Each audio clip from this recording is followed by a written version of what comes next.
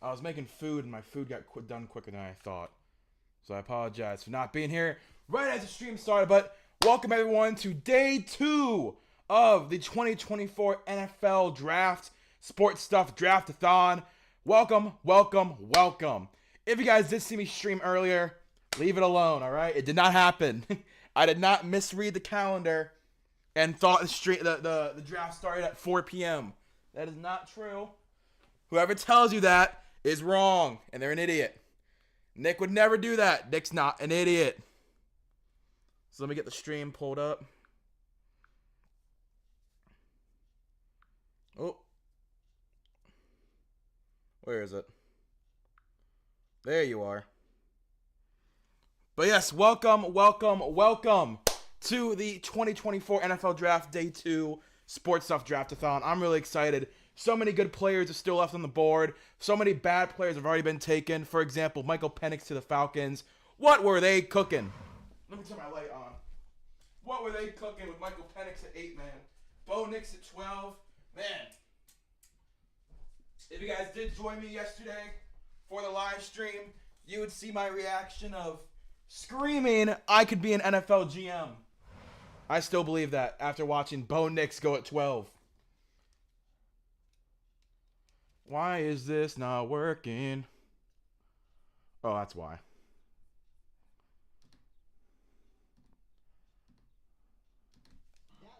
There we go. Cool. I want to make sure it's all working. Don't mind me as I casually eat dinner while the stream's going.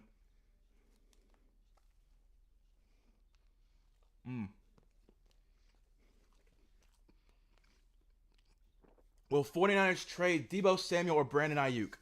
I think Deebo Samuel. I think Ricky Pearsall is more like Deebo Samuel than he is Brandon Ayuk. That's my opinion. Ricky Pearsall does a lot that Deebo Samuel does. Very physical wide receiver. You know, plays out of the slot, plays out of the backfield. Sounds like Deebo Samuel more than Brandon Ayuk.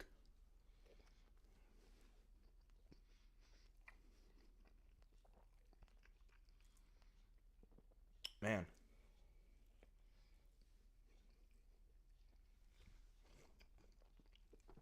10 minutes.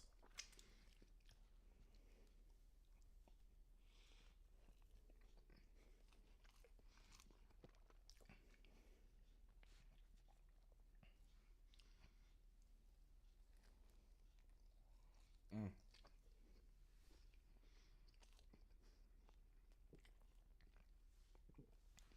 And Cleveland is in the first, 20 picks of the second round?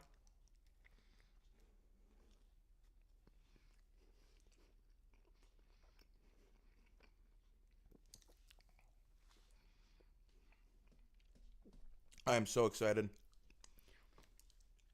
Plus, next year, we get our first round picks back from the Deshaun Watson trade. But this will be the first Browns pick of the season and a couple of picks. So I'm pretty sure we're 20. I think we're 20.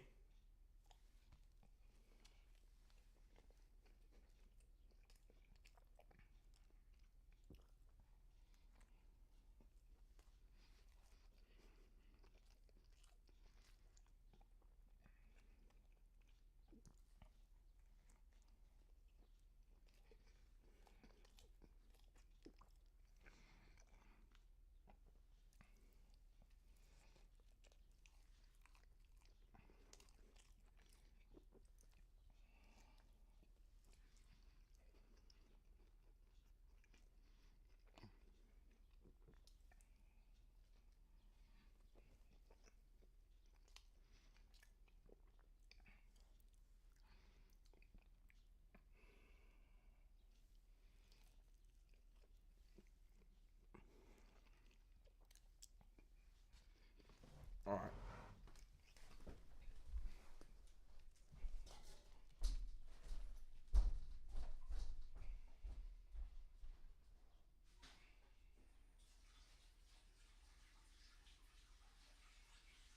All right, all right, all right.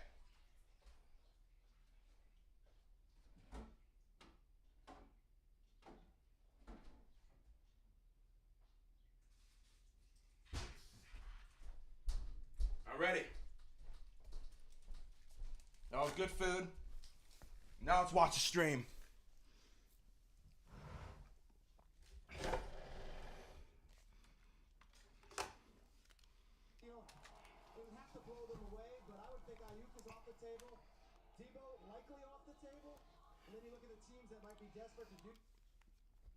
Come on, everyone. Let's get ready.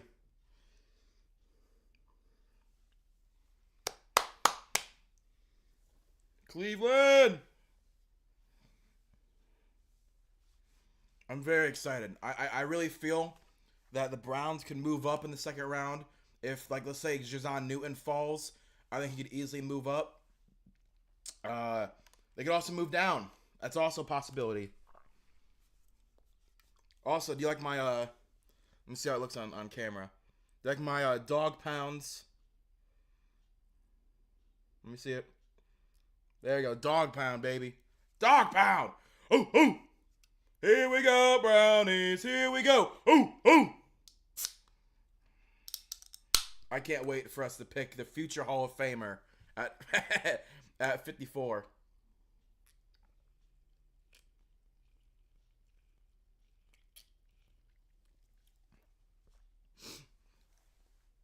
Ah.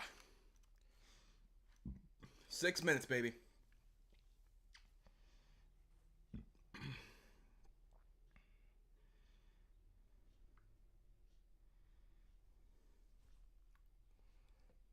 Yeah, Cooper DeJean's still available. Jazon Newton's still available. Adonai Mitchell, Kool-Aid McKinstry, Edgerrin Cooper, Peyton Wilson, Ennis Rakeshaw, JPJ, Zach Frazier, Braden Fisk.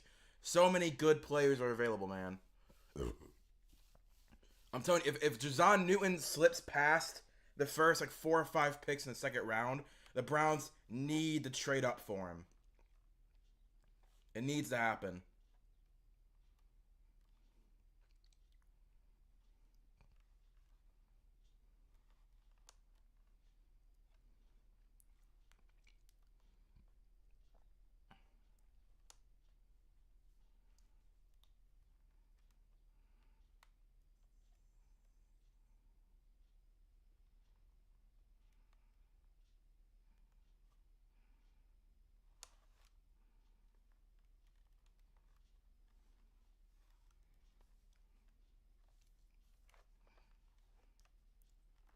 I really can't believe Bo Nix went at 12.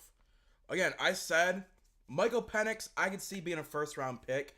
I could see him being in the 20s as a fifth-year option type of dude. But at 8, okay. And then Bo Nix at 12, crazy. Crazy work.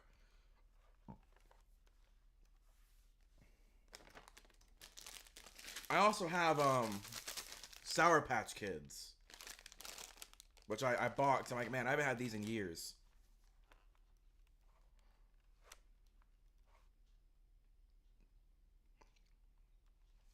Oh yeah, Spencer Rattler. Is he round 2 or round 3?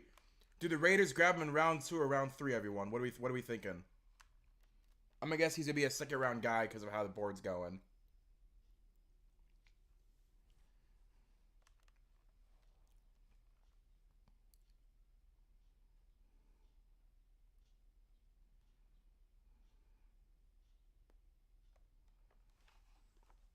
Come on. 3 minutes left.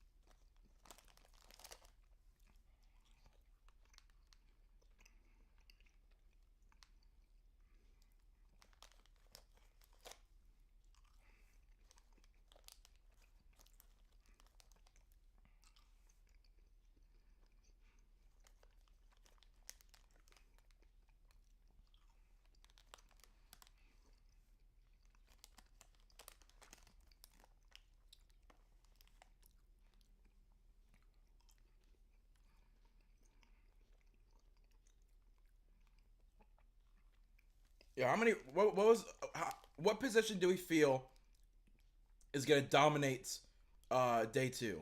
I have a feeling the position that's gonna dominate round 2 is gonna be running back. You still have Trey Benson. You still have Blake Corum. You still have Jonathan Brooks. You have everyone available to you at running back. I think round 2, we're going to have 3 or 4 running backs go.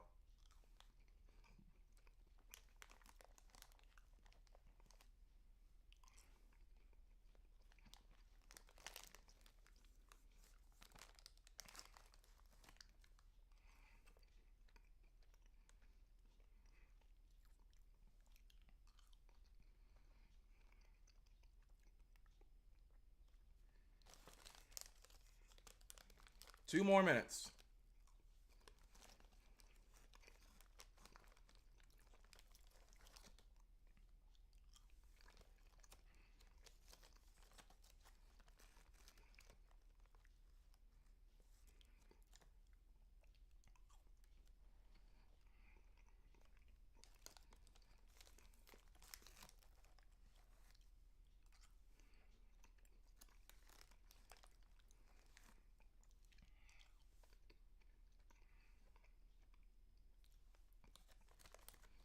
So they had 275,000 people night 1.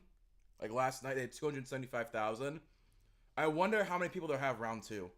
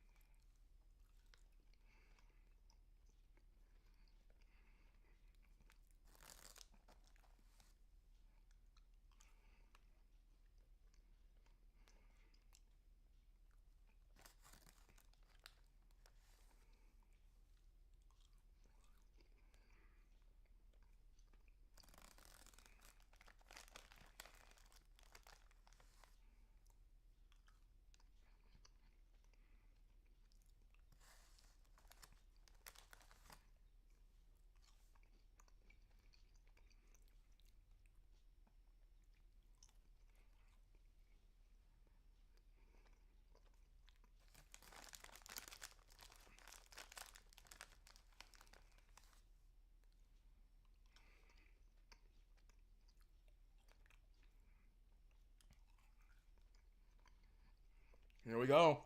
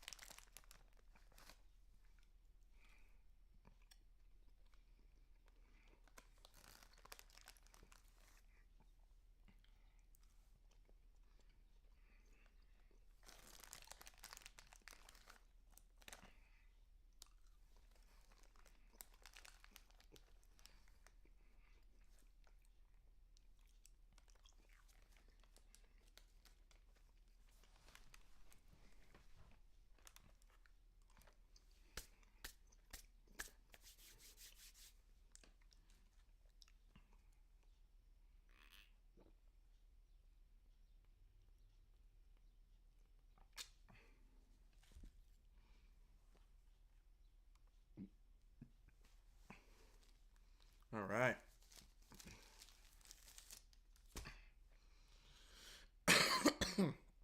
Any minute now, the Bills will be on the clock.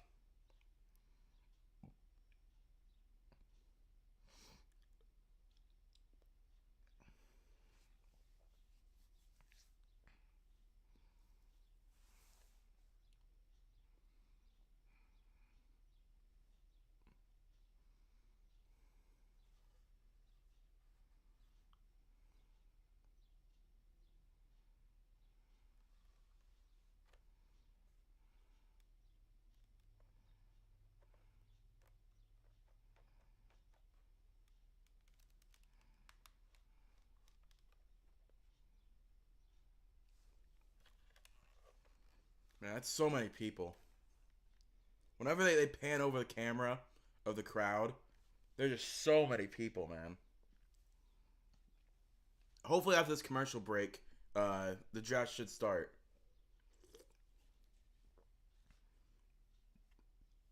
But yeah, let me go over a couple of the people who are still available. People still available at the beginning of round 2. We got... Come on. Let me do it. We got Cooper DeJean, Juzon Newton, Adonai Mitchell, Kool-Aid McKinstry, Jackson Powers Johnson, Troy Franklin, Peyton Wilson, Tyler Nubin, Ladd McConkey, Zach Frazier, excuse me, Adisa Isaac, Keon Coleman, Braden Fisk, Ennis Rakestraw, Javon Bullard, Jalen Polk, Chris Jenkins, TJ Tampa, every running back, Jaden Hicks, Kamari Lassiter, Karan Amagdaji, Chris Braswell, Edrin Cooper, Christian Haynes, Malachi Corley, which you're definitely gonna hear his name called in the first in the second round. Marshawn Nealon, Andrew Phillips, Kinsley Samatatia, Ruke it's Ruke or Hororo is how you pronounce his name. Jalen Wright, Junior Colson, Max Melton, Blake Fisher, Jermaine Burton, Trey Benson, Tez Walker. So many good players are still available, man. So many. I have a feeling we're going to see a lot of running backs in rounds 2 and 3. I mean, Jonathan Brooks, Blake Corum, Jalen Wright, Trey Benson, Bucky Irving, Blake Watson, Isaiah Davis, Braylon Allen. A lot of good guys. A lot of good guys who can come in and compete immediately for a starting job.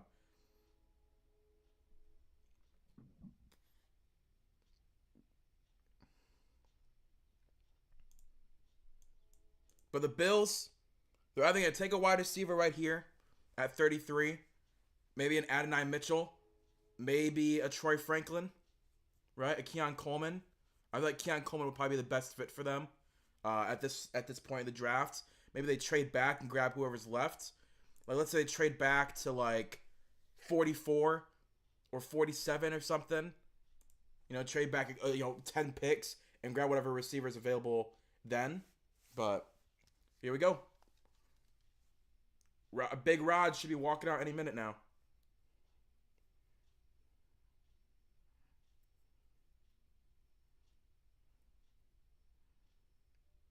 I'm a big fan of Kinsley Samatatia as a potential developmental tackle for the Browns. But if I had to choose any position, it's Juzon Newton. If we could somehow trade up for Juzon Newton, I would do anything for that. Like, that would be amazing if we could trade up for Juzon Newton. Like, if the Browns traded 54, a 4th, and a 6th to move up, I would absolutely pay any amount of money to Andrew Berry and trade up to 33 to get Juzon Newton in the building. Because I don't think there'd be any chance he'd still be available in the second round.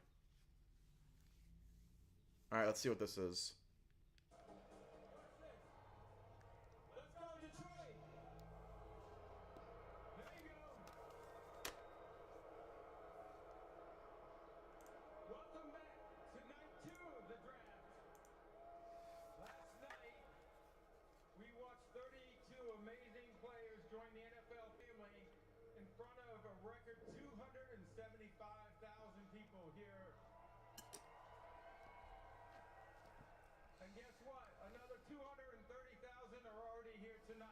Wow. 275,000 and 230,000 the next night. You're within 100,000 of breaking the all-time NFL record for a draft. Wow. That's insane, dude. Let's go. Thank you for everything you've done. Enjoy the night. So you can see behind me, I'm joined by past, present, and future of football. Here on this stage, we have 32 current NFL players and legends who will announce the next generation of players. Also on the stage, we have 32 youth flag football players participating in the NFL Flag Regional Tournament here in Detroit this weekend.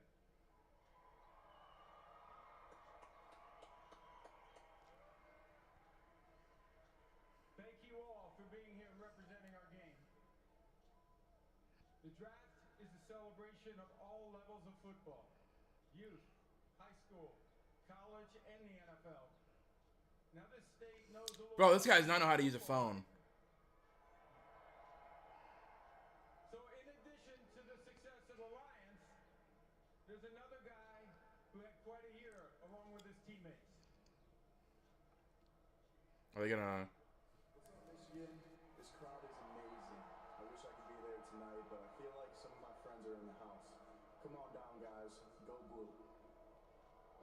Please welcome the 2024 College Football Playoff National Champions, That's cool. Michigan Wolverines. That's cool. I have a feeling there's also... there's a couple of those guys that want to get drafted tonight as well. You got Blake Corum, Drake Nugent, Zach Zitter.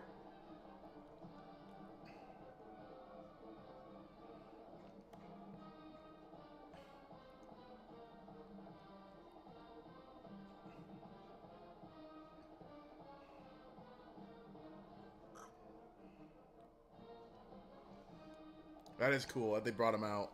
Especially if it's in Detroit, so it's Michigan. That's super cool.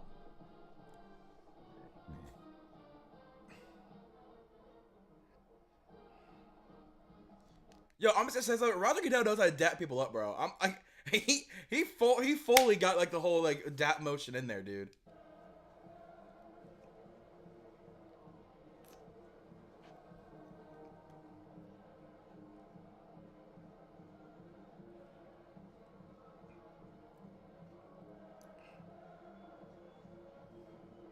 Oh, that's cool. I'm not a Michigan fan, but that's cool if they're doing the fight song with them on stage.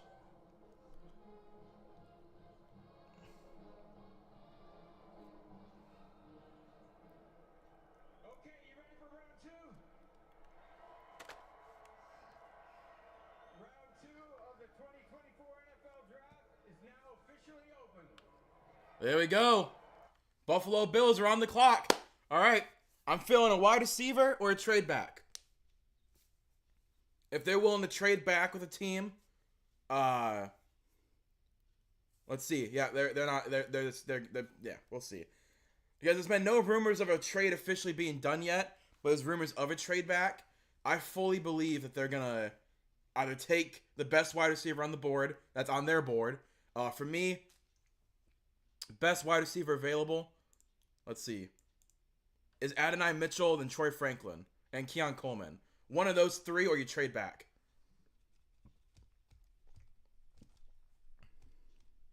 They're already on the phone, so I imagine that it's gonna be they're gonna draft right here. I mean, you gotta get Josh Allen another weapon, right? You trade Stephon Diggs. You trade Stephon Diggs. You let Gabe Davis walk in free agency. You did sign Curtis Samuel. You believe in Khalil Shakir, but Khalil Shakir and Curtis Samuel kind of play the same role.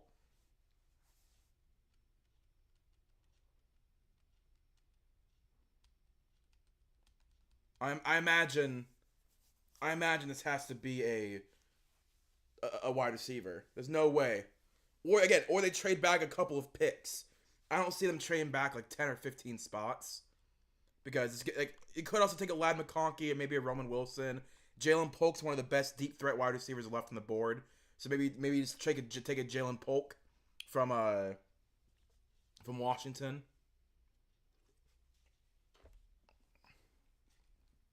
Because I don't know if they added any other wide receivers of notes, like any wide receivers I even want to bring up. I don't know if they added any.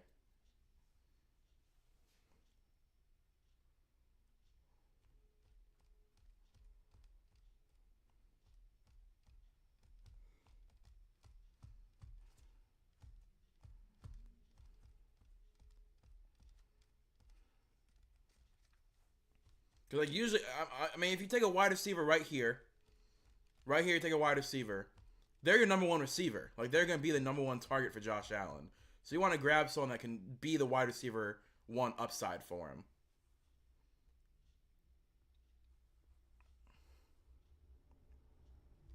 Oh, something's going on. Yep, he's on the phone. Now, that could either be with a player or it's a trade. but they're fully on the phone right now. Brandon, it looks like, is that Brandon Bean? That's definitely not Sean McDermott. So I see Sean McDermott sitting down. That must be Brandon Bean, their GM, because I see him on the phone. So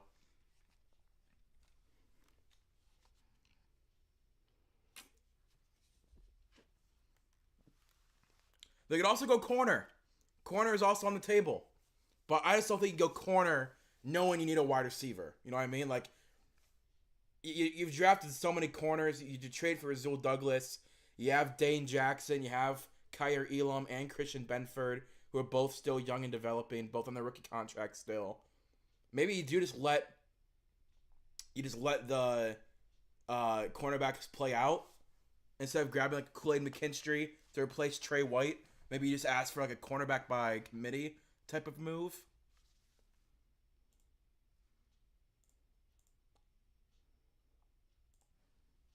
Not really. I mean, at corner, yeah, Kyer Elam, Taron Johnson, Rasul Douglas, Christian Benford. Like, that's a pretty solid 4-man group at corner. Let's see what they do. I think the pick is in because the clock stopped going. Yep, the pick is in. Excuse me. The pick is in. I feel it's got to be a wide receiver. Again, cornerback. Like, maybe they just go Cooper DeJean, right? Maybe they go Cooper DeJean or Kool-Aid McKinstry, Ennis Rakestraw, right? But I imagine it's got to be a wide receiver.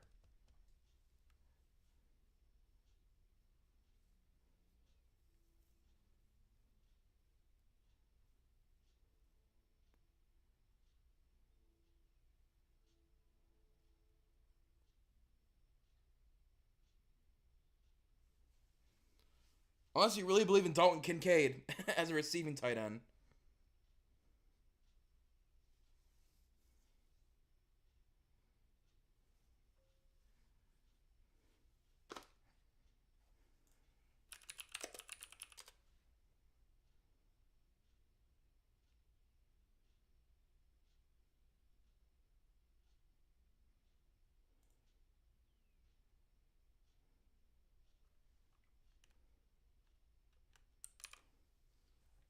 All right, Buffalo. Let's go, Buffalo. I'm really feeling wide receiver.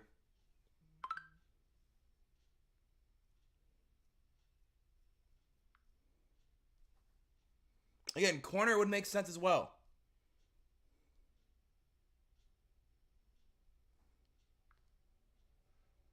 There we go. Let me clear out my notifications. Corner would make sense. Wide receiver would make sense.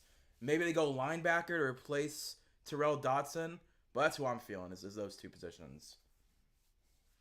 All right. They have someone coming out. I don't recognize who this is. Offsides? Is it too soon? Is it too soon to say that? Does that help? That certainly helped Buffalo earlier on in this regular season last year. They're just lining up in the wrong spot. Here we go. Who is this? It wouldn't be right unless I started a little roll call. Oh, it's Aaron Williams. Okay. I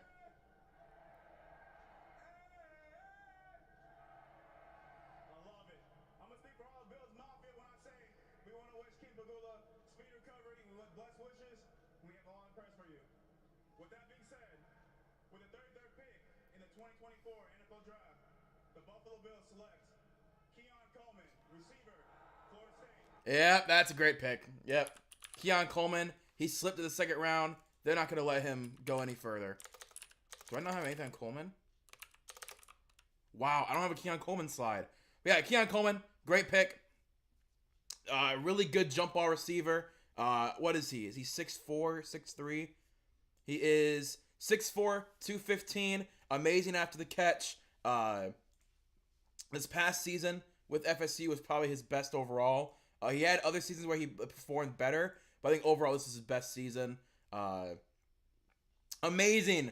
Like, when I say 50-50 ball guy, I mean he also has the speed and the technique to be more than that. But yeah, that is very good for the Buffalo Bills. That's the wide receiver one.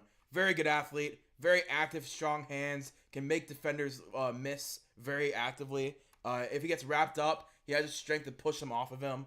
That's a good pick by the Bills, man. Keon Coleman. Wow. Yeah, 50 receptions, 658 yards, 11 touchdowns this past season. Wow. That's a good pick. That's a good pick. I wouldn't be shocked if he, like DK Metcalf, for example, ran what was it? Did he run the 70 yard drill for the Olympics? Was that Tyreek Hill who ran that? I forgot what it was. Whatever Tyreek Hill ran and DK Metcalf ran for the Olympic testing, Keon Coleman could be a long jumper. Like, he has that type of upside ability as a leaper and as someone who can, go up and get the ball. He has very big jump. Jumps big. Is the best way to describe it. Big jump. I can't believe I don't have a Keon Coleman slide, though. I wish I could talk a little bit more in depth about his, in-game stats, but... Oh, the Chargers are trading! There's a trade! The Patriots have traded with the Chargers. The Chargers move up 3 picks. What are they giving up, though, is a question.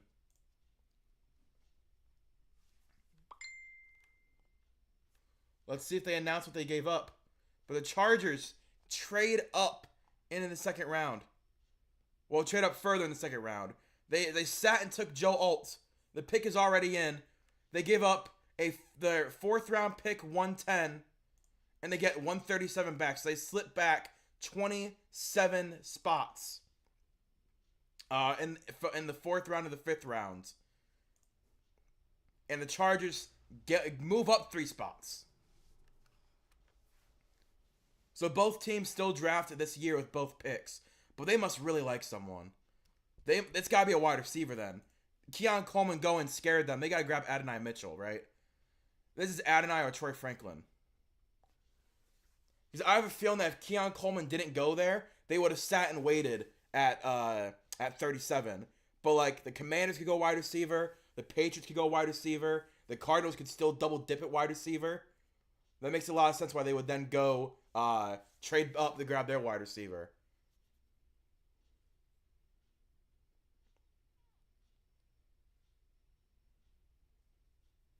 Let's see what happens, man. I'm really feeling wide receiver right here.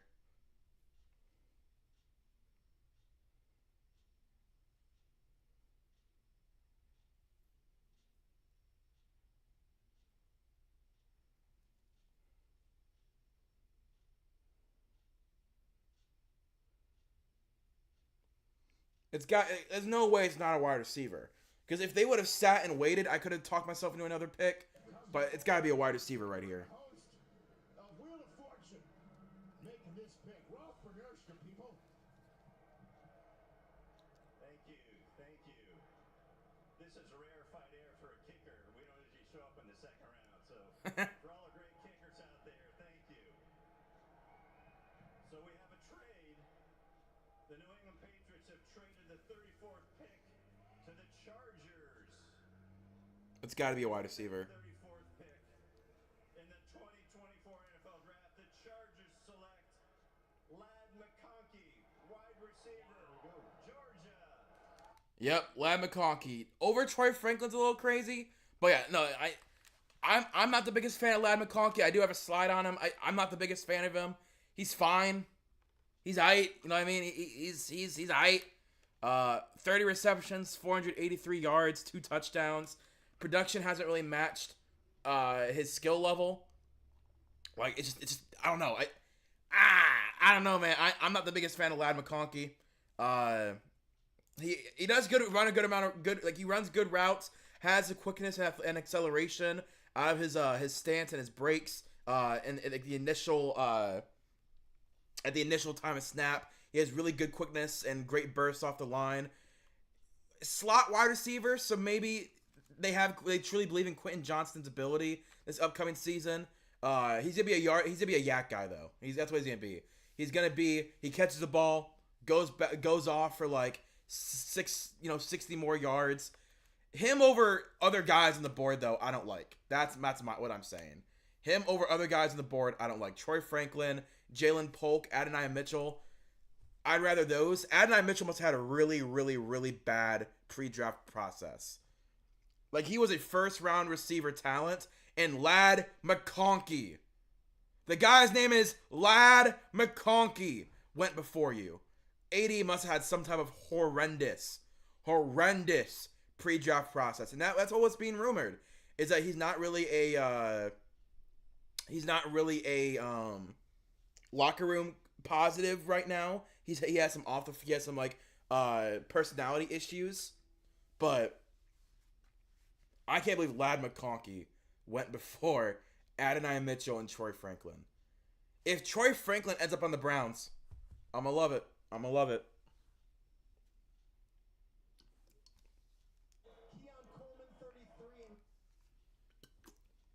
The last 4 draft picks have been wide receivers. Xavier Legette, Ricky Pearsall, Keon Coleman, and Ladd McConkey. Guy's name is Ladd McConkey. Oh, the Falcons have traded up. Are they grabbing their wide receiver? The Falcons are trading up from 43. They're grabbing a wide receiver. It has to be a wide receiver, right? Are we about to see a run of wide receivers going right now?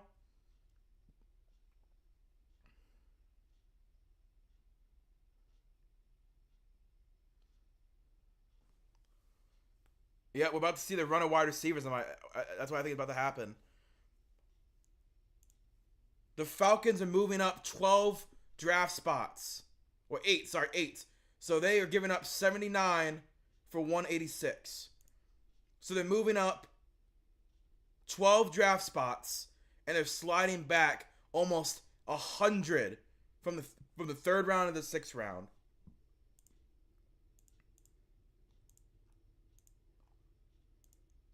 So the Falcons have traded up 12 spots, and they slipped back 90 spots. I apologize. I don't know how to do math.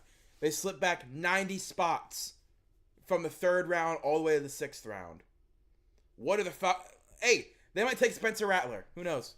Maybe they're taking Spencer Rattler. This has to be a wide receiver, though. Expected Troy Franklin or Adonai Mitchell. Or a Jalen Polk. I think Jalen Polk would actually be pretty good at pick right here. To spread the field out. But I feel like Troy Franklin has better upside. And he's still a good deep threat.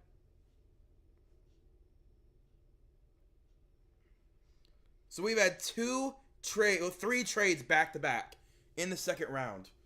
Because if the Panthers and the Bills swapped, the Chargers moved up, and now the Falcons are moving up. Is this for another wide receiver? I think it could be.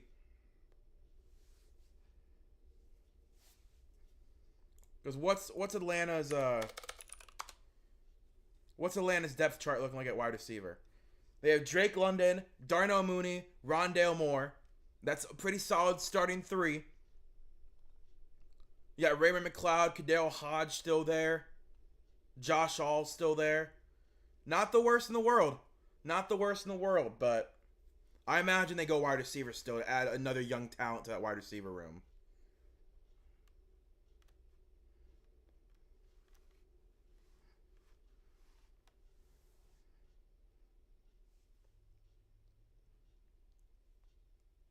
Who knows, though?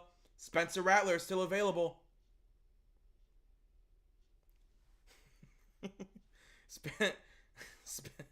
Spencer Rattler is still available, guys. We don't know. You could always double dip at quarterback.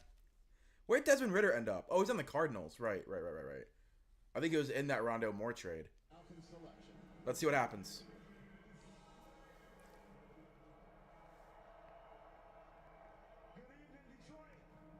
Congratulations to the city of Detroit hosting the Super Bowl and now the NFL Draft 2024 to all the football fans across America. The Arizona Cardinals have traded the 35th pick. Andre Rison, come on. With that 35th pick in the 2024 NFL Draft, the Atlanta Falcons select Rook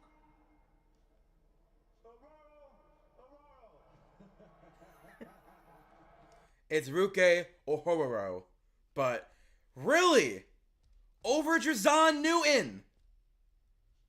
I believe I do have something on Ruke Ohororo. Wow, over Drazon Newton. I mean, Ruke is down there. He's not really towards the top of the interior defensive lineman. Wow. All right. 8.7% pass rush win rate. That's pretty solid for a pass rush and D tackle. Still a good run defender as well, with nearly a 79 PFF grade. He had 5 sacks, 17 hurries, mainly played nose tackle. Probably going to be playing D tackle, though, for the Atlanta Falcons. They do have David Onyemata, but it could be the Grady Jarrett replacement in a year or two. But Ruke Orororo is, I'm just calling him Ruke. Ruke is not exactly someone I thought would go this high in the second round. Not the worst pick in the world. It really is not the worst pick in the world. It's a little early, in my opinion. You could have gotten Jazon Newton. You could have gotten Braden Fisk, Chris Jenkins, like Michael Hall and Devondre Sweat and Mekhi Wingo were all around that area with Ruke. But yeah, Ruke or Hororo.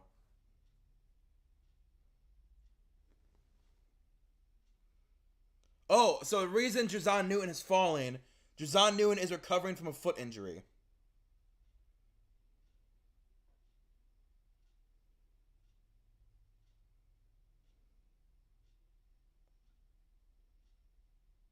There we go. I was wondering, honestly, it's a commercial break right now. So obviously, okay, so there's no trade. There's no draft pick happening. Let me see what is going on in Twitter. And Ian Rappaport said that Jazon Newton is dealing with a foot injury, so maybe teams are spooked off because of that. But at the same time, he's better than Ruke. Like, listen. If the Cleveland Browns want to trade up, where are the Browns at? Browns are at 54 for 36. If we gave up 156, 227, and a future 6th, and we get 152 back, so we move up 4 picks, that's a trade that I would go through with. If the Browns can move up nearly 18 picks, they give up a 5th, a 6th, and a future 6th to move up 12 spots. No, that's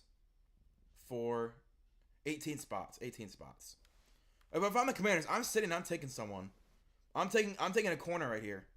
Pair up Emmanuel Forbes with a really good corner. You lost Cam Curl in free agency. Go secondary. Your secondary was very bad last year, so let's go secondary. Let me actually look at their depth chart now. Now that's post free agency, you know. Because you got Jaden Daniels, obviously. Wide receivers on the board, man. I'm telling you, that could be on the board. Offensive line could be on the board as well. What offensive linemen are still available? Let me see. Got Jackson Powers Johnson, Zach Frazier, Christian Haynes, Kinsey Samatatia, Brandon Coleman, Blake Fisher, Cooper Beebe, Mason McCormick, Roger Rosengarten, Cedric Van Pran. A lot of good interior offensive linemen and a few tackles. Oh, the pick is in for the Commanders.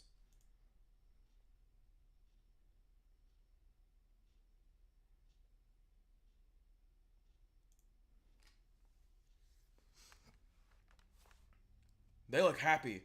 Cliff Kingsbury looks happy. I'm thinking it's got to be offense.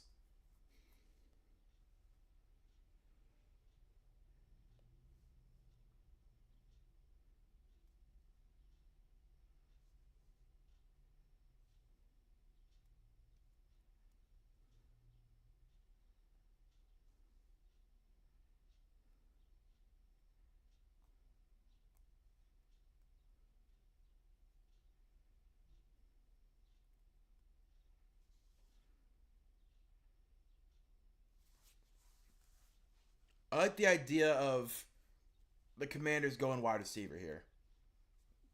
And they have a pretty solid depth chart at wide receiver. Obviously, Terry McLaurin and Jahan Dotson. But you have Olamide Zaccheaus, Jamison Crowder, De'Ami Brown, Max Dillon. Right? And Davion Davis, one of my favorite. So you got a pretty solid group of wide receivers. But why not add another young guy to the group with Jahan Dotson?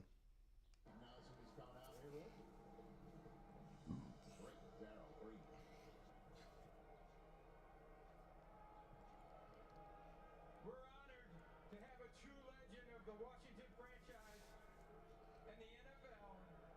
make Washington's selection tonight.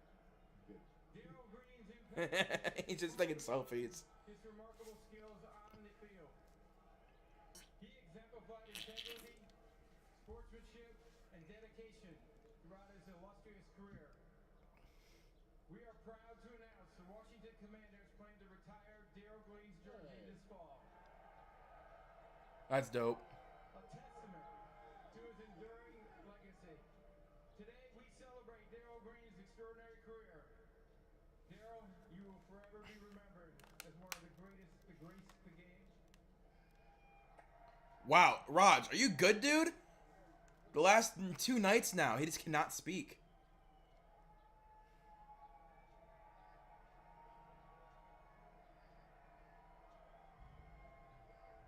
Pretty neat. And long overdue.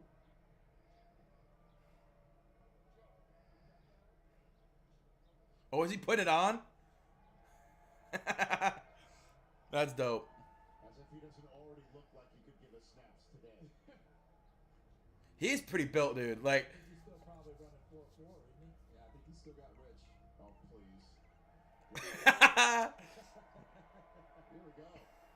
All right. Oh, and McConaughey's a Washington fan too. Thank y'all. Thank you so much. He is. Let me first say this. Hold on. Let me say thank you, Detroit.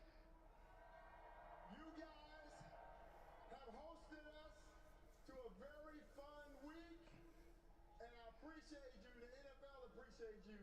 The Commanders appreciate you. Thank you.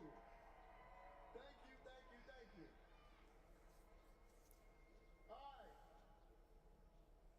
Detroit, can I just say something to the DMV? oh no. Washington area and these guys. DMV and you guys. It's on, y'all.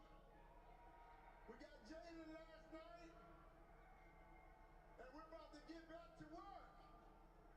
It's on. Hey, and also, I'm back on the sideline, though. All right. I'm here for an important reason, to add to our tradition, to add to our success.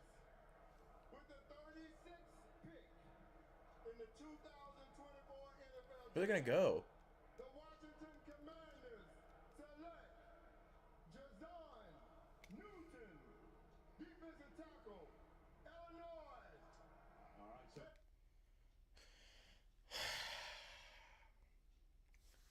Man, they don't need another good D tackle.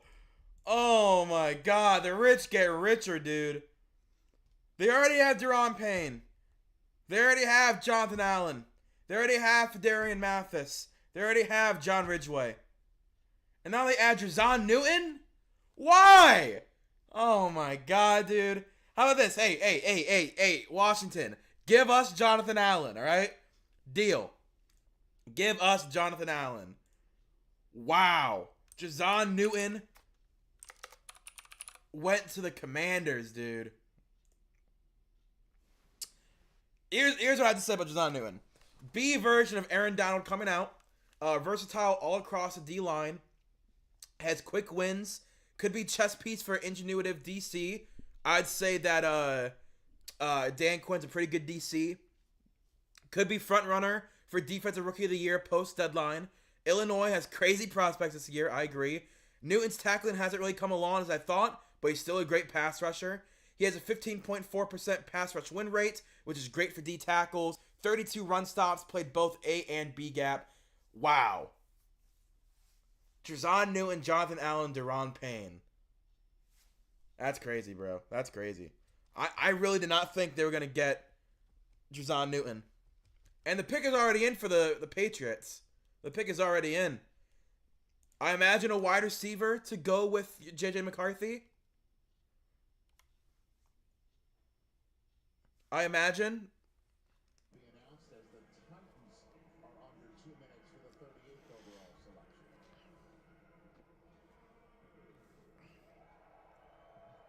That's a former Wolverine. Detroit. What up, though, man? I love Michael Onwenu. It's an honor to be standing here, man.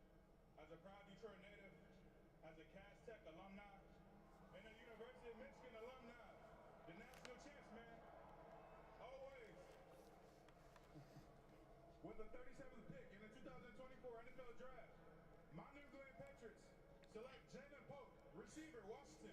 Yep. There goes Jalen Polk. Man, that's tough. That's tough. I really like Jalen Polk. He is a very good deep threat wide receiver. Last season, it had 69 receptions for 1,200 yards and 9 touchdowns. He was 10th in college football in deep yards at 567 and 8th at 14 deep catches. Reliable catcher, has good hands downfield. They're always active, fighting off defenders attempts at trying to stop him. William blocker on run plays as well. He's one of the best run blocking wide receivers in the class, and good short area explosiveness. When it comes to like red zone, the way he gets off the line and creates separation immediately. Oh man, they're gonna love him in New England. They've had a really good draft. They've had a really good draft up there in New England, man. You get Drake May, you get Jalen Polk. That's a good class. Not JJ McCarthy. I said Drake May, right? I said Drake May. I want to make sure I said Drake May. You get Drake May, you get Jalen Polk, your new quarterback and wide receiver 1. Because with the Patriots, I don't believe New England. I don't believe the Patriots. Yeah, they didn't really sign anyone at wide receiver 1. You got Demario Douglas, who was a 6th round pick last year, who showed a lot of improvement. Jalen Polk probably is your wide receiver 1. Kendrick Bourne, Tyquan Thornton can still play a role as well. But KJ Osborne, Kendrick Bourne, Demario Davis, Jalen Polk, Jalen Reagor, Tyquan Thornton, and Juju Smith-Schuster as 6'7" wide receivers. That's pretty good. And you still have Kayshon Boutte as well from last year, who didn't really show any promise, though. We'll see if they can even keep him on the roster. But Jalen Polk at 37 is a really good fit, man. And the Titans pick is already in. The Titans earlier went J.C. Latham. They went J.C. Latham in the first rounds. Let's see what their team's looking like. Wide receivers a maybe. Maybe they add a wide receiver. You got Peter Skoronski, J.C. Latham, Lloyd Cushenberry. You could go the right side of your offensive line. You have Nicholas Petit-Frere and Dylan Radunes. Right guard's a possibility. Maybe they double dip and just solidify their offensive line. They grab like a Christian Haynes. You're good at tight end. You're good at running back. You think they'd be good at quarterback as well. You don't think they'd grab another quarterback. They could go defensive ends. They could go D-end. What D-ends are still available? Adisa Isaac. He's more of a 3-4 outside linebacker. Jonah Ellis, though. Is he really? I know Chris Braswell is an outside linebacker. Maybe Marshawn Nealand? Are these all outside linebackers? Every single one of these guys are outside linebackers. Well, just grab a Adisa Isaac then. Just get the best outside linebacker you can grab. I mean, I guess you could use the outside linebacker. Do you really want to start Arden Key week 1? Probably not. I like Harold Landry. You could go linebacker. You have Kenneth Murray and Jack Gibbons.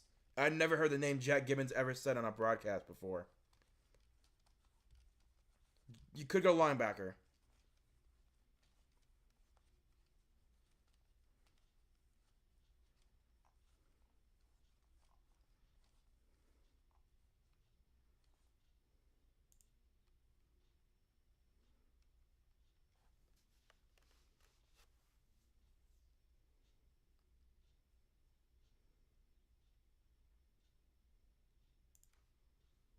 Oh, didn't mean to do that.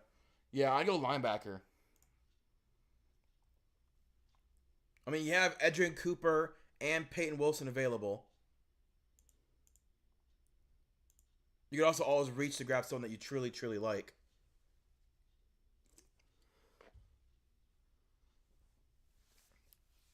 If I'm the Titans, I'm going linebacker or D-end. But it's definitely defense. Like, unless you want to like overpopulate your wide receiver room, unless you really want to solidify your offensive line, like you could grab a 3rd or 4th round guard and be comfortable if you're the Titans. But linebacker, I don't think you can leave right here without grabbing a linebacker. It'd be very tough to leave with all the linebackers available. it'd be very tough for me to leave a linebacker on the board right here.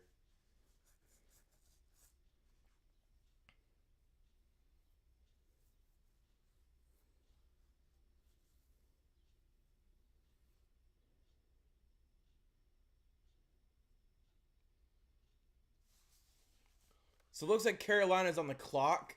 Well, they haven't announced a Titans pick yet, but Carolina already has 2 minutes left on their pick. They might be trying to trade down. Oh, they might trade it down. It says Rams now. It says Rams. It did say next up was Carolina. Now it says the Rams are up next.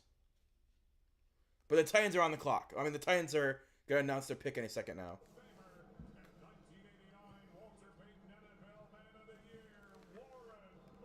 Hey, Warren Moon, let's go. I really like Warren Moon. Hello, Detroit. First of all, I want to thank you guys for all of you that have showed up today to make this event what it just continues to becoming one of the biggest events in our sporting world. And thank you very much for your participation here. I hope you're having a great time. With the 38th pick Let's see. in the 2024 NFL Draft, the Tennessee Titans select Trayvondre Sweat from the University of Texas, nose guard. All right. We're really valuing D tackles right now, man. There's a lot of other D tackles I have higher. Chris Jenkins and Braden Fisk are a little higher for me. But Devondre Sweat is a good run stuffer. That's his game. I did say they need a defensive lineman, but I would have gone defensive end, not nose tackle. But yeah, I mean Devondre Sweat, very good. Let me go to my page about him. Devondre Sweat, he's a prototypical run stuffing D tackle. He's gonna play nose tackle for them. Uses upper body strength to gain leverage on offensive linemen. Will be dominant in a Michael Pierce / Vita Vea role. That's what he's gonna play in Tennessee. Look. I said, and I quote: "Look for Seattle to target him in the seconds." Obviously, a team that needed a nose tackle because the Seahawks already grabbed Byron Murphy. He had 8 TFLs, 4 batted balls. My prediction was a second-round pick. He's one of the first second-round picks off the board. Yeah, that sounds about right. That's a pretty good move for them, man. They shore up their nose tackle. Now they have Sebastian Joseph Day or Devondre Sweat, whoever wins that role. But the Rams have traded up. What did they trade? They didn't trade 52, it looks like.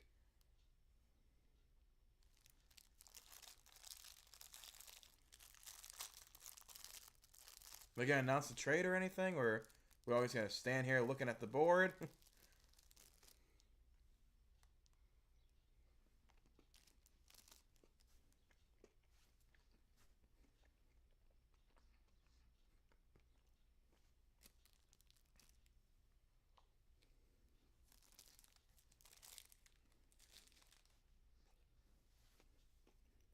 The Rams pick is in. Are they gonna announce the trade?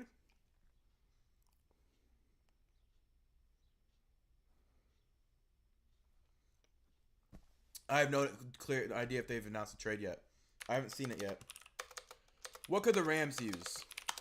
Obviously, they lost Aaron Donald, so nose tackle. Or D tackle, sorry. I'm going to say D tackle. I'm going to say they traded up 52 for 39 straight up. They haven't announced what the trade was. I'm going to say they trade up. I'm going to say Braden Fisk. Braden Fisk or Chris Jenkins. So Braden Fisk is more of a pass rusher. So Braden Fisk. What's up, Detroit? Whose house? Right on, right on. The Carolina Panthers have traded the 39th pick to the Los Angeles Rams. Oh, with the 39th pick in the 2024 NFL Draft, the Los Angeles Rams select Brandon Fisk. Yep. Florida State D-tackle. Braden Fisk. Yep. Two Seminoles in the house now. Yep. That's exactly what I thought they were gonna take. Once I said, well, Aaron Donald did retire, I'm like, it's gotta be Braden Fisk. It's gotta be Braden Fisk. And that is exactly who they draft. Yep. I'm a very big fan of Braden Fisk. Let me go to my Fisk page. Braden Fisk, my biggest rise on the D-line in the pre-draft process. Despite his size and athleticism, he still dominates. He uses power to lift blockers literally off their feet. Great penetrator. More pass rusher than run stopper right now, but he's going to be replacing Aaron Donald 100%. No duh. He's going to keep O-line coaches on their toes. He's a 4-3 interior defensive tackle, but he'll probably play a 3-4 defensive end more than likely. He's going to start day one. He took a step back from last year, but is still a great player. I don't see him not starting for them day one. In replacement. Plus, he pairs up with Jared Verse, his former teammate, which I think teammate now, which I think is super cool. They double dip at Florida State defensive line.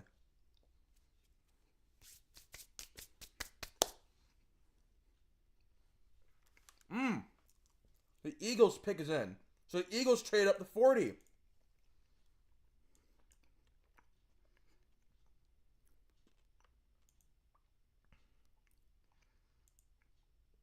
Eagles trade up to 40. And their pick is in. Who are they going? Well, D tackle is going right now. They did have Fletcher Cox retire. But at the same time, they have a lot of D tackles. What could this be for them to trade up?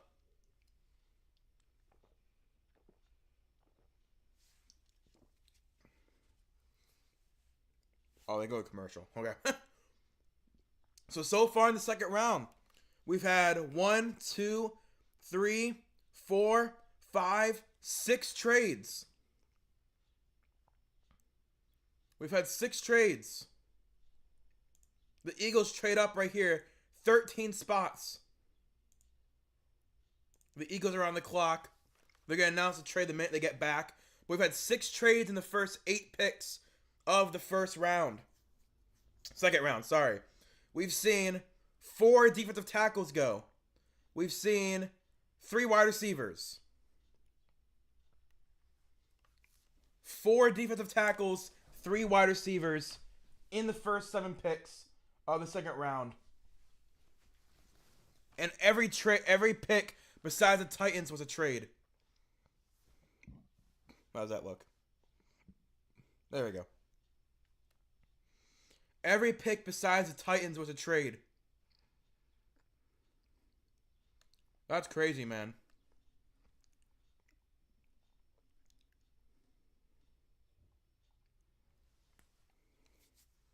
The Eagles have so many needs. I think linebacker, though. I think linebacker. You got Peyton Wilson, Edgerrin Cooper, Junior Colson, Jeremiah Trotter. Top 4 linebackers of mine are still on the board. You've got to go linebacker. You've got to go linebacker.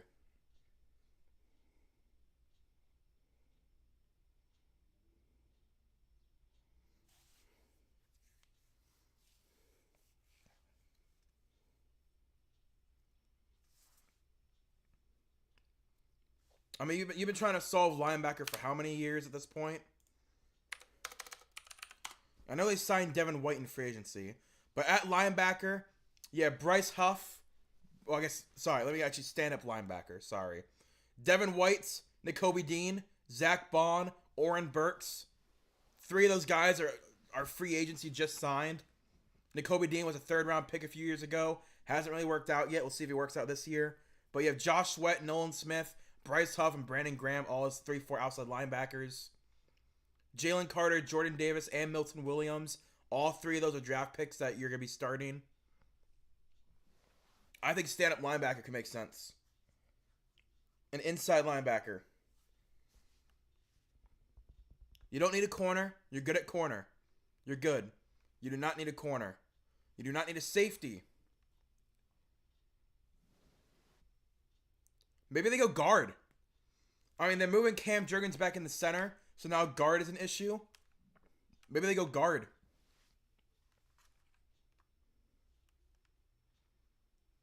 Guard could be an option.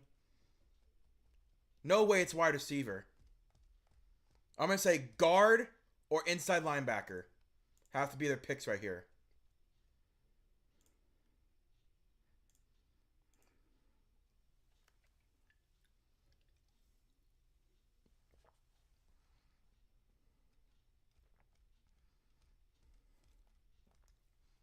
Oh, wow. Okay. So the Eagles and the Commanders. The Eagles receive 40, a third, and a fifth this year. The Commanders receive 50, 53, and a future fifth. So the Commanders move up this year, but the Eagles still get a pretty good haul back. That's a pretty even trade.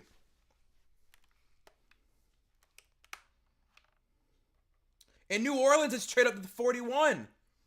New Orleans is traded up to 41. What is going on, man? Hey, BG.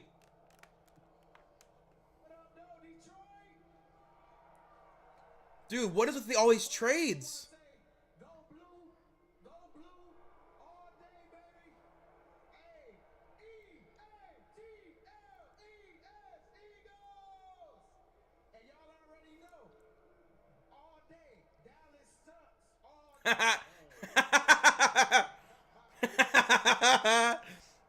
Hey, but you know, it's an honor to be here in the hometown of my city of Detroit. And All day, Cowboys suck. the Eagles have definitely changed my life. And you know, to be a part of this organization going on my 15th year, I'm definitely excited to be able to announce this pick. And the Washington Commanders have traded the 40th pick to the Philadelphia Eagles. And with the 40th pick in the 2024 NFL Draft, the Philadelphia Eagles select Cooper DeJean, DB, Iowa. Let's go. Okay. I like that pick.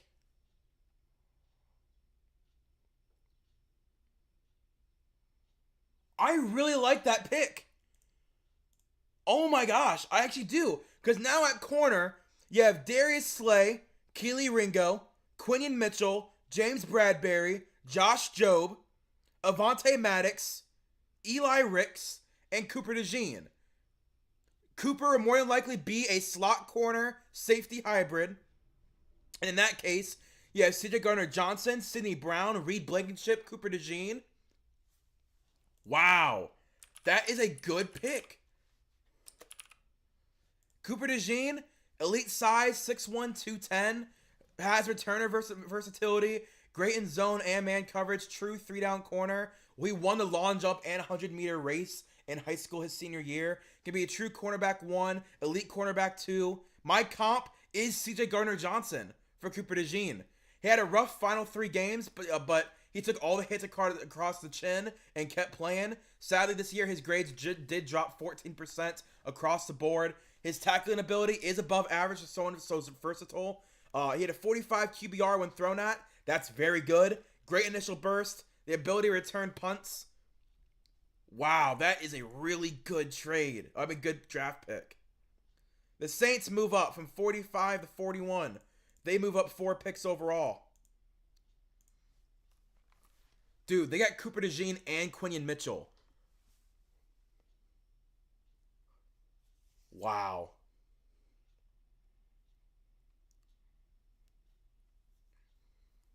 I don't have anything to say. That's impressive. That is an impressive haul, dude. They now have Quinion Mitchell and Cooper DeJean. So, I will say something. The Saints here could go quarterback. They trade up in front of the Raiders. They can go quarterback. All right, what's up, Who Dat Nation? Taysom Hill, god darn it. Let's get right to it. The Green Bay Packers have traded the 41st pick to the New Orleans Saints, and with the 41st pick in the 2024 NFL Draft, the New Orleans Saints select Kool-Aid McKinstry, DB, Alabama. That is a darn shame. McKinstry went to New Orleans. Man, I love Kool-Aid McKinstry. That's not my favorite landing spot for him, but definitely still a good team, I guess, for him. Him and Marshawn Lattimore will be really fun with each other. Kool-Aid in my opinion, is the best press man corner in the draft. Dominates on the outside. Will jam anyone you put in front of him in man coverage. Only allowed 1 touchdown a year every year in his career. Doesn't let the big play happen. He lets everything stay in front of him. He attacks downhill. Could end up the best in this class when all is over. My comp was Martin Emerson, actually. I thought Martin Emerson and Kool-Aid McKinstry play very similar to each other. Kool-Aid is my man. Started out above average, ended up in an elite corner. Tackling has always been there. Great at wrapping people up and hitting the deck. You know, like wrapping them, dropping your weight, hitting the deck. Not a hip drop tackle. You're not laying on their feet. But he's very good at like slide his entire body and making sure they end up on the ground. Great football IQ. Always where he needs to be. Doesn't get beat downfield. That is awesome, dude. Kool-Aid going to New Orleans with Marshawn Lattimore. Yeah. Oh, and Honey Badger's still there, right? I've got Honey Badger still there. That's a pretty good defense again put together, man. That is a pretty good defense. I still think the Eagles' defense is unfair. But the Houston Texans pick is in. The Houston Texans pick is in. I think they could go wide receiver here. I think that is a possibility. They go wide receiver. Even with trading for Stephon Diggs. But maybe they go offensive line.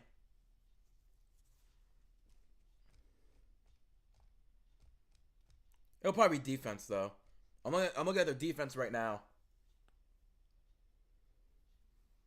This could be a corner.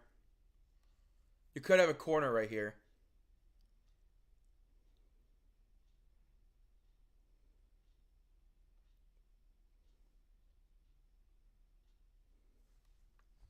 Let's see what happens though. I don't know. There's so many different areas they can go. Linebacker could be interesting. Safety. This could be a safety pick right here. Who is this? I don't recognize this person. H-Town, where we at, baby? Yes, sir. Let's go ahead and get straight to it. Oh, it's Christian Harris. Okay. With the 42nd pick in the 2024 NFL Draft, the Houston Texans select Kamari Lassiter, defensive back, Georgia. Yep, I felt corner. I was looking at their depth chart, and I'm like, Derek Stingley Jr., Jeff Okudah, Desmond King. They could use a young corner. They go a young corner. Yep. Kamari Lassiter is one of my favorite cornerbacks in this class as well. I thought he had a chance of going in the first round. Another great press man corner. Can predict routes better than most. Was a true lockdown corner for the last 3 years. Great tackler, great at tracking the ball. My comp is Trent McDuffie of the Kansas City Chiefs. I think he can have that type of development. Had an elite year in Georgia with an 85 grade. When played full games, was a great tackler. There was a few games that he left because of injury, but the way he tackles. Can apply pressure when asked. He had 1 sack, but only on a handful of rushes. Good enough run defender where he can be on the field at all times. Never below 57, but never above a 71 grade per PFF. So he's an average run defender. But again, when you're an outside corner, if you're that good as an outside corner, you don't need to be the elite run defender that other guys need to be to make the team. He'll make the team easily. He'll be their number 2 corner probably in no time. Let me go back to their depth chart. Because at corner, they have Derek Stingley Jr. and a bunch of guys who are draft busts. Like Jeff Okudah, CJ Henderson, both guys that got cut from their original teams multiple times. They'll probably make the roster as young upside guys. But Kamari Lassiter is more than likely going to be the true number 2 corner.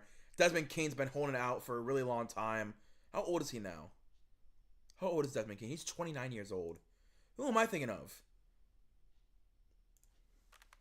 What year am I thinking of? Let me go to the Houston Texans. Let me go to 2020. What cornerback am I thinking of?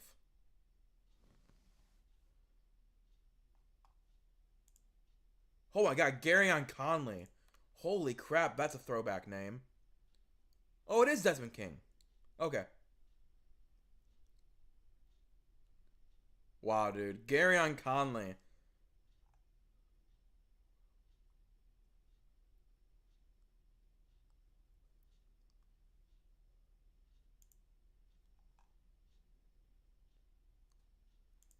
I might look up where Garyon Conley is now. Garyon Conley. Oh, he's on the DC Defenders. Hey, he's in the XFL or USFL. Good for him, man. Where's Vernon Hargraves at? Vernon Hargraves. Where's Vernon Hargraves at now?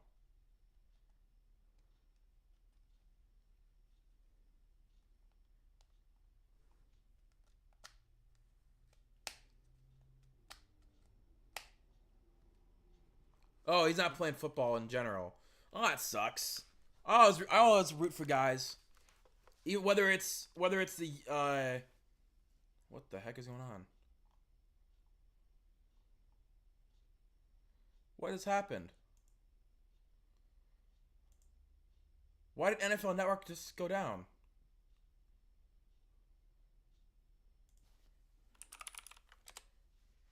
That's weird. Let me try refreshing the page. What the heck? It just went down. NFL Network. Oh my gosh.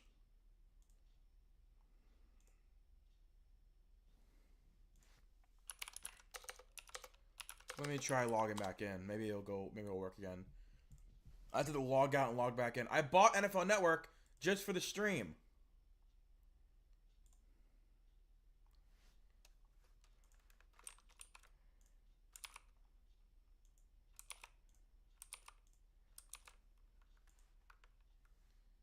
Is it gonna work now?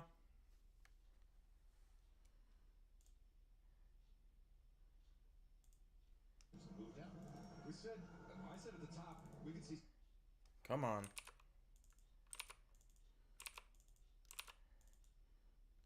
Okay, there we go. The board here. So we've also seen a zillion trades. This is again a targeted draft. Teams are identifying who they want and they're going up and getting them. As patient as everybody was on day one, they feel like the supply is starting to dwindle and they're being aggressive to go get their guys. And this defense, Nick Rollis. Let's say like I'm watching NFL Network and it just crashes. I log back in, it didn't work. I had to refresh the page and log back in. But the Cardinals pick is in. They're not trading out. They're staying at 43. They got this pick, I believe, in exchange for Rondale Moore, or was this a trade back? This might have been a trade. Oh, this is a trade back. There's a trade back. Their pick previously to New Orleans. Okay, so here's Leonard Davis to announce this choice. He needs his own area code.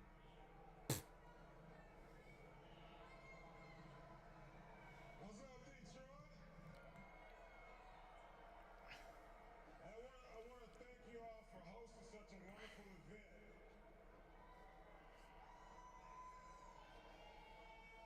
Where's all my Cardinal fans at?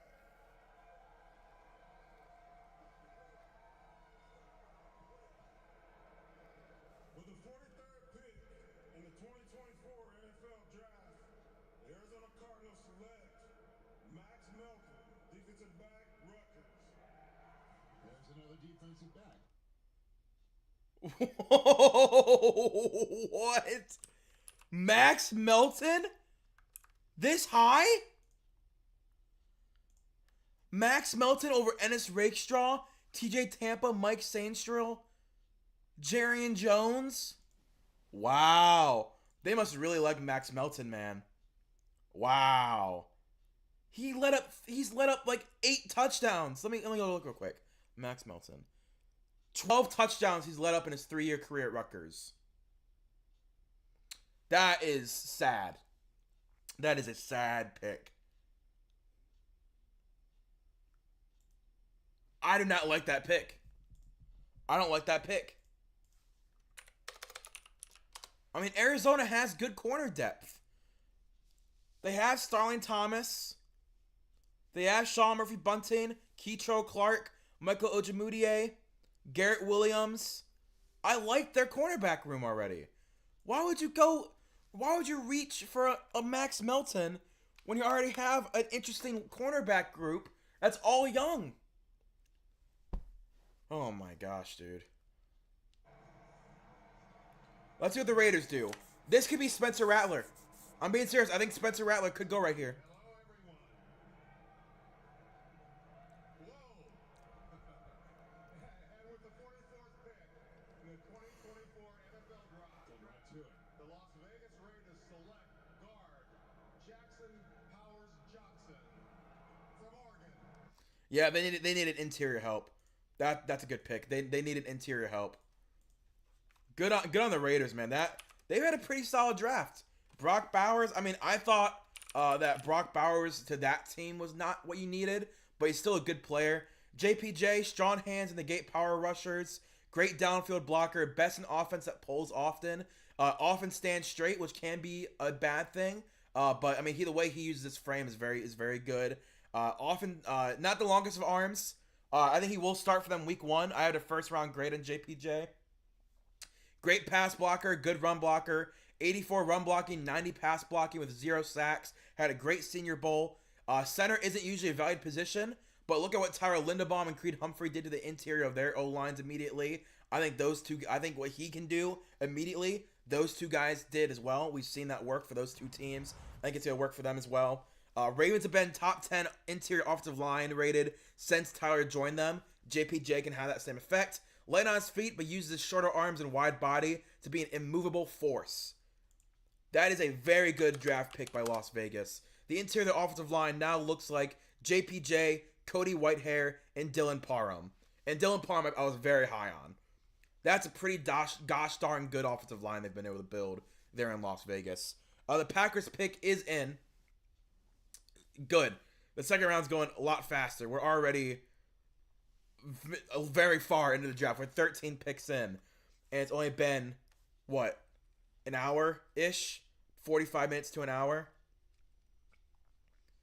Well, how many trades have we had? We've had 1, 2, 3, 4, 5, 6, 7, 8, 9, 10 trades in the first 12 picks.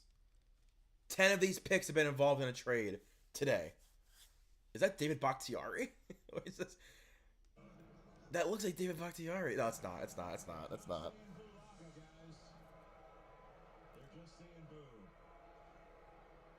Detroit, thank you for the warm welcome. Brian Bulaga. In the 2024 NFL Draft, the Green Bay Packers select Edgerrin Cooper, linebacker, Texas A&M. Yep. Linebacker makes a lot of sense. They let go of Devondre Campbell. Edgerrin Cooper replaces Devondre Campbell immediately. Let me go to his page for me. Edgerrin Cooper, dominant senior year with little to no flaws. Great at covering tight ends. Great run defender. He has coast-to-coast super plane speed. Can overbite on potential TFLs, but sometimes that works for him. Sometimes it doesn't. Will linebackers need to be good at run defending? He can play any linebacker position with the Packers. I fully believe in his ability, especially as a Green Bay Packer. I mean, the Packers have Quay Walker, Isaiah McDuffie as their current Mike and Will linebacker. They run a 4-2-5. So I wonder, is he going to play over Isaiah McDuffie? Is that what their plan is? Over Isaiah McDuffie to have him? That's interesting. But he played Mike and Will linebackers, showing he can fit any defensive scheme. Can rush the passer very well. Had 10 sacks and 27 pressures this last year. Finished the season very strong in tackling. All 3 final games were over 80. Showed he can rebound from bad games and continue dominance. Never having 2 weeks of bad play in a row. But the Panthers have just traded up. The Panthers just traded. I was in the middle of my spiel.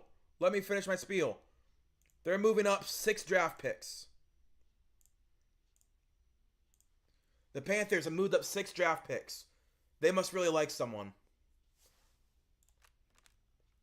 But yeah, Green Bay Packers, it's definitely Quay Walker and Edgerrin Cooper as their linebackers. I like Isaiah McDuffie, though. I'm a little shocked that they are probably already move off of him as a starter. But Carolina, could they go linebacker? Maybe. They have Shaq Thompson. They have Josie Jewell. Hey! His son's actually in this draft. So basically, they're round picks, and they got a second in next year's draft to take this. What up, though? Yeah, feels good to be home. Congratulations to all of the draft picks. I welcome you to this NFL fraternity. I'm so excited for your future. All the coaches, all the players that I played with, just want to give you all a special shout out and thank you. I know Coach Saban is in the house. You know where my heart is too. The Indianapolis Colts have traded the 46th pick to the Carolina Panthers. The Browns are within 8 draft picks, man. We're getting really close. And with the 46th pick in the 2024 NFL Draft, the Carolina Panthers select Jonathan Brooks, running back, Texas. So our first linebacker. Oh. Okay. The Panthers take Jonathan Brooks from Texas. Okay. You already paid Miles Sanders. You have Chuba Hubbard. This tells me that Chuba Hubbard's gone. That's what that tells me, at least. Chuba Hubbard is gone. Jonathan Brooks, not a bad player at all. Wasn't my number 1 running back. He was my number 2 or 3 running back. Only 187 attempts. Still put up really good numbers. Many people's running back 1, my running back 2/3. Contact balance is good. Open foot elusiveness is not there right now, but it can develop. Will be great in short field moments right away. My comp was Javonte Williams. He had 187 attempts for 1,135 yards. That's 6 yards a carry, 10 touchdowns. Again, wasn't the bell cow running back, but in his role, was a very solid running back. Very solid. Impressive weight for a back of his size. Natural hands in the receiving game. Is a good pass protector as well. Like, it's just interesting that they prioritize running back. I would probably gone offensive line if I was them.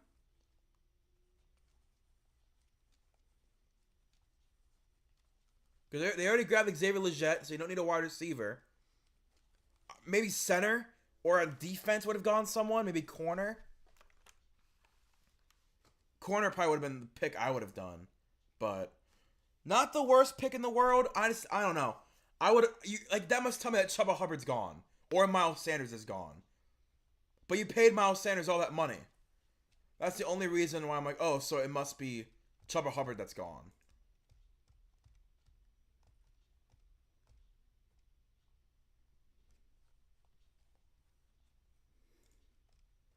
But the Giants are up next. The Giants, obviously, they took Malik Neighbors earlier in the draft. Who do they take now? Could they double dip at wide receiver? Just go Adonai Mitchell. They could double dip at wide receiver.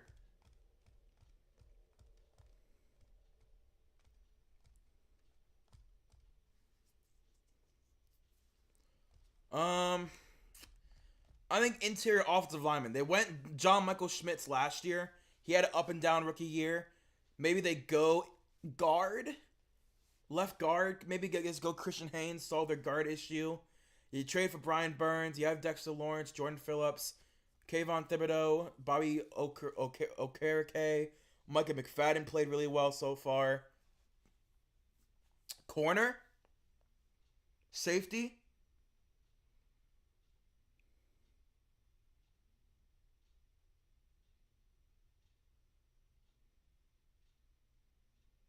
Yeah, probably corner or safety. You're starting Nick McLeod right now. I don't even know who Nick McLeod is. Isn't Aaron Robinson Greedy Williams' brother?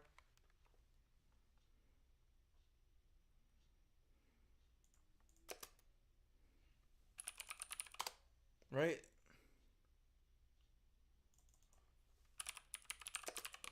I could have sworn Greedy Williams' brother was Aaron Robinson. No, it's Darius Williams. That's who it was.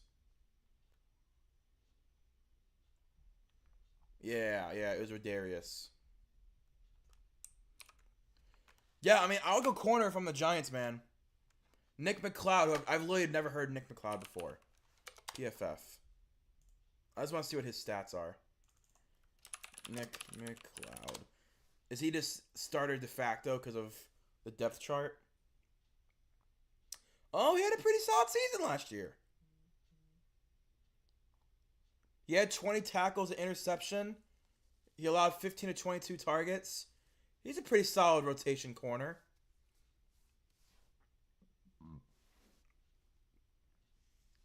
I definitely wouldn't have him starting. Nick McLeod. I've never heard of Nick McLeod before. And I watch a lot of football. And my job is to know football. And Nick McLeod is a name I've never heard before. Darnay Holmes. Holy crap. I forgot Darnay Holmes still existed. Darnay Holmes.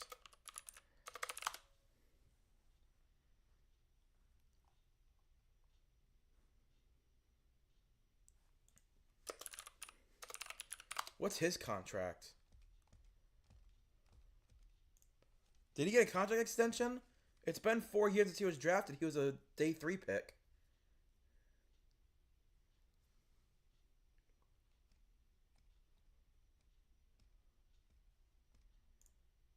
He's not. No, yeah.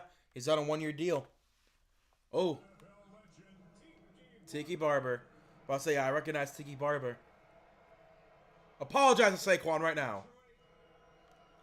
A special shout out to former New York Giant and now your beloved head coach, Dan Campbell. Oh, that's pandering right there. I see you, G-Man. I'm really thinking it's corner, man. 47th pick in the 2024 NFL Draft, the New York Football Giants select Tyler Nubin, safety, Minnesota. Yep. Tyler Nubin. That's that secondary. Because at safety, they have Jalen Mills and Jason Pinnock. That safety's a great pick. Tyler Nubin, my number 1 safety on the board as well. Let me go to my Tyler Nubin pages. Tyler Nubin was not high on him until I started my planning the offseason offseason series. Elite in coverage at free safety. Doesn't let receivers get past him often. Doesn't miss tackles at a high rate. High energy player. Might be the only true can't miss safety in this class. My comp was Harrison Smith. Ball hawking free safety who's also good in the run support. 5 interceptions, 4 pass breakups, and 2 pick sixes this past season. Showed great growth every year. From a 45 his rookie year PFF grade to 89 PFF grade his senior year. Became great open field tackler, making great angles. Can apply pressure when asked. Had 4 hurries, 1 sack on a handful of attempts. I'm very high on Tyler Nubin. The Giants are having one heck of a class, man. Malik Neighbors and Tyler Nubin. That is a really good class you've had, and you haven't traded once. You haven't traded at all.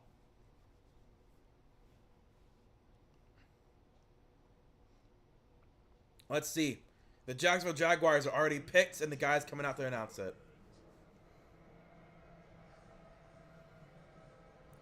Cleveland's so close. First off, I want to send prayers out to my family. My baby sister passed away last night. So I want to send prayers out to all my family. Damn. I also want to thank the Detroit faithful for when I played here. They supported me. So I really appreciate that. Detroit, thank y'all, the city. Thank you. And now, with the 48th pick in the 2024 NFL Draft, the Jacksonville Jaguars select Mason Smith, defensive tackle, LSU. Wow. Man, that sucks that his sister just died. But yeah, I mean, Mason Smith. Again, other guys I had higher. Mekhi Wingo, Chris Jenkins. I had Mason Smith lined up with Tyler Davis from Clemson as well. But yeah, Mason Smith, good D tackle. Do I have anything on Mason Smith? Like anything more? Okay, no, I just have one page about him. Yeah, Mason Smith, really solid run defender. Excuse me. Not the best in the world, but he's definitely more of a pass rusher. This is probably their fuller Fotocosti replacement.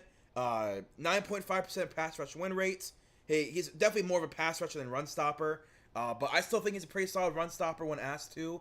Definitely played D tackle more than nose tackle. Is not a nose tackle. 6'6", 315 though is very intriguing for an interior defensive lineman. 6'6" is insane, right? Like 6'6" is a very good size for a D tackle. I expect a lot of batted balls. I think my comp for him is why can't I think of his name? The Browns D tackle. I can't think of his name. Oh my gosh, Mo Hurst. Mo Hurst. Thank you. Mo Hurst is my comp for Mason Smith. Pass rusher D tackle, very tall, is very active when jumping for balls. The commissioner is coming on out right now with a special guest with the latest Bengals selection.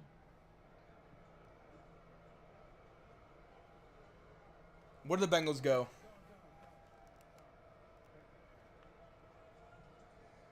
The National Urban League is one of the NFL's inspired change partners. As part of that work, the Urban League launched a pilot program across Ohio this past year to ensure that economic opportunity is a reality for all. Together with the Bengals, we believe in breaking down barriers to opportunity, which is why we're so honored to welcome Christy Coons, President and CEO of the Urban League of Greater Southwestern Ohio, to announce the Bengals pick tonight. Christy, thank you and your team for a great work happening in Cincinnati and Dayton. Stage is yours. Let's see. Thank you, Commissioner. Let's get it, Hoo Day Nation. Hoo-day, hoo-day. With the 49th pick in the 2020 Running back maybe? NFL Draft, my hometown team, the Cincinnati Bengals, select Chris Jenkins, defensive tackle, Michigan. I actually like that pick as well. I like the Chris Jenkins pick for them. Cause when I think the Bengals, they spend so much money, especially on defense.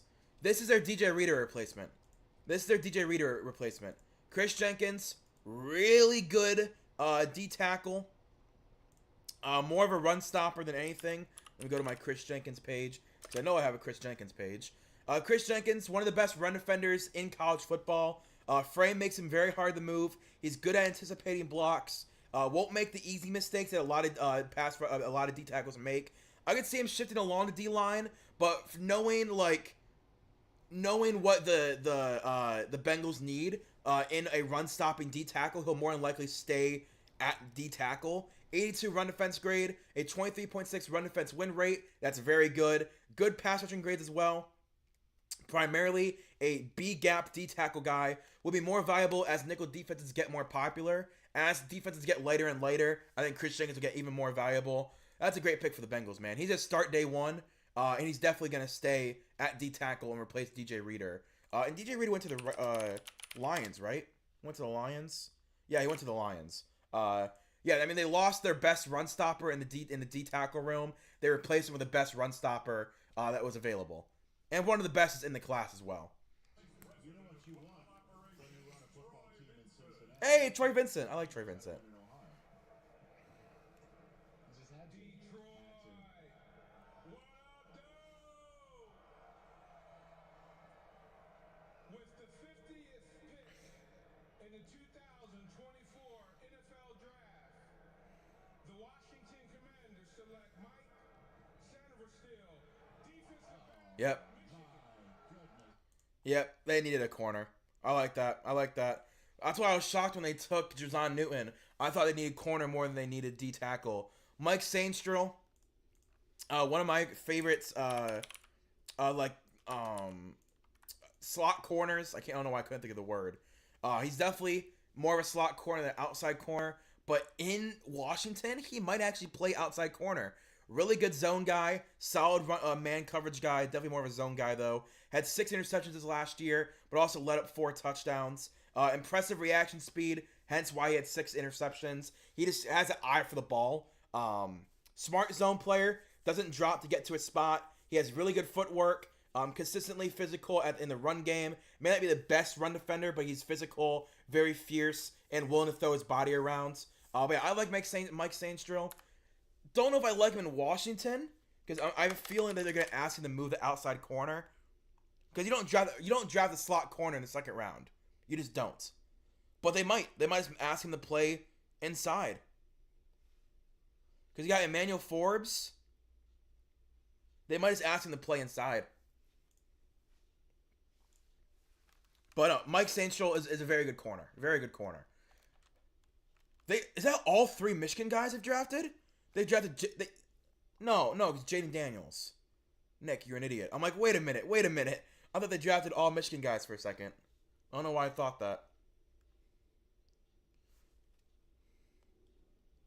There's been a lot of Michigan players taken, though. You got Mike Saintshaw, Chris Jenkins, JJ McCarthy, obviously. A lot of Michigan guys taken. But guess what? The Browns are up in 4 picks. We got Steelers, Colts, Commanders, Cleveland. The Commanders have another second-round pick. How many second-round picks is that? Is that 3 second-round picks they have? Do they have any more? No, they don't. Yeah, the Commanders will have 3 second-round picks. That is insane.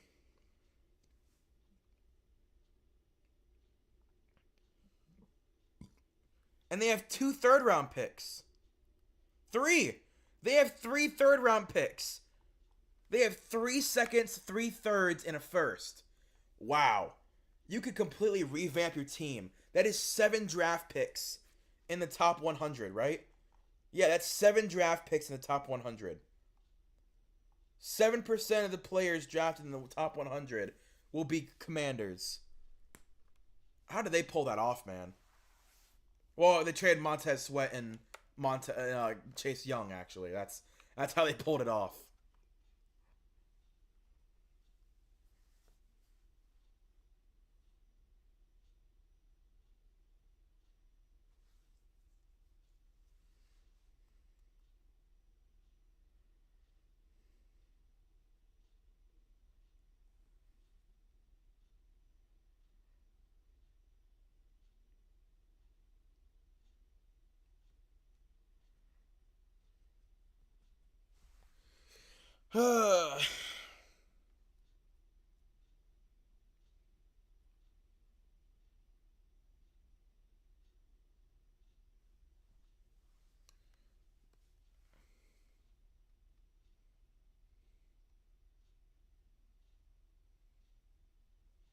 Oh, that's really cool. The Raiders, before they drafted Jackson Powers Johnson, they called Andre James, who they just extended, saying, "Hey, Andre, you're our starting center. JPJ's playing guard." That's pretty cool.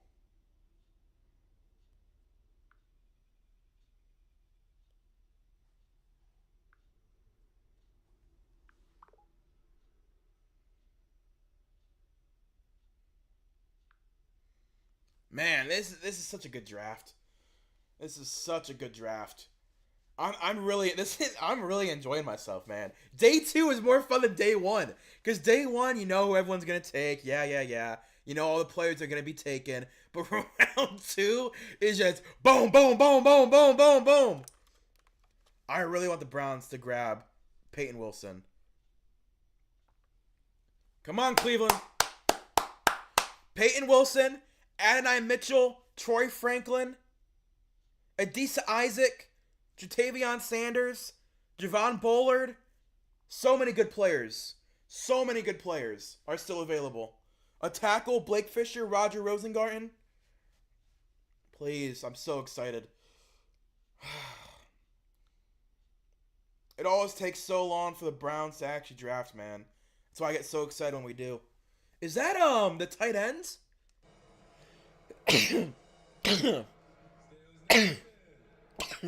Yeah, Pat Fryermuth, yeah. With the 51st pick in the 2024 NFL Draft, the Pittsburgh Steelers select Zach Frazier, center, West Virginia. Yep, know what that tells me? Know what that tells me? You guys drafted Troy Fontenot in the first round. Troy's playing guard. Yep, Troy's playing guard. Let's look at my Zach Frazier page. Zach Frazier, former state wrestling champ, turned offensive lineman. They usually make pretty good offensive linemen when they use that because they're used to grappling and disengaging. Uses core to anchor his gravity lower than a lot of defenders he faces, giving himself that leverage in the run game. 75 run blocking, 84 pass blocking, 0 sacks, but 3 hits allowed. Could make move the guard, but why move good centers to guard when the league needs better center play? Only 10 centers in the league had above a 75 grade, and only 2 of them were 5 years or less into their career. Young, good centers are becoming scarce. Both JPJ and Zach Frazier, I believe, could be those kind of guys. But again, Zach Frazier is playing center for the Steelers. That means Troy Fontenot is definitely playing guard. Let me go look at their depth chart. Yep, Nate Herbig, Zach Frazier is taking your job. Isaac Samalu or James Daniels, Troy Fontenot has taken your job as well. Like, the Steelers have drafted very well for their offensive line. No issues at all with me. They've been trying to fix their O-line for years. They got 2 of my favorite guys to move inside. Like, that's really good. They've done a good job. The Colts are up next. Who do the Colts go? I don't know. Who do the Colts go, man? Who have they taken so far? The Colts have taken... The pick is already in, by the way, for the Colts. They took Leatu Latu, I know. Was that it? They only took Leatu Latu. Leatu Latu is the only draft pick they've taken. They could go tight end. Jatavion Sanders is available. They could go wide receiver. Adonai Mitchell, Troy Franklin, Malachi Corley are both available. We'll see. I think they need to add their offense. They need to add their offense. Not an offensive lineman, a weapon. You got your running back. You got your wide receiver 1. Josh Downs showed promise as a slot guy. And wide receiver 2. Grab another wide receiver so Alec Pierce has some pressure. And the new wide receiver can both play. Grab a tight end. Because Jelani Woods hasn't really developed as much as I would want him to develop yet. Has not really developed as well. Or double dip defense. You could always double dip defense. But I personally would go offense.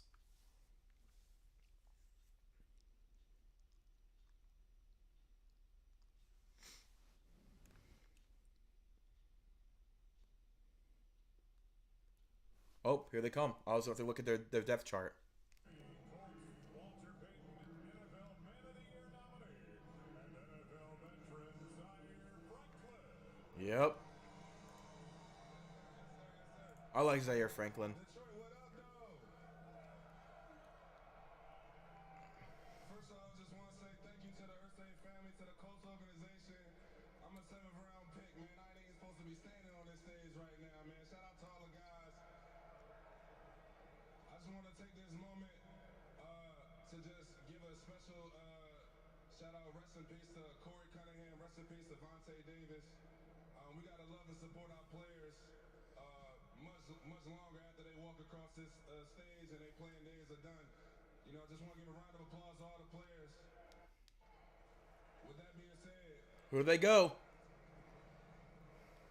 with that being said, with the 52nd pick in the 2024 NFL Draft, the Indianapolis Colts select Adonai Mitchell, wide receiver, Texas. Let's do it. Yeah!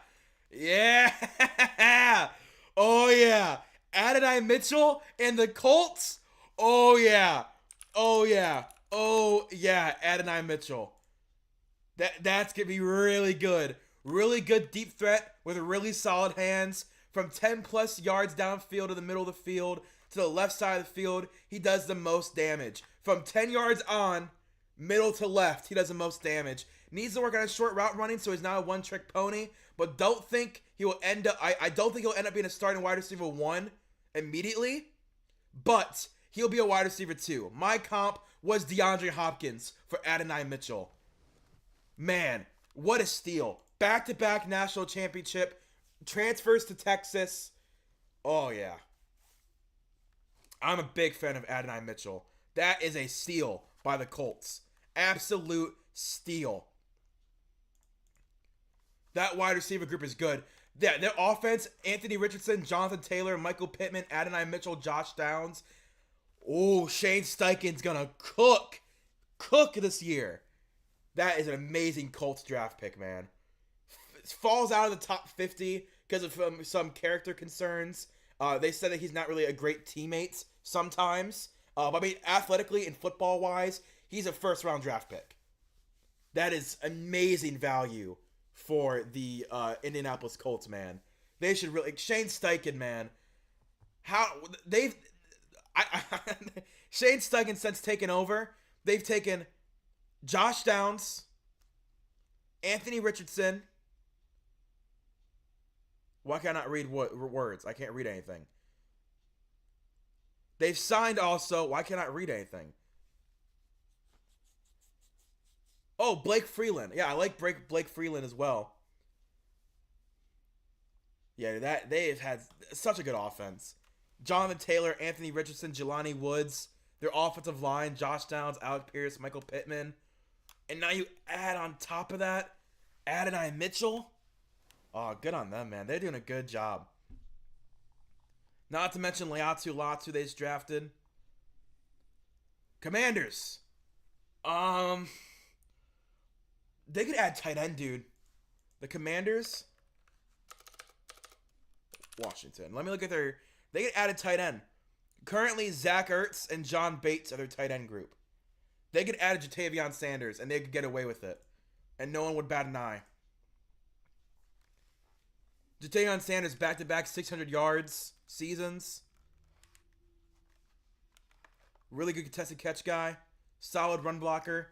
I would go Jatavion Sanders if I'm them. Get Jaden Daniels another weapon. I don't think it's wide receiver. Olamide Zaccheaus, Jameson Crowder, De'Ami Brown, Jahan Dotson, Terry McLaurin. You should be good at wide receiver for a season.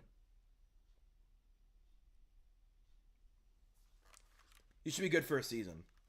Tight end, though, Zach Ertz and John Bates. You can get Jatavion Sanders, and him and Zach Ertz can cook. And who's up next after your Commanders? Cleveland! Cleveland, baby. They're up next after the Commanders. R.I.P. Rashard Higgins. He just retired from the NFL. I love Rashard Higgins. I don't know why I said R.I.P. He's still alive. I still follow him on Twitter. Well, I don't know why I said R.I.P. He's still very much alive, but he did retire from the NFL officially this past week. Him and Christian Kirksey. I love them both. I hope they both have great post-football careers. Man, the Browns, they've got to go linebacker. Peyton Wilson still on the board. Unless the Commanders go Peyton Wilson right here, you got Peyton Wilson, Troy Franklin, Roger Rosengarten, Jatavion Sanders, add a backup tight end who's really good, a really good receiving tight end. Come on. Stop with these commercials. The Browns are about to pick. Let me watch the Browns pick a draft pick, please.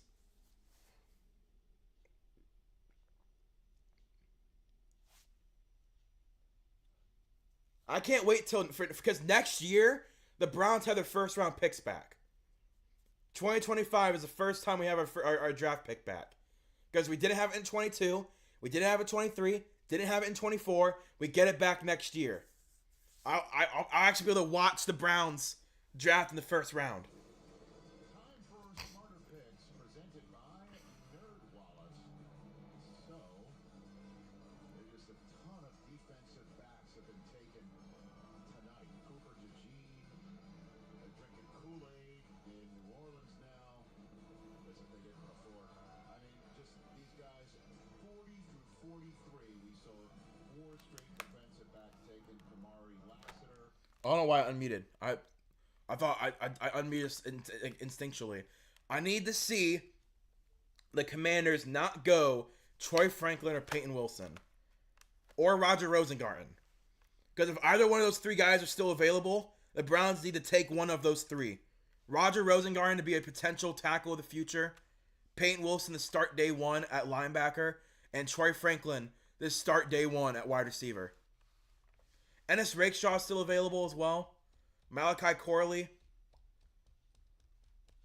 All right, here we go. Seven-time Pro Bowler, 1996 Walter Payton NFL Man of the Year, and Pro Football Hall of Famer Darrell Green. He's already back out. All right, I'm back. With the 53rd pick in the 2024 NFL Draft, the Washington Commanders select Ben Simmons. Holler. Give it up, give it up. Ben Sinnott from Kansas State before Jatavion Sanders?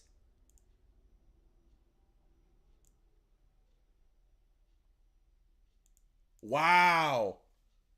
Wow. Wow. Wow. Wow. Wow. Not the worst pick. Ben Sinnott was I like Ben Sinnott. He's draftable in my opinion. Ben Sinnott. I like him. Very good receiver. My comp was Evan Ingram or Greg Dulcich. That was my two comps for him. I like Ben Sinnott. I do. He understands his role as a blocker. He doesn't excel as a blocker, but he understands his role as a blocker, right? No top end speed, just a solid player. A solid player. Red zone, he's going to be used nicely. Again, my grade was a third round grade. It was a third round draft pick. Goes in the second, not horrible. I think he's going to play a really big role day one. I do like that draft pick. I do. I just thought Jatavion Sanders was a little bit better. That's it. That's all. That's what I thought. But the Browns are now on the clock, baby. The Browns are on the clock. Troy Franklin, pick is already in. It was in within 2 minutes of the draft going. That tells me it's Troy Franklin, Peyton Wilson, or an offensive lineman. Oh! Come on, Brownies. Who are we gonna go?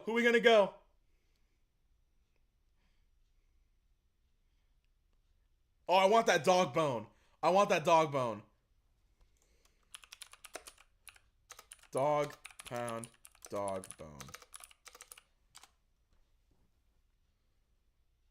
NFL legend Carl Nassib. Yes, sir. Peggy Rice-Key. What's up, Detroit? I'm very proud to be representing my Cleveland Browns tonight. It's especially meaningful for me because they drafted me in 2016. It's very meaningful for me because I'm here with Peggy Rice-Key, the founder and CEO of the Trevor Project. They do incredible work for crisis intervention for our LGBTQ youth. Yes, sir. It's really, really a great job. Thank you very much. Thank you for the Browns for having us. Thank you for the NFL for the continued support of me, of Peggy, of Trevor Project. So let's get down to business. With the 54th pick in the 2024 NFL Draft, the Cleveland Browns select Michael Hall, Ohio State, defensive tackle. All right.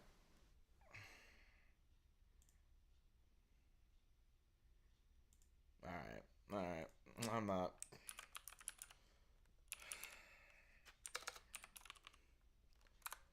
All right, bro.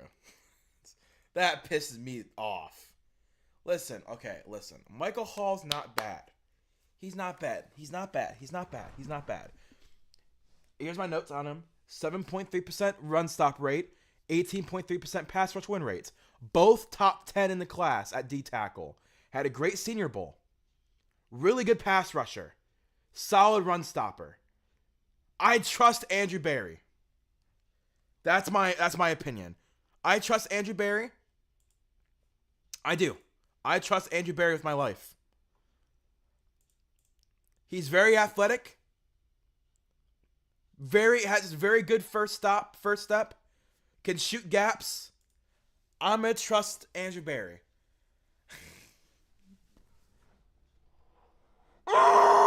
Okay, we're gonna trust Andrew Berry. We're gonna trust Andrew Berry. I'm not the biggest fan.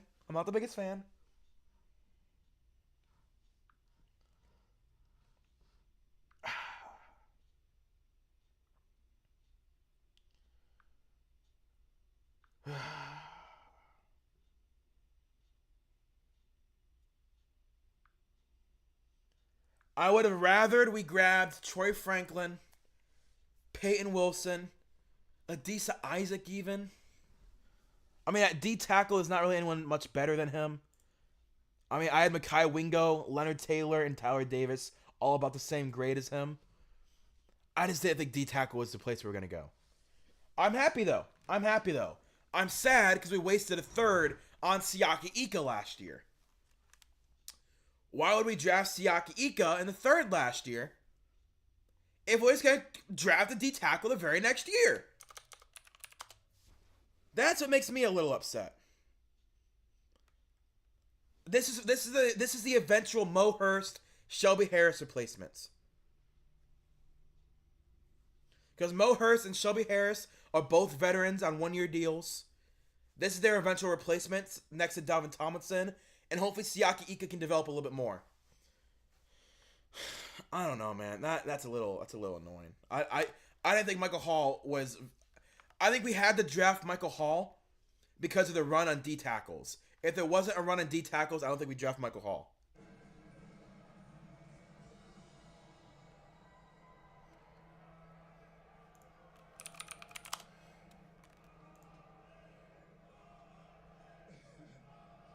That's it. That's it. How y'all doing, Detroit? The Miami Dolphins with the 55th pick select Patrick Paul, tackle, Oh, University of Houston. So okay. I don't hate that. That's a developmental tackle. And they've done a pretty good job developing tackles. He's 6'7", 315. Really good size. Definitely is a project pick. Good anchor. He has really good arm ability as well. His posture is much improved at tackle. He keeps that angle and keeps his arms ready. Footwork and kick slide have improved. He's a developmental tackle. But the Dolphins are able to develop him because they have Austin Jackson at right tackle, and then you have Teron Armstead at left tackle. So he's not playing year one. This is a next year pick in Patrick Paul. I like that. I like that pick. Because they had the ability to actually take that pick and not worry about it. Good pick. Good pick, Dolphins. I like that pick. Michael Hall, man. Michael Hall. Michael Hall, really.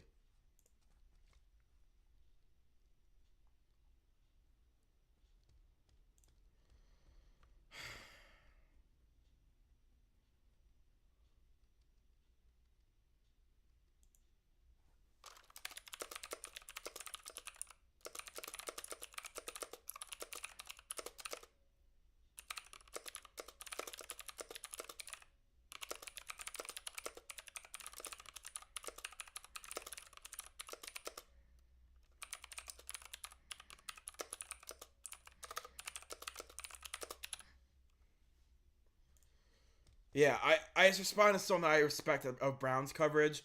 They said, love the home run aspect of that pick, but definitely a few question marks there. I said, had to take due to the run and D tackles in the second round. I still am not a fan, but would rather, I'm still not a fan, and would rather have Peyton Wilson, Junior Colson, or Troy Franklin, but hey, I trust Andrew Barry. I think that's pretty fair. Man,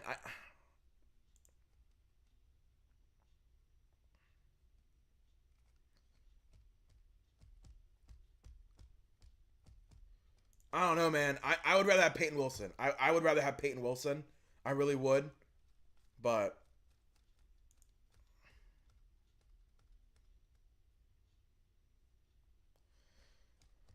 whatever. Again, there's a reason.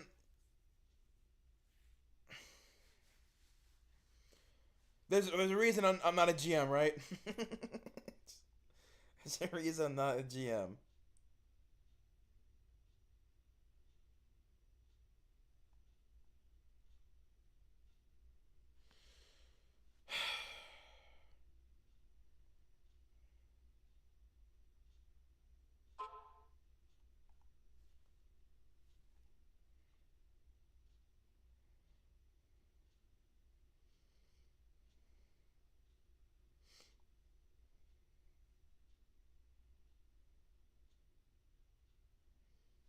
Bro, Cowboys, take a pick, bro.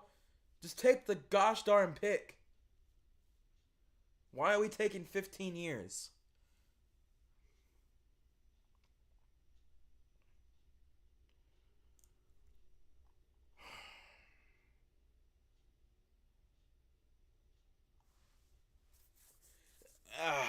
Man, I don't really have much to say. I'm a little annoyed. I'm not gonna lie, I'm a little annoyed. Michael, I truly believe if there wasn't a run of D tackles, if there wasn't a run of Drazon Newton, Braden Fisk, Ruke, who else got taken at D tackle? Mason Smith, Chris Jenkins. If there wasn't that run, we don't go Michael Hall. But because there's a run at D tackle, they felt that Michael Hall was the best player on their board at that position, and they obviously valued that position in the draft. Man. I just don't like it. I mean, again, we're all allowed to have our likes and dislikes. I don't like it.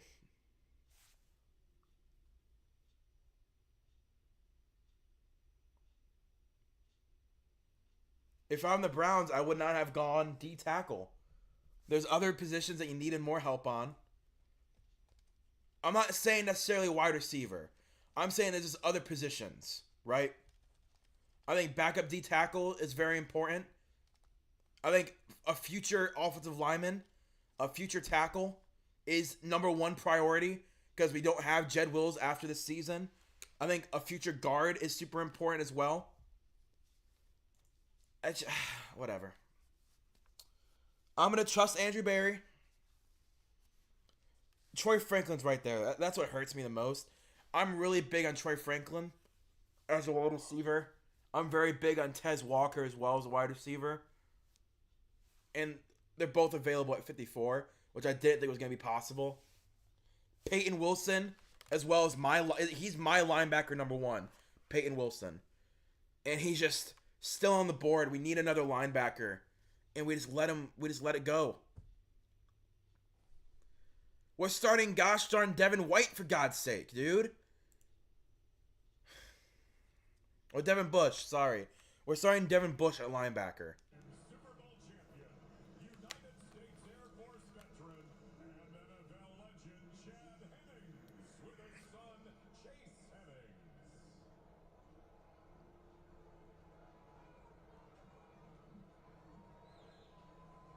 Good evening, Detroit. I'd like to introduce the two people who are up here on stage with me. In our family's household, our number one Cowboy fan, my son, Chase.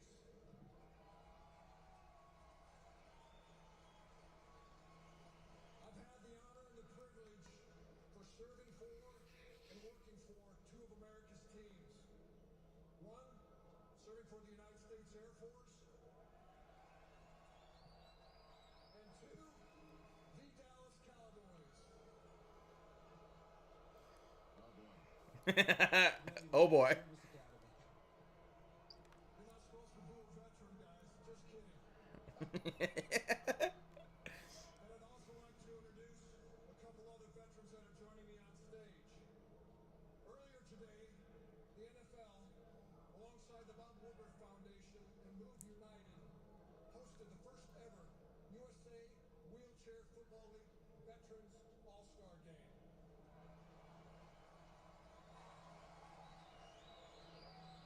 These All-Stars are part of the National USA Wheelchair Football League, funded by an NFL Salute to Service grant. Please join me in welcoming the co-captains of the game today, retired U.S. Army Corporal Jason Rainey. It's a really long intro. But that's super cool. They have a wheelchair, league, basically, for veterans. Sergeant Alex Wynn.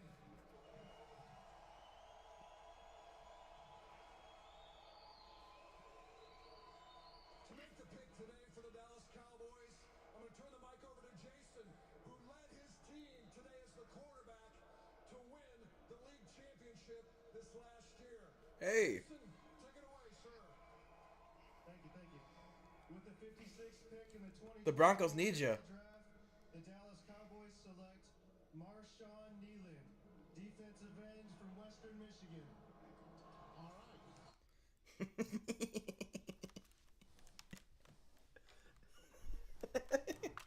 So, so if you guys know anything about me, I have not been the biggest fan of Marshawn Nealand this entire draft process. He goes to the team that I hate the most. Oh my god, that's crazy. That's crazy. a prospect that I felt was being overhyped going to the Dallas Cowboys. You can't say much about that. Again, 11% run stop rate, 17.3% pass rush win rates. I lived in Michigan my entire life, so I do watch Western Michigan, Eastern Michigan, Central Michigan. Like, I do watch a lot of those different types of games. He's an athlete for sure. 6 sacks this last season. Impressive burst for a player of his weight.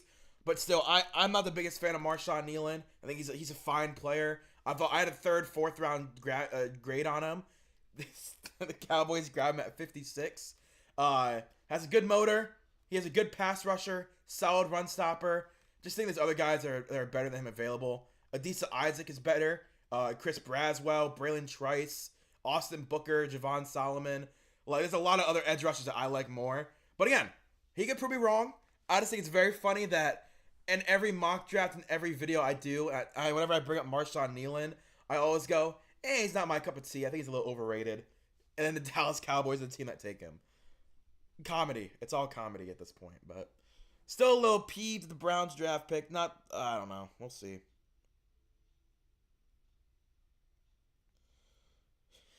The Buccaneers have the opportunity to do the funniest thing possible, though, and grab an edge rusher right here.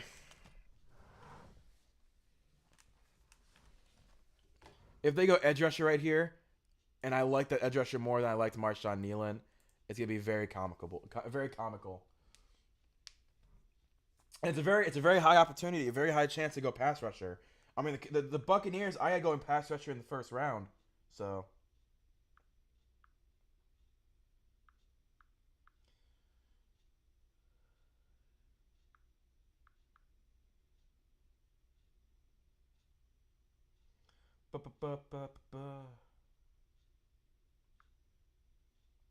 Let's see what Quincy Carrier has to say.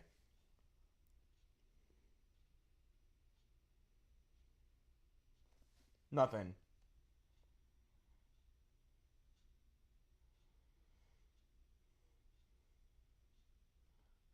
A Bengals fan just put on their Twitter, the Bengals drafted a franchise tackle, Chiefs drafted a bust, Ravens drafted a 160-pound corner. Houday Nation is up. Oh, I love Bengals fans. Besides Cowboys fans, are the craziest in the world.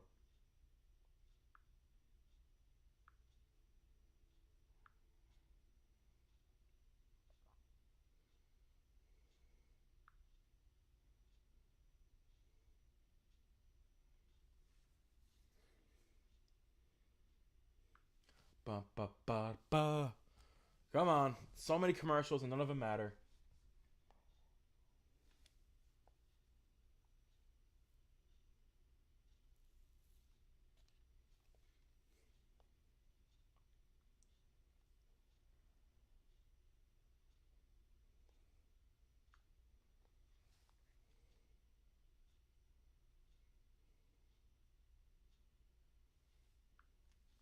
Come on, bro.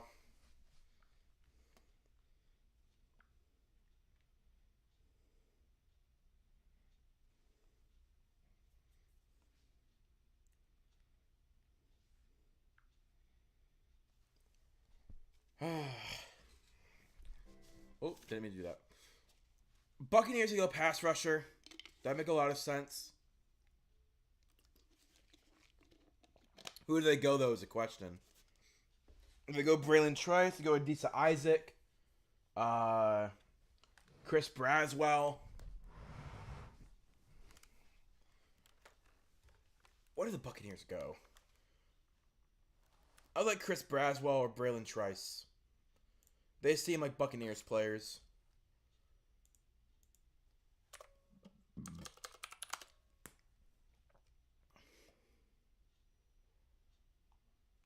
I mean, they need pass rushers. They do.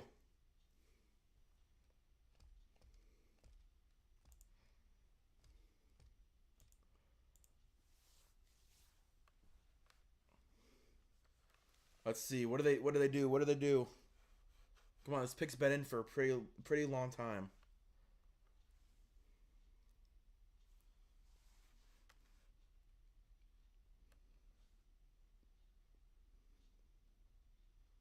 Maybe they go Spencer Rattler. Who knows, guys? Maybe they go Spencer Rattler. 11-year NFL veteran, 2022 Bucks Walter Payton NFL Man of the Year nominee, and Detroit, Michigan native William Golston. Is he still on the team? Glad to be back in Detroit. Oh, he is. Southeastern 30-30. With the 57th pick of the 2024 NFL Draft, the Tampa Bay Buccaneers select Chris Braswell from the Chris Braswell. That's crazy. William Golston just announced his replacement. That's crazy. Yeah, Chris Braswell, he's a good pass rusher. He really is. I'm gonna go to my page about Chris Braswell. Oh, if I can type. Yeah, Chris Braswell. Thought he had a chance of going in the first round. Violent hands with speed and power. Uses his frame to literally forklift blockers. Uses his bounce to get around tackles. He turned pressures into sacks. He had 13 sacks last season. Not to threat like guys above him. Could see him rising in my post-draft rankings, like by the end of the first or second year. I could see Chris Braswell being higher than other guys that I had rated. He's a powerful bull rusher who knows where to place his hands on pads to, again, forklift blockers. Don't know if he'll ever be a number one pass rusher, but could be great in a tandem pairing. Every game he had a sack. He had 2 sacks, so it was never just one and done. It was always 2. Run defense and tackling have improved every year as well. He came into college already a polished pass rusher, but his run defense and tackling has gotten better every year. So that's a positive. He continues to grow and get better as a player. Next up is the Green Bay Packers. They could go Peyton Wilson here. They can go Peyton Wilson. No. They grabbed Edgerrin Cooper, didn't they? Yeah, they grabbed Edgerrin Cooper. They can go safety here. This could be a Jaden Hicks, Kalen Bullock, Javon Bullard, Cam Kitchens, Tyke Smith. Any of those safeties. Yep, there's Brian Bulaga again. Bulaga returns to Detroit to try and shout out the pick over the lusty boos of a quarter million people. In the 2024 NFL Draft, the Green Bay Packers select Javon Bullard. Yep, Javon Bullard from Georgia. Yep, Javon Bullard. I love Javon Bullard. That is a great pick by the Green Bay Packers. Javon Bullard, a pure ball-hawking free safety. And he could be a slot corner in some pitch moments, but definitely more of a free safety. High IQ when predicting routes. Knows when to turn his head around to negate fouls. So he's constantly fighting with the receiver, but always knows how to immediately turn his head at the right moments. Will compete for a starting role right away. He's starting. They don't have a safety in Green Bay. He only allowed 34 passer rating in his final season in college. Javon Bullard's a great player. My comp was Javon Holland, a ball-hawking free safety, and I had a second-round grade on him. Goes in the second round. Yeah, that is a great pick by the Green Bay Packers. The Houston Texans are up next at 59. They already grabbed Kamari Lassiter earlier in the draft. Who do they go now? Yeah, dude, that defense is getting so good. They grabbed Edgerrin Cooper and Javon Bullard. That is a really good group in the second round they've grabbed so far. And did they have a first round pick? I don't think they had a first round pick. Oh yeah, they grabbed Jordan Morgan. Right. They grabbed Jordan Morgan. Here comes the Houston Texans. Welcome. Here's Christian Harris back to the stage with the latest Texans pick. With the 59th pick in the 2024 NFL Draft, the Houston Texans select Blake Fisher, tackle, Notre Dame. That's their eventual Laramie Tunsil replacement. Well, they're hoping, obviously, that's their eventual Laramie Tunsil replacement. Yeah, Blake Fisher, pretty solid. Definitely is more of a developmental tackle from Notre Dame. Obviously, Joe Alt, his teammate, went way earlier. 6'6", 312 pounds. Still a really good player out of Notre Dame. He has a wide base, good kick step, impactful combo of a blocker and run blocker as well. Strong player at the point of attack. Really good. Has starter potential. Going to the Texans, though, I'll be intrigued to see what his... Because right tackle they have Titus Howard, who is locked up on a good contract. Blake Fisher is probably eventually going to be moving to left tackle in replacement of Larry Tunsil. When Larry Tunsil does eventually retire, he'll sit for a year or two. They'll move him to left tackle because they have Titus Howard already locked up with at right tackle. The Bills are up and they've already put their pick in. Linebacker and Peyton Wilson could make sense for them.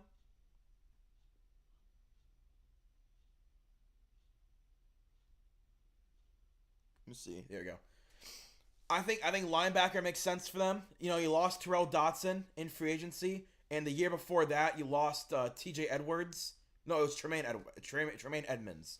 You lost to the Bears, and you lose Terrell Dotson to the Cardinals this year. So I think grabbing a linebacker could make a lot of sense to keep going with Matt Milano. Let me go to the Buffalo Bills depth chart, actually, just so I can talk more about who's there currently. Currently at linebacker, you have Terrell Bernard, who's been pretty solid for you. He's been pretty solid. Matt Milano. I think Peyton Wilson can immediately start over both of those guys. You still have Dorian Williams. Maybe you don't go linebacker, because I actually like their linebacker group. Maybe go D-tackle. D-tackle could be a shout. You have Ed Oliver and Daquan Jones. Safety, meh. Corner, maybe. Maybe you go corner. But if you want to go corner, no, because you got Keon Coleman at wide receiver, and you like Keon Coleman. You could double dip at wide receiver. You could double dip at wide receiver, Buffalo. Troy Franklin's still there, and I have high upside, wide receiver 1 upside in Troy Franklin. I think he could truly be a wide receiver 1 in the NFL, and you can get him at pick 60. There's something to consider. Something to consider, Buffalo. Wide receiver or defense.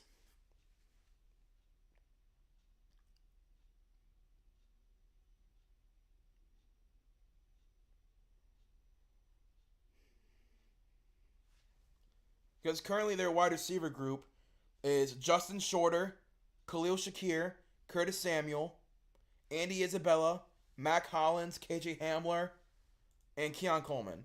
The guys that I think would start is Keon Coleman, Khalil Shakir, Curtis Samuel. You grab a guy right here that could potentially beat out one of those guys, or at worst, play a different role. There's a lot you can go, though. There's a lot you can go right here.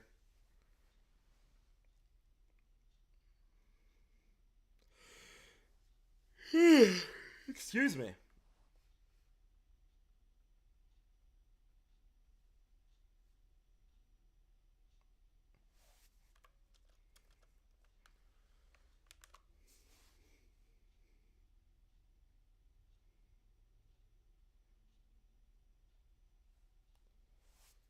Let's see. Who do the Bills go? Wide receiver, corner.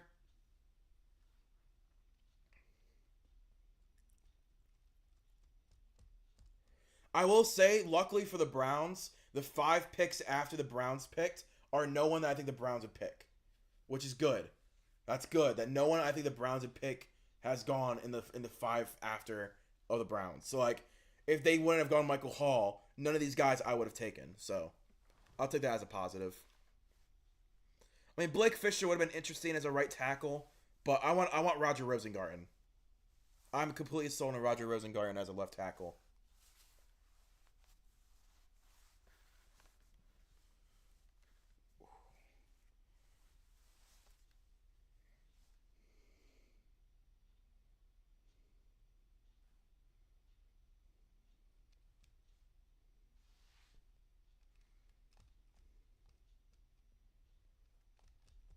Come on, bro. It's the second round. We don't need to be waiting for 30 minutes for people to come up and announce the pick. There we go. He's coming out. Bills legend Aaron Williams.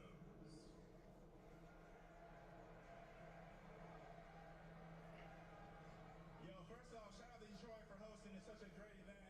Y'all did a great job. Much love. Shout out to all my people in Buffalo out there in venue. My guys in Texas, the Dolo crew. Mom and Dad, love you guys. Siblings, all that. With the 60th pick in the 2024 NFL Draft, the Buffalo Bills select Cole Bishop, DB, Utah. Okay. I did not scout Cole Bishop at all. I have nothing to say about him. I did scout his teammate, Sione Vaki. I did not scout Cole Bishop at all. So let me. Wow. Okay, there's a reason I didn't. Okay. Yeah, there's a reason I didn't scout him. I do not know who Cole Bishop is. He's 6'2", 207. So he's a strong safety. Okay. Did play. He kind of spread his time between deep safety, strong safety, and slot corner. So he played all over the defense. Okay, I see. Definitely not a second round pick though. Had a down year compared to last year. All right, not the pick I would have gone with, but hey, different players, different schemes. Cole Bishop to the Buffalo Bills. Now Detroit Lions are back on the clock. The pick is in already. Who do the Lions go? I think it's got to be guard. Because you let Jonah Jackson walk. No guard is gone. No true guard is gone. Christian Haynes, Cooper Beebe, Mason McCormick. All three top of my guards are still available. Accompanied by 1997 NFL MVP, two-time Offensive Player of the Year, 10-time Pro Bowler, Pro Football Hall of Famer, and Lions great Barry Sanders. Hello. It is so great to stand before you guys. I have to say, all of you have really made a difference in this year's draft. I appreciate you. To announce the pick in this year's draft for the Lions, Mayor Mike Duggan. Well, that's cool. They have the mayor announcing a pick. Thrilled to be here with Barry Sanders, the greatest running back I ever saw.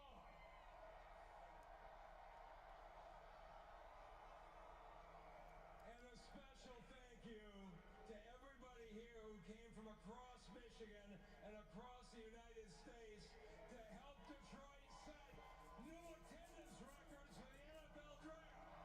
It's a great time to be in Detroit. Wow, that is a lot of people. And with the 61st pick in the 2024 NFL Draft, the Detroit Lions select Ennis Rakestraw Jr. Okay, from Missouri. They doubled dip at corner. Wow, so they said our corners sucked. Terrion Arnold and Ennis Rakestraw Jr. That is a really good cornerback pairing, man. Man, go Detroit, man. That is a really good cornerback pairing. So now you have Carlton Davis, Ennis Rakestraw Jr., and Terrion Arnold as your three corners. Brian Branch as your strong safety slot hybrid. Let's talk about Ennis Rakestraw though. Ennis Rakestraw Jr. Improved every year. Became a true 3-down corner. For me, I did have him as a second round guy, but he was my first corner off the board in the second round. Was my prediction. Was I said Ennis Rakestraw Jr. would be my first guy outside of the first rounds to be taken at corner. So, wow, that is a great draft pick, Ennis Rakestraw Jr. from Missouri, man. Back-to-back great years. True outside corner. Amazing zone coverage guy. So they're really running zone coverage this year then. They're really going zone coverage. Because I thought they'd be more of a man defense, but they're going zone coverage. Because Terrion Arnold was the #1 zone corner in my opinion. Ennis Rakestraw's a good zone corner. But yeah, consistent pre-snap communicator. So he's going to be very vocal in the defense. Likes to be physical, not the best run defender though. Really good at changing direction. Really good at feeling what a receiver is going to do. Again, people are already leaving. The minute the Lions draft, they just leave. Very funny. Hey, it's still the third round though, guys. Come on. It's not over yet. It's still the third round. We got a whole nother round to go. We got 3 more picks in the second rounds. They'll probably take a 10 or 15 minute break and then come back for the third round. Super Bowl champion, NFL legend Haloti Ngata. I love Haloti Ngata.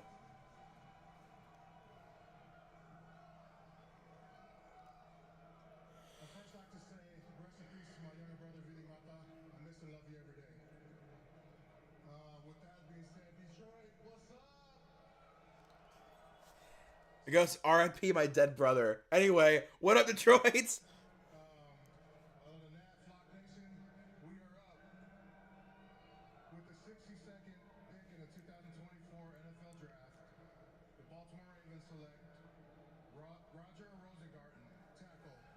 Washington. That's a fifth offensive player.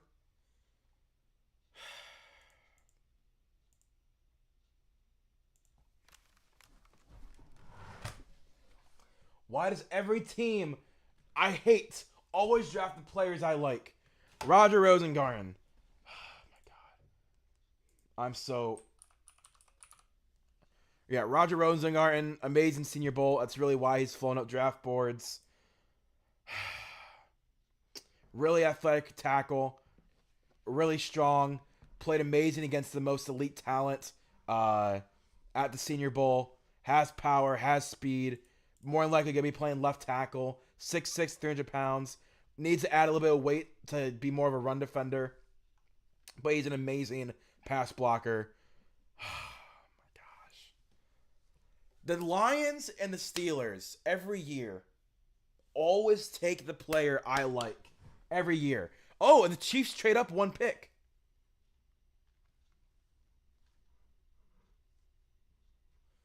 The Chiefs have traded up one pick. A little weird, but we'll see why they traded up one pick. The pick is already in for the Chiefs as well. So this pick and the next pick are the last of the second round. And I believe they take a 5, 10, 15-minute break. So I'll probably go grab another couple of waters because I'm running out of water. And then we'll come back, go over the round 2 guys that I liked and didn't like. Wow, Roger Rosengarten. I'm mad, man. I'm very upset. So the 49ers move up 40 picks from the 6th round to the 5th rounds. Yeah, that's a pretty even trade. You move up one pick, so the Chiefs move up one pick and slide back 40 picks from the 5th to the 6th round. Yeah.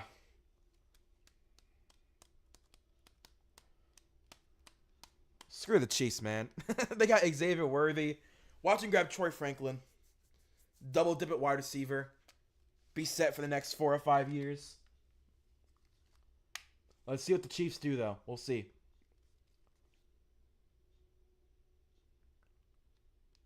I don't recognize him. There's so many of these guys I don't recognize, but I know their names, I know their stats, but I don't recognize them. Who is this? Oh, it's Jamal Charles. I don't recognize the hair. I was gonna say, is that Jamal Charles? That's a different hairstyle than he usually does. Kansas City 49ers have traded a 63 pick to Kansas City Chiefs. With the 63 pick in the 24 draft, Kansas City select Kingsley Suamaiya from BYU. Kingsley Samatatia. Kingsley Samatatia.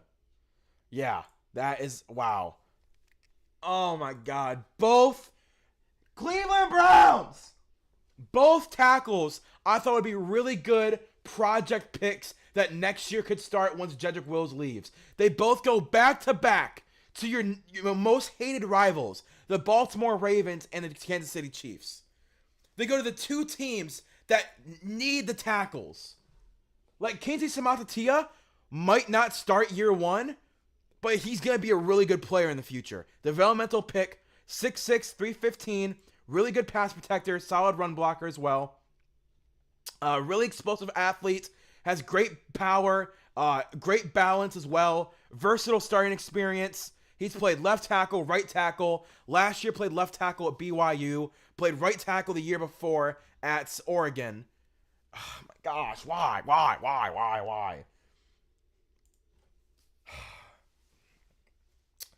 But we had to have Michael Hall. If we didn't have Michael Hall, we wouldn't have Michael Hall. Shut up, Browns. Oh my gosh.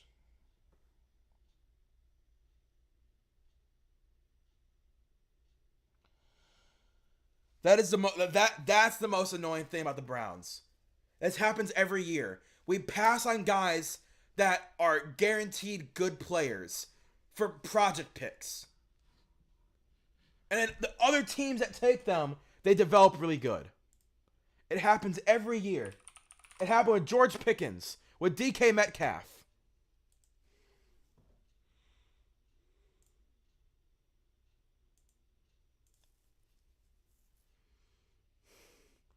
I hate Baltimore. I hate Baltimore so much.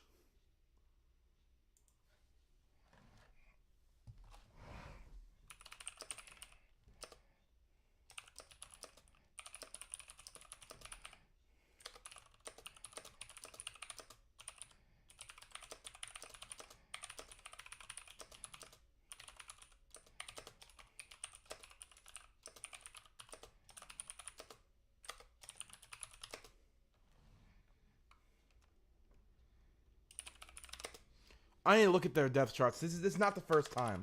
Baltimore. Zay Flowers. Yeah, Zay Flowers.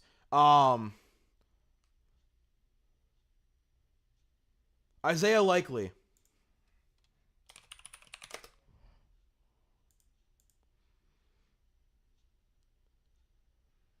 Jordan Travis.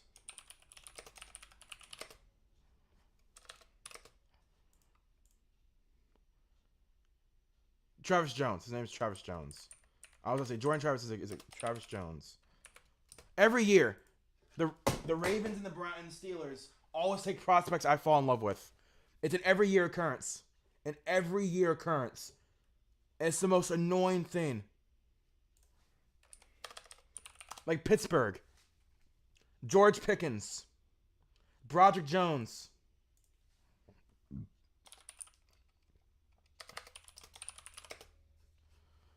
I'm like going through every pick that they've taken that I fell in love with that we didn't get, that they got instead. Keanu Benson.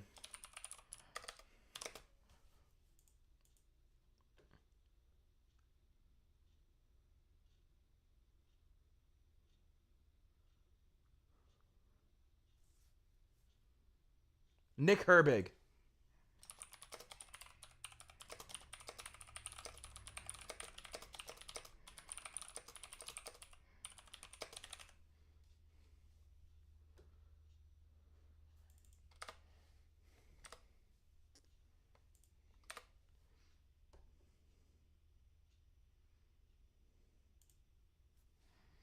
Yeah, literally every year I scout guys and I fall in love with them. George Pickens, Roger Rosengarten, Zay Flowers, Isaiah Likely, Travis Jones, Broderick Jones, Keanu Benson, Nick Herbig. Every single time I fall in love with a defensive player or a wide receiver, they always go to the Ravens and the Steelers. Why am I scouting for my rivals? Why am I always scouting for my rivals to take who I want? That was literally the joke during my stream, my mock drafts was, okay, what player do I like that the Ravens are going to draft? That's the first time this draft I've actually gotten mad about like them taking a player. Roger Rosengarten was one of my players that I've loved the entire draft process. And he goes to the gosh darn Ravens. I mean, Kingsley Samatatia is another guy I really liked as well. But Michael Hall. We have Michael Hall. So maybe we should all get a little happier, right? Because the Browns have Michael Hall. Freaking joke, dude. Because they go corner, I think they look outside corner because I think they want to leave Diamador Lenore in at nickel. Here's Spice Adams. Detroit, what up, though? We bossing up. It's good to be back home at the crib. I went to school down the street from here, 3200 East Lafayette Street. Detroit Martin Luther King Crusaders. So it's an honor and a pleasure to be here. With the 64th pick in the 2024 NFL Draft, the NFC champion San Francisco 49ers select Renardo Green. From FSU. I like Jerry Jones a little more than Renardo Green, but he's still a good corner. Renardo Green, Florida State. There you are. Yeah, I mean I like Jerry Jones a little more. When it comes to pure man coverage, Renardo Green is very good. Probably not your cornerback number one, but and cornerback number two or rotational cornerback number one, he's pretty solid. 90 PFF grade when it came to man coverage. But yeah, press man coverage is what the 49ers are kind of known for. Where is it? There we go. That's kind of what they're known for is press man coverage. Diamador Lenore, Ambry Thomas are really solid press man corners who don't get a whole lot of talk. Renardo Green's going to be another guy that fits that mold. They should be really happy they got Renardo Green for that. And the very last pick of the second round is crazy. Him and Ricky Pearsall, it's a pretty okay draft class so far. Ricky Pearsall is not the guy I would have gone with, but Renardo Green at the end of the second is pretty solid. Again, I like Jerry and Jones more, but Renardo Green's still a good player. So, oh, we're just going right into it. I thought we got a little bit of a break. The Jets have traded up with the Carolina Panthers. I thought I got a little bit of a break.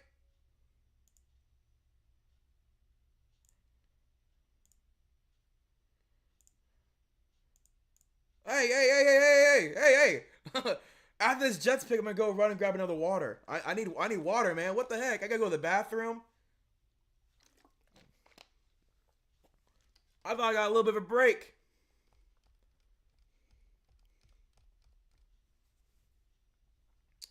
The Jets, man, they could go wide receiver here. Peyton Wilson is lasted until the 3rd round. On stage, representing the 6 service branches, Tech Sergeant Fully Jackson, United States Air Force. Staff Sergeant Mark Medlock, United States Army. LS-1 Jonathan Martin, United States Navy. Gunnery Sergeant Corey Adams, United States Marine Corps. Second Lieutenant William Picard, United States Space Force. And SK-1 T. Amber Curley, United States Coast Guard. Space Force. I forgot about Space Force. I forgot about Space Force. I forgot it existed. Oh my god, I forgot about the United States Space Force.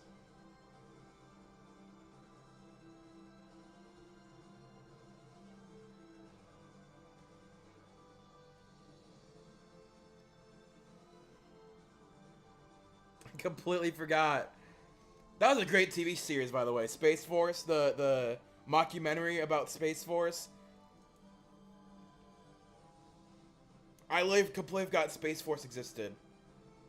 I was wondering, 'cause I'm like, okay, so you got the Air Force, Navy, Army, Marines, and Coast Guard. Who's that 5th guy? And the minute it said Space Force, I'm like, oh my god, I forgot.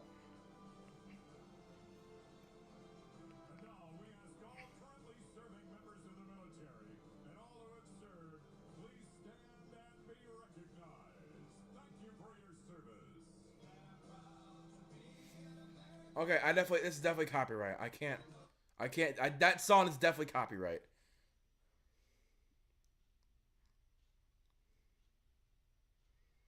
I definitely cannot have that song on the stream. Like, I think most of this is copyright because it's the NFL owns the audio and all that, but I'm not showing anything. But I think that song is definitely copyright. I don't think I can show that song on stream. So we'll mute that. Is it still going? Okay, it stopped. Okay. I'm like, I definitely can't play that song on stream. So come on, New York. The pick's been in for a while. Come on, Raj. Walk out. Announce the pick. The Jets, man. I think wide receiver's on the board. I think it's on the board. I mean, there's Troy Franklin, who's lasted way too long. Tez Walker, Malachi Corley, Roman Wilson, Johnny Wilson, Jalen McMillan, Malik Washington, Taj Washington, Brendan Rice, Isaiah Williams, Luke McCaffrey.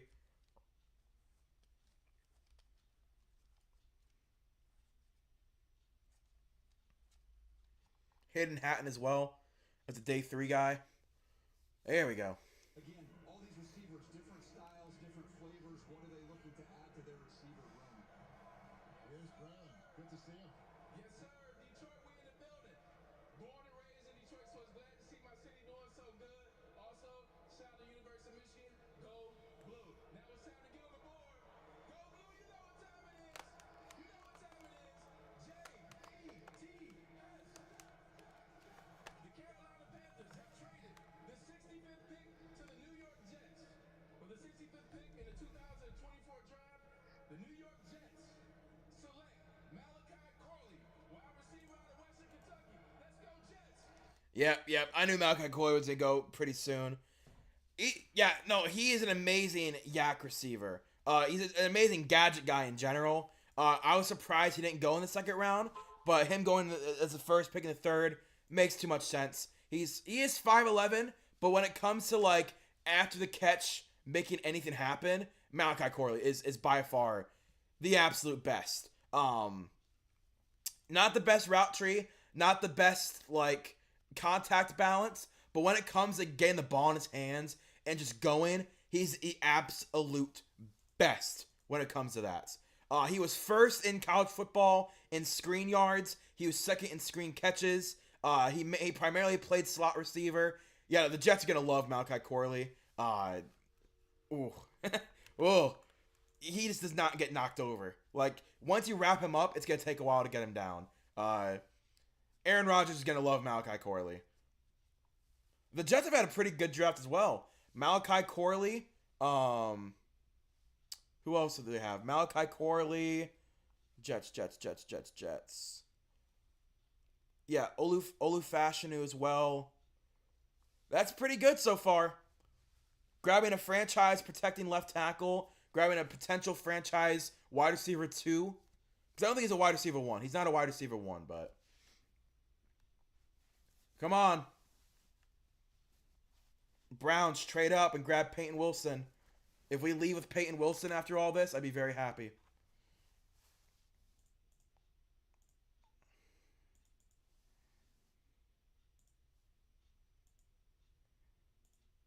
All right, who's going? Time for Leonard Davis to come back out and tell us who the latest Arizona Cardinal is here in Detroit, as we're now 2 picks into All right, round Cardinals 3. fans, we got another one for you.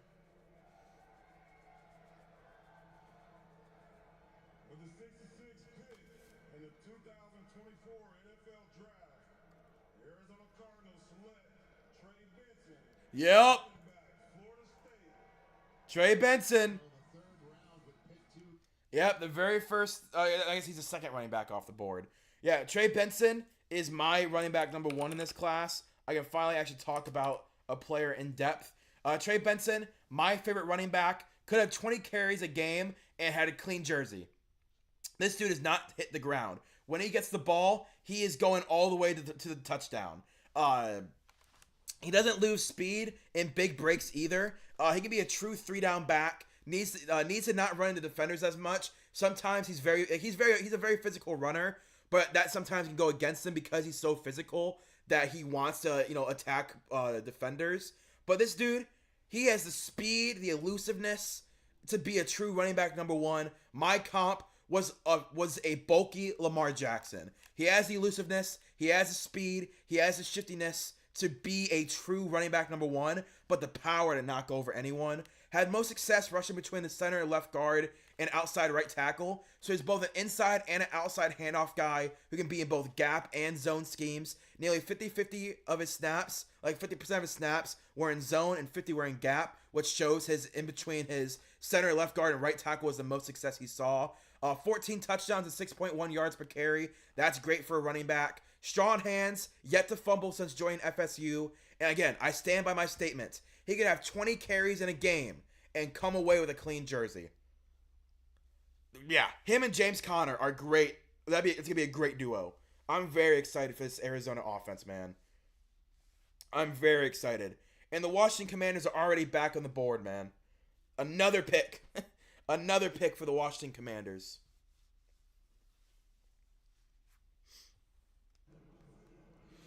So the next pick is in. Troy Vincent from the league front office is going to start making a few picks tonight. With the 67th pick in the 2024 NFL Draft, the Washington Commanders select Brandon Coleman, tackle, TCU. Okay. Not my guy. There's a lot of guys above Trevor Coleman for me. Oh, Brandon Coleman, sorry. I don't have anything about him. I have nothing about him. Brandon Coleman. There he is. All right, I found him. Yeah, I don't have anything super in-depth about Brandon Coleman. He allowed 0 sacks, allowed 17 hurries, though, had split snaps this season at left tackle and left guard, and had split snaps his entire career between left tackle and left guard. So more than likely is going to play left guard for them. He's 6'6", 320, which is very big for a guard, but again, he can swing out to left tackle if needed. He's a very big developmental offensive lineman prospect. Really good when it comes to pass blocking, but run blocking definitely needs to work on his run blocking. But as a pass blocker, he's pretty polished. Sorry, that's all I have on him. That's all I have. I don't have any like percentages or anything big like that. But Brandon Coleman at 67, about where I thought he would go. I had a 3rd round grade on him, so Yeah, I'm gonna go to the bathroom real quick. Now there's a commercial. I did not know round 3 started right away, so I'm gonna go to the bathroom while there's a commercial going on. So BRB.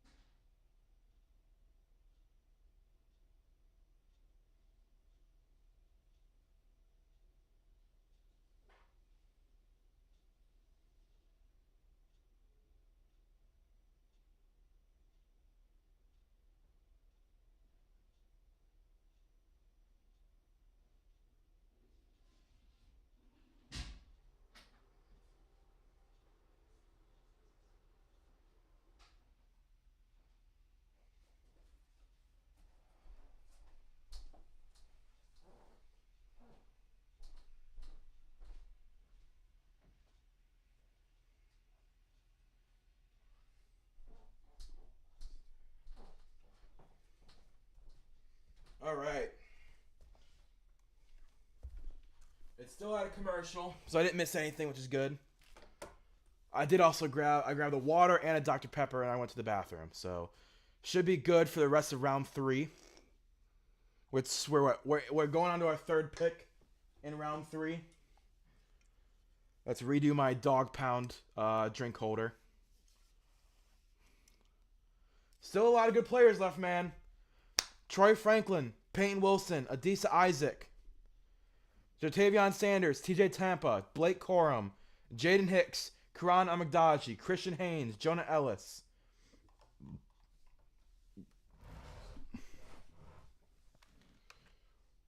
A lot of good players coming out of the third round still. About him. Cooper Kupp, Super Bowl MVP, was his 69th overall pick in 2017. Look, I didn't mean to unmute that. All right. The Patriots pick is in. They've gone quarterback and wide receiver, Drake May and Jalen Polk. Defense, Gerard Mayo is a defensive head coach. So maybe they can go a defensive pick right here. That'd be somewhat interesting.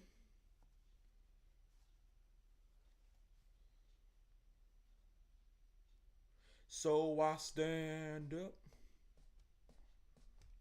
Yeah, Gerard Mayo, Alex Van Pelt, and DeMarcus Covington is a very interesting coaching group. Plus, you have Dante Hightower coming back to coach linebackers. That'll be exciting.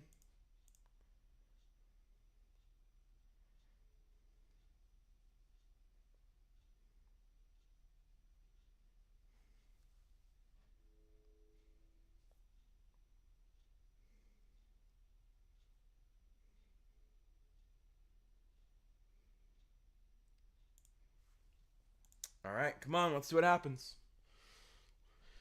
Pick number 68. They could double dip a wide receiver, but I feel like defense is where they got to go. Edge rusher, maybe. Maybe they go edge rusher. actually, it looks like it's Troy Vincent coming out with a couple special guests. Oh, I'm going to mute this if it's what I think it is.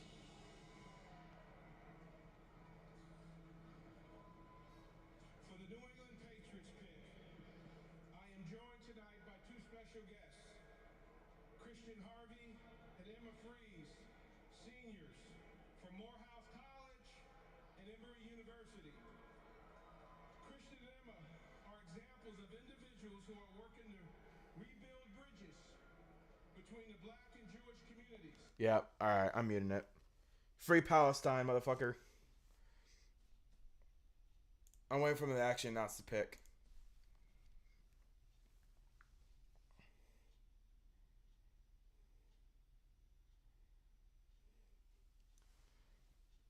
Ugh.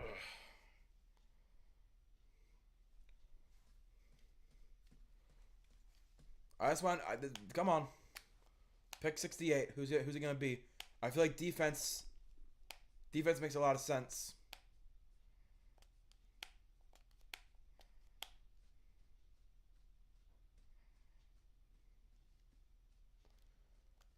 Especially when you dip at quarterback and wide receiver.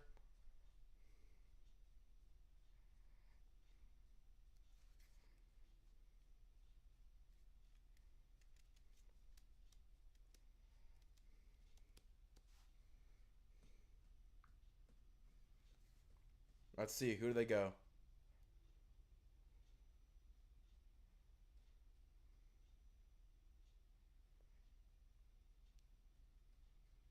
Caden Wallace from Penn State. I'm not familiar with Caden Wallace. I do not have any grades on Caden Wallace. Okay. I didn't think he'd go in the first 3 rounds. That's why. I only do the first 3 rounds of guys. So I have him as a 4.5 grade. So it's a round early. He's a right tackle from Penn State. It's allowed 6 sacks in his career. 1 sack the last 2 years. A lot of experience. Solid athleticism. More likely a swing tackle and not a starter. Just someone who can kind of fill in when need be. Due to injury or just like, when you need extra linemen. Looks like that's what the kind of role he's in. The Chargers already have their pick in very quickly at 69. I like defense right here as well. Defense has to start going, dude. Like, why are there no defensive guys going in this draft?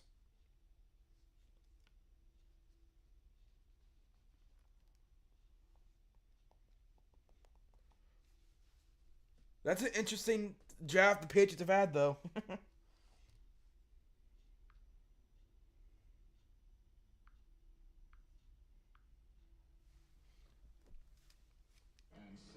I feel like defense, man. It's got to be defense. Eventually, someone has to go defense. Peyton Wilson's still available. Thank you, Detroit. Thank you. This is a very special night. You should be so proud of what you're doing. Thank you.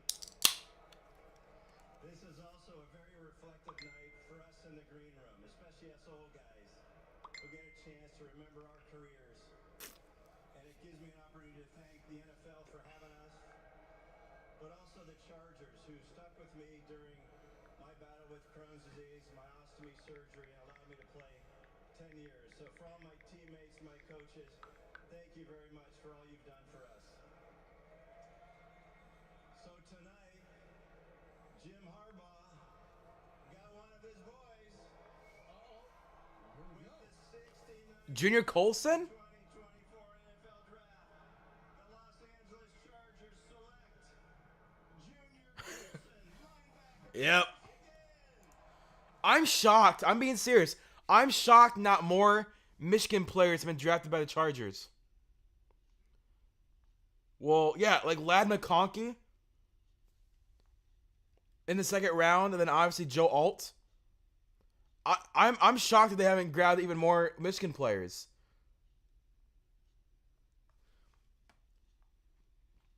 Like, I wouldn't be shocked if like a Zach Zinter or Drake Nugent ends up on the Chargers as well. Come on.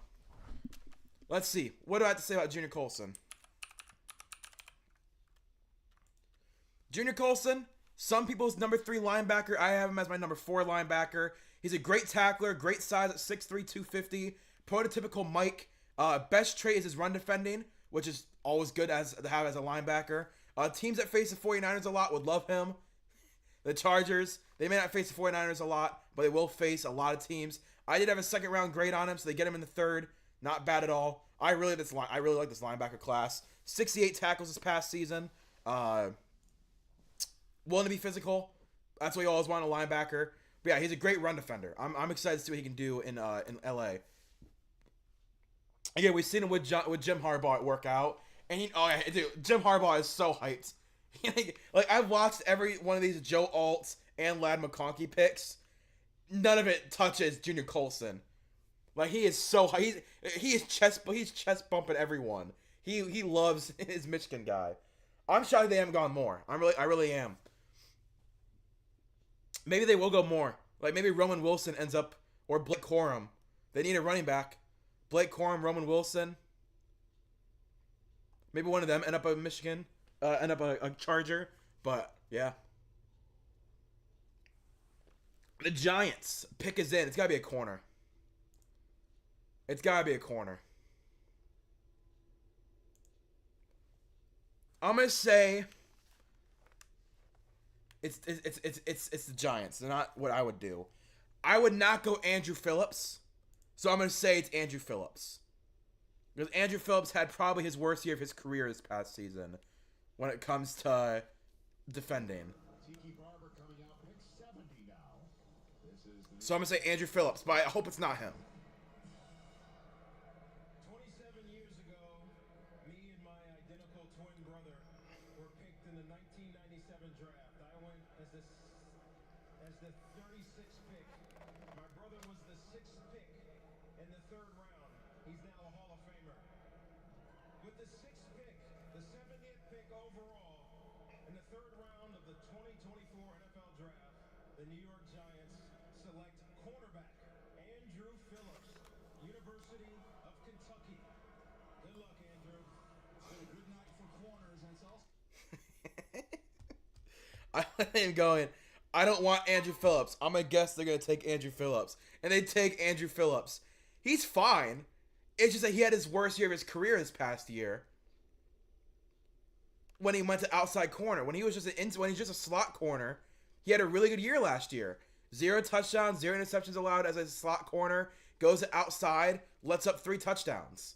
So maybe they want to move him back into slot corner where he succeeded the most. But yeah, great athleticism. He has really high hops. Like his jumping abilities really well. Very confident. Plays very physical in zone coverage. Yeah, I just didn't think Andrew Phillips would go before a couple other guys. That's it. Like, I still like TJ Tampa and Jerry and Jones more. So, Andrew Phillips was my number 3 remaining corner. He was my number 3 remaining corner.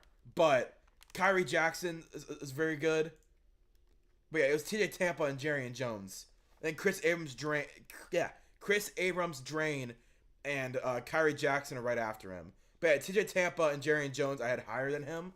But if they want a slot corner, Andrew Phillips showed he has the power to do it. nice when you only have to jump once. The Cardinals about to choose their 5th player in this With draft. the 71st pick in the 2024 NFL Draft, the Arizona Cardinals select Isaiah Adams, guard, Oh, University of Illinois. that's not horrible. Okay. He played tackle. And a lot of people thought he was going to play tackle, but they're hiring him in at guard. Because he's 6'5", 315. I thought he might stay at tackle. But he's moving the guard. He's a development guy. You're going to want to develop him a little bit more before trusting him full time. But he'll probably start for them, knowing how thin their roster is. 6'5", 315, has a size and movement ability to be a quality guard in the NFL. He did let up 9 sacks last year, yikers. But hopefully he can get that fixed up in the pros. I mean, if you probably put him next to Paris Johnson Jr., that's gonna get better. Yeah. Wow, I didn't think he'd go this high. I had him at 108. I had him at 108 because I have 175 players rated. Usually the first 3 rounds. I try to do plus some. Like, for example, I have a lot more than 3 rounds of guys. That's why, like, Isaiah Adams, I had some right about. Caden Wallace, I had nothing about him. Brandon Coleman, I had as a guard, not as a tackle. I mean, sorry, as a tackle, not as a guard, so I couldn't find him. But, yeah, Caden Wallace is the first one that I didn't have any grades on.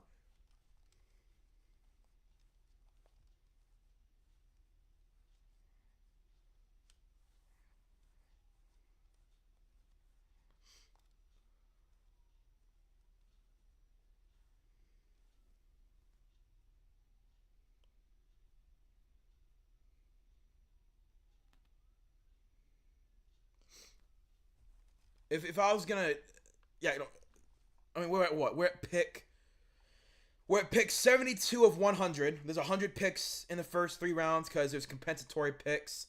There are what? 1, 2, 3. There's 5 comp picks in the 3rd rounds. Because usually there's 96 picks usually. But I think Stone had the forfeited pick this year due to them tampering. I'm pretty sure it was the Dolphins actually. So there's only 5 comp picks in the 3rd round this year. 100 picks overall in the first 3 rounds. I have. Oh, actually, I only have 125.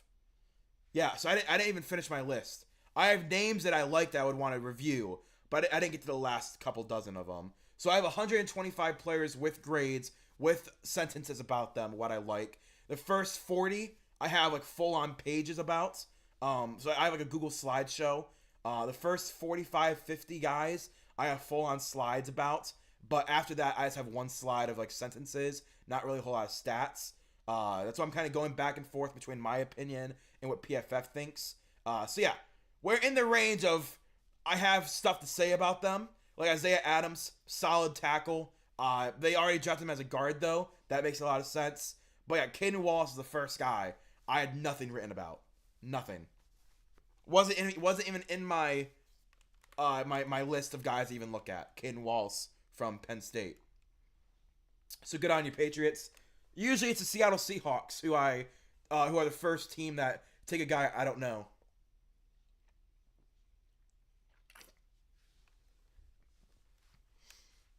All right, the Panthers. The pick is in for the Panthers. Who do they go? Browns are at pick 85.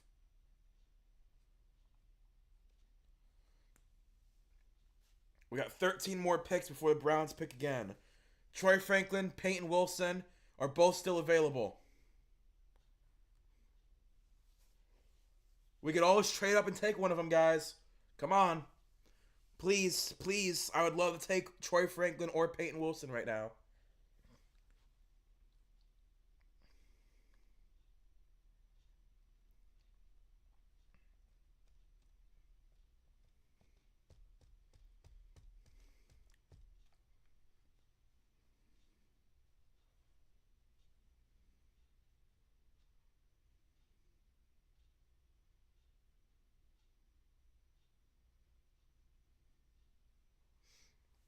Panthers, come on. You've had 8 commercials to get that written down on a piece of paper. There we go. They have the highest pick from next year, 2nd round pick from the Rams. Anyway, here's Musa Muhammad back at the podium. And with the 72nd pick in the 2024 NFL Draft, the Carolina Panthers select Trevin Wallace, linebacker, Kentucky. Let's go, Panther Nation. We haven't seen many linebackers. You just referenced the Nope. I definitely don't have him in my paper. I have no idea who that is. I have no clue who Trevin Wallace is. That is definitely not in my paper. I'm going to have to rely only on PFF for that one. PFF says he is 6'2", 241. Top tier athlete. Got to improve his anticipation and recognition. Had 54 tackles. That's pretty good. Played box linebacker, so he's a prototypical Mike linebacker. Yeah. Don't know who that is. Do not know who Trevin Wallace is. So, the Panthers and the Patriots. 2 guys that I have no clue who they are. Never heard Trevin Wallace's name before. I knew who Caden Wallace was, but I never scouted him. The only reason I know who Caden Wallace was in my Olu Fashanu scouting. I saw his name. No clue who Trevin Wallace is, though. That is that.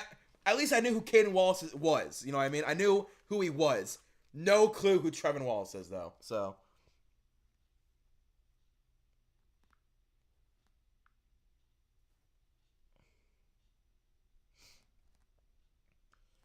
If I'm the Cowboys, I'm going offensive line right here, though.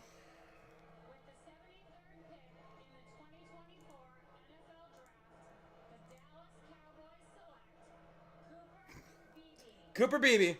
Yep. Guard from Kansas State. That's great. That's a great fit. That's a great fit. Man, Dallas, they always pick offensive linemen I like. They always do. So you now have Tyler Guyton. It was Tyler Guyton and Cooper Beebe.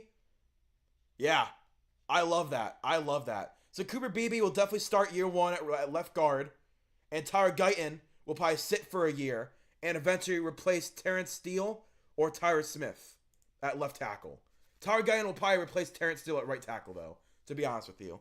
But yeah, they have double dipped the offensive line, going all in on protecting their quarterback. I like that. I really like that. They've done a bang up job. They've done a bang up job at protecting their quarterback this draft. The Falcons pick is already in as well. So the third round's probably going to go a lot quicker than the second.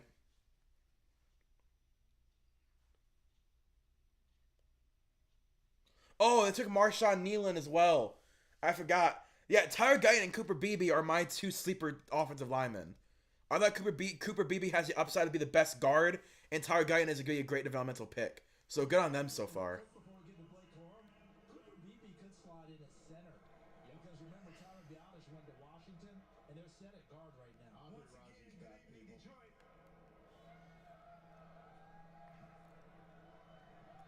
In representation of the Atlanta Falcons, this great shirt that I have on.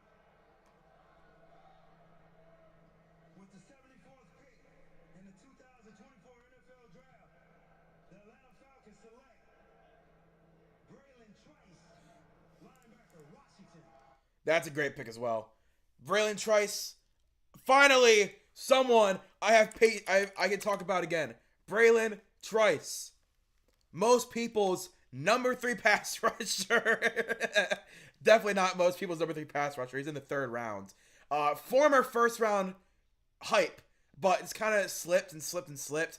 Very statistically dominant. Bloomed the second he got starting snaps. He's a fluid rusher, uses power to leverage his speed. Needs to work on open field tackling as a lot of these edge rushers do.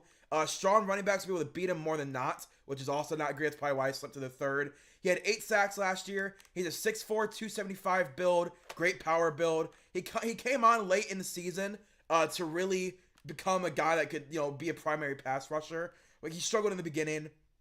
His open field tackling is still an issue 2 years later. So hopefully he can develop that alongside, just the run defending in general. He can pop into coverage if asked. He had above 70 grade the last 2 years when popped into outside linebacker coverage.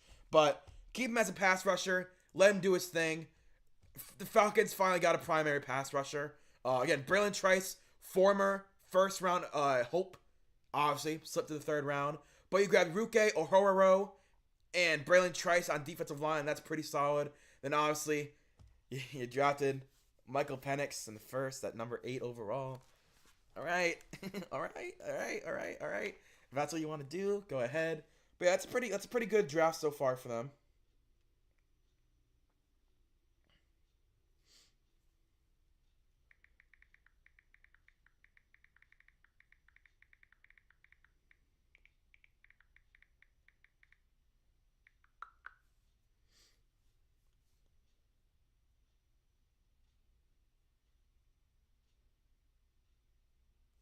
All right. I had to clear my phone again. The Bears pick at 75 is already in. I completely forgot that the Bears stole the draft.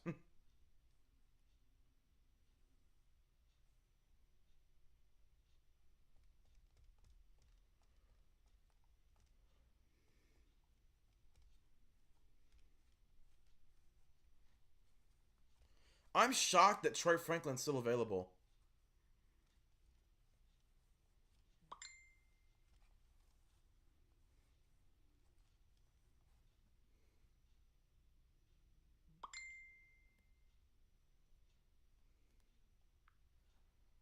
Hmm?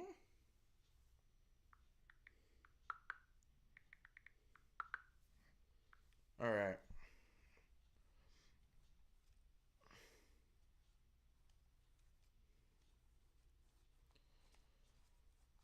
Yeah, so far his draft is going pretty well.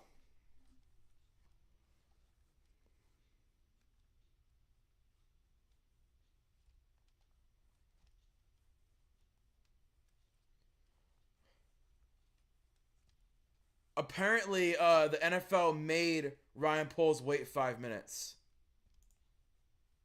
before drafting Caleb Williams.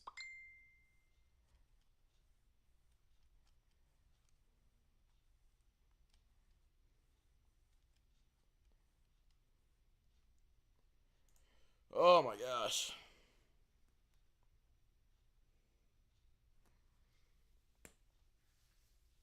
This will be fun. This will be a really fun NFL season, man. A lot of movement in the offseason. Really good draft class. Like in the top half of the draft is really good. 6 rookie quarterbacks in the first round.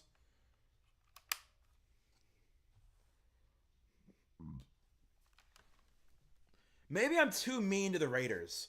They have yet to take Spencer Rattler.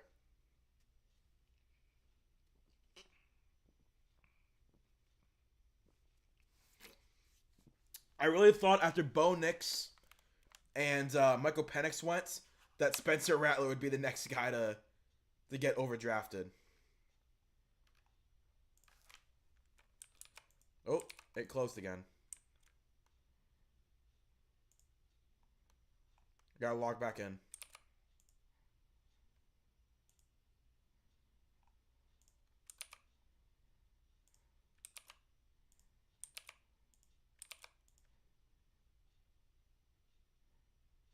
There we go. All right. There we go.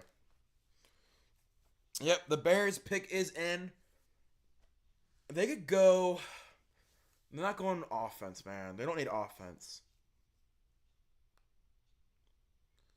They could go interior offensive lineman, but it's more than likely defense. Wouldn't be shocked at a pass rusher or a D tackle. Just defensive line, I wouldn't be shocked at in general.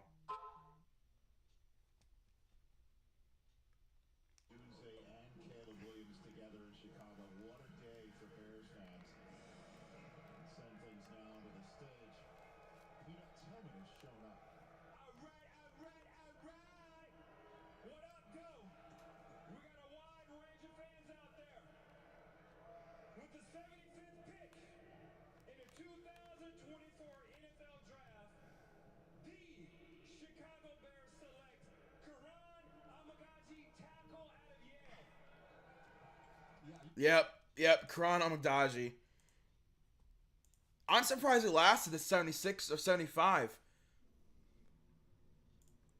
I mean, Amagdaji is definitely a developmental tackle, kind of like Kingsley Samatatia, but not as raw. If Karan Amagdaji actually went to the Senior Bowl and played, he probably would have gone in the second rounds. Because, Yale... So there's the FBS and FCS. The FBS is the best D1 football conference. The FCS is the lower tier Division 1 conference. Karan plays in the worst conference in the worst division of D1. That's the Ivy League. No, excuse me, not good. No one in the Ivy League is going to the NFL, except for Karan Amagdaji. That's why I kind of wish he would have played at the Senior Bowl to see what he looked like against better talent. But the Bears had the opportunity to draft him. I think it's a pretty good landing spot for him. Yeah, Braxton Jones. Yeah, Darnell Wright. This is kind of telling Braxton Jones, hey man, hey, if you don't get better, we have a backup option in Karan Amagdaji. What is going on here? How many people in Chicago watched Caleb Williams and Roma Dunze play? Everybody. How many people watched Karan Amagaji play? The Yale Club of Chicago. Sure. Here's the Denver Broncos' latest pick. Tony Sheffer. Group, and my former owner, Pro Football Hall of Famer, Pat Bowlen, and the legendary Bronco players I played with, Champ Bailey, Al Wilson, John Lynch, Jason Elam, Matt the Hawk Prater, and the greatest undrafted wide receiver in NFL history, Ron Smith, the world's greatest fans. Super fan, Alan Levine Jones, who we lost recently. Rest in peace, Bronco Betty. My coach, Mike Shanahan. Put Mike Shanahan in the Hall of Fame. Hey, brother, no one cares about the Broncos. Bless Bo Nix. With the 76th pick in the 2024 NFL Draft, the 3-time Super Bowl champion Denver Broncos select Jonah Ellis, linebacker, Utah.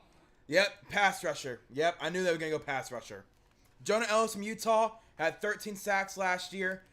My comp is Marcus Golden. He had a 17.7% pass rush win rate. Really good pass rusher from Utah. 6'2", 246. uses his hands very wisely. He pairs his hands with effective pass rush moves, so like swim moves or chop blocks. He's really good at. He has a very good bend, so when he's when he goes as a speed rusher, can bend really well to get over these tackles. Really good swim moves. Shifty player. Yeah, Jonah Ellis. I think he's gonna play really good. Him and Baron Browning are gonna be lethal against offenses. Every year improved. Every time he got more snaps, he improved. From last year to this year, he jumped 15 overall PFF grades. I'm a big fan of Jonah Ellis from Utah. They should, yeah, the Broncos got a good one. They got a good one. At pick 77, the Raiders are already pick is in. I'm telling you, man, I'm feeling Spencer Rattler. I'm feeling Spencer Rattler. I'm feeling Spencer Rattler. And the Houston Texans have traded up with the Commanders at 78. So the Texans have traded up to 78.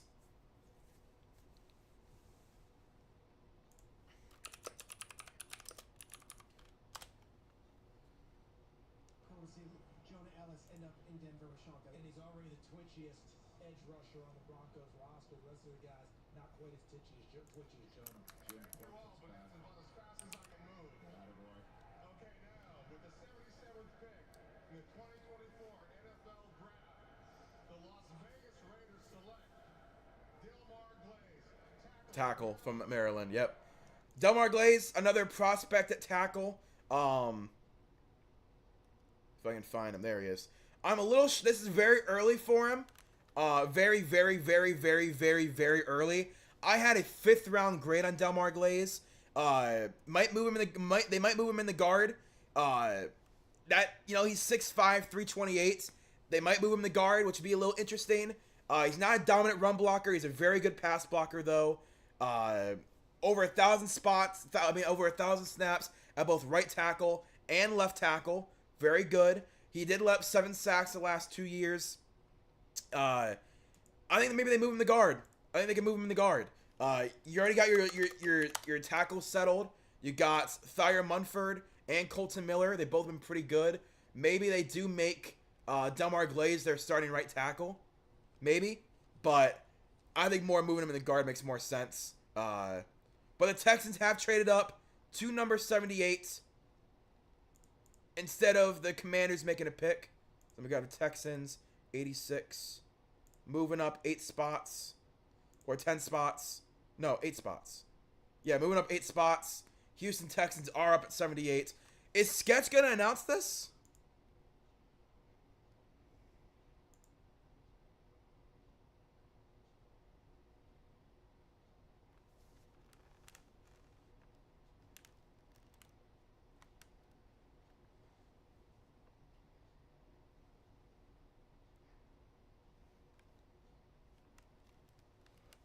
Is Sketch going to announce this? If I remember, I thought Sketch was going to announce a draft pick.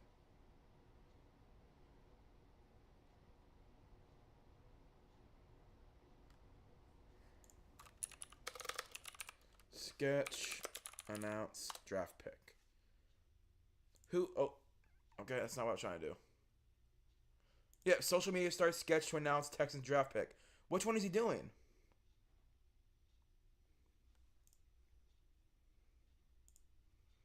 Is he doing the 3rd round? If he's about to come on stage, it's going to be awesome.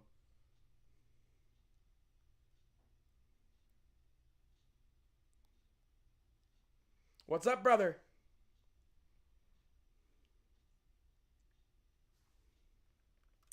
Tuesday. Special teams, special plays, special players.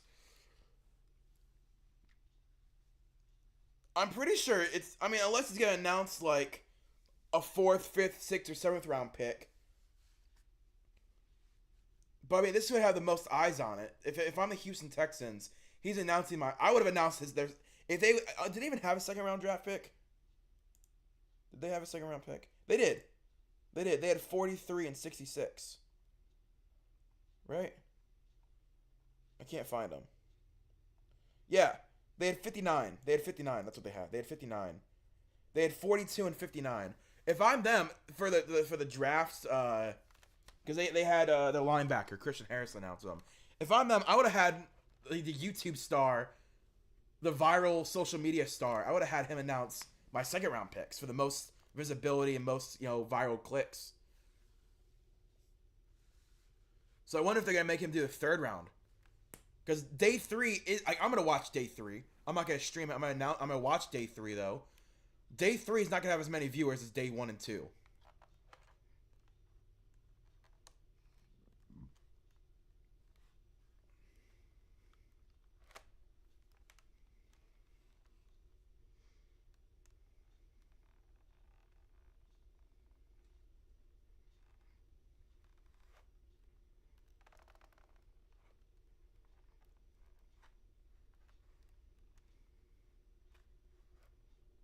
All right.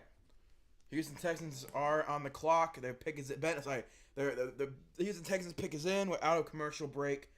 Let's see. Let's see if it's Sketch. It'd be awesome if it's Sketch that comes out and announces the third round draft pick. It'd be awesome if it was Sketch.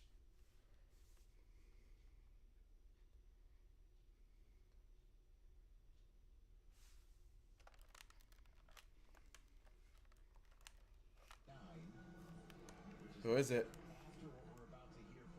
Darn it! It's not Sketch! Darn it! It's not Sketch. The Philadelphia Eagles have traded the 78th pick to the Houston Texans. With the 78th pick in the 2024 NFL Draft, the Houston Texans select Kalen Bullock, defensive back, USC. Yep, safety, Kalen Bullock. I have something about Kalen Bullock. I'm a big fan of Kalen Bullock. Kalen Bullock. He had a down season compared to last year, but still a good season overall. He has elite ball skills again. As a safety, the safety class is very good when it comes to ball hawking skills. Doesn't make the usual aggro coverage mistakes. When you're really aggressive in coverage, you try to jump a route. He doesn't make those kind of mistakes. When he jumps a route, he times it perfectly to always make the right play. Was the green dot for the secondary, so he made the changes in coverage and all that. That's pretty good. He's a strong safety, free safety, slot corner. My comp is Jimmy Ward. And guess what team he's going to? The team that has Jimmy Ward on roster. Literally, my comp for Kalen Bullock is Jalen Ward. Or Jimmy Ward, sorry, Jimmy Ward. And Jimmy Ward is the starting free safety for the Houston Texans. So, I think he should be very happy. He gets to learn from the guy that I think he emulates the most in his game. Kalen Bullock is going to be a 13-year pro. Like, if he's learning from his guy that I think is the best comp for him, makes a lot of sense.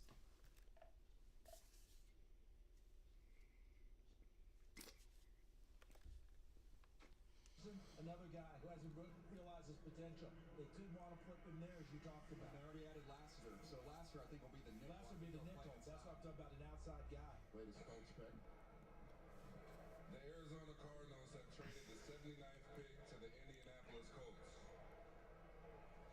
With the 79th I'm about to see a safety run. 2024 NFL Draft, the Indianapolis Colts select Matt Gonzalez, tackle, Pittsburgh. This was an interesting game. Okay. Matt Goncalves. Okay. I see the vision for the Colts. I'm confused because I thought did they not just draft a tackle? Didn't they just draft a tackle earlier? The Colts. Adonai Mitchell. Yeah, I knew about Adonai Mitchell. Didn't the Colts already grab an offensive lineman? Oh, they didn't. Okay. Yeah, no, Matt Goncalves can probably be a right tackle, left tackle swing guy. Don't think he's going to be a starter at any time in the future. But he has good knowledge of where to be, when to be in a run play and a pass play. Great strength, very, very competitive. Excuse me. Did tear his ACL in 2023, so maybe he has to come back down from earth because of his injury. But yeah, he's a pretty solid prospect. Probably will turn into a swing tackle. Don't think he's gonna be a starter anytime soon, but he definitely can be a swing guy with potential maybe in the future to be a starter. But Braden Smith is not gonna give up his spot. They probably like Bernard Raymond a little more because of what they put into him, but we'll see. Hey, Hushmanzada. TJ Hushmanzada is announcing the Bengals pick. 80th pick of the draft. 20 picks left. Bengals Jim and all my Bengals fans up there, what's up? So this pick means something to me as I've been training this kid for a long time. Oh, he's a wide receiver. Now he's going to be drafted by the Bengals. So with the 80th pick in the 2024 NFL Draft, the Cincinnati Bengals select Jermaine Burton, wide receiver, Alabama. Oh. What's going on with Troy Franklin? What is going on with Troy Franklin, man? Jermaine Burton, I don't have anything really written on. It's a couple of sentences. Versatile at the line of scrimmage. Has a pretty good route tree, not the best, but he mostly runs vertical routes. Nothing really, close to the line of scrimmage or more possession receiver. Definitely more of a downfield threat. Quick, violent hands. He is 6 foot, 194. Had a 56.3% contested catch rate. That's pretty darn good. 11 deep catches for 484 yards. That's about 25th in college football. His average depth of target was 20 yards per target. That was 4th in college football. He's a deep threat. He's a deep vertical threat. In the third round is where you want to take those type of guys because he's not there's not much more to his game. He's a deep threat. He's a deep threat. Not much more to that game besides being a deep threat. The Seahawks are not trading out of 81. They are picking at 81. Browns up at 85. Peyton Wilson, Troy Franklin, Adisa Isaac, all on the board still. Jatavion Sanders, Jaden Hicks, Christian Haynes, Tez Walker, Jalen McMillan as well is still on the board. He's an interesting threat. 6'1", 200-pound receiver.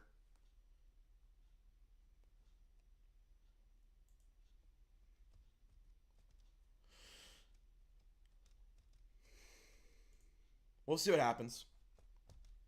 I swear, if the Browns go like some dumb pick, I'm going to be so mad. I wouldn't mind Christian Haynes. I wouldn't mind Christian Haynes as a future of the guard position. Because Christian Haynes is still available.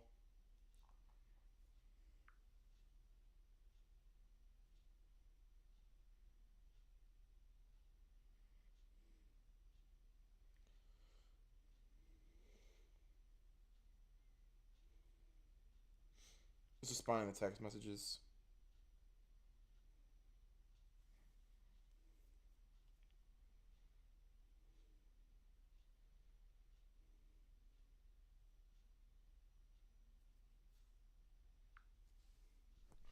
Ugh.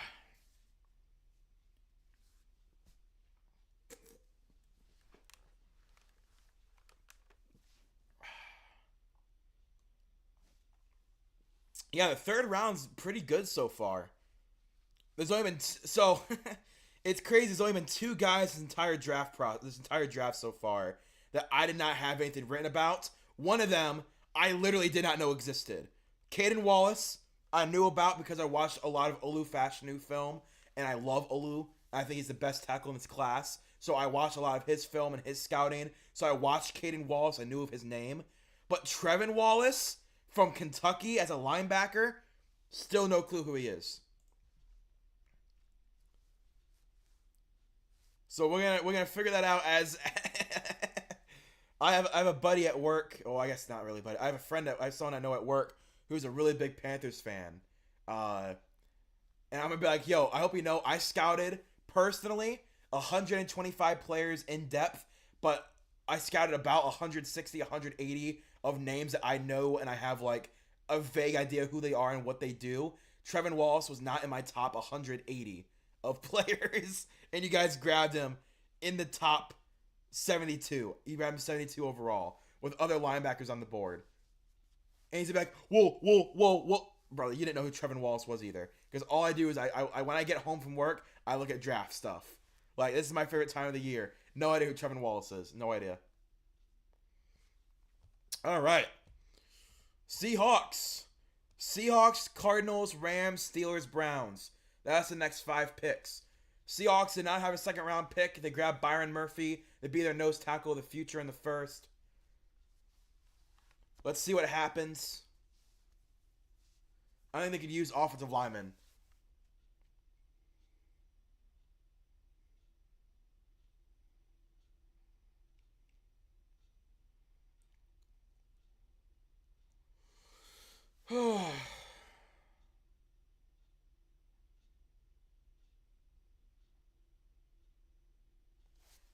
Here we go, Seattle.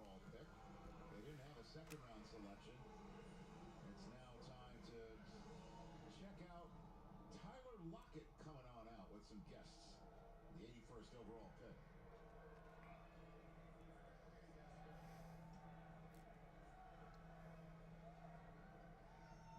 It's truly a blessing to be standing here in support of these girls as we fight in the state of Washington to make girls flag football a sanctioned sport.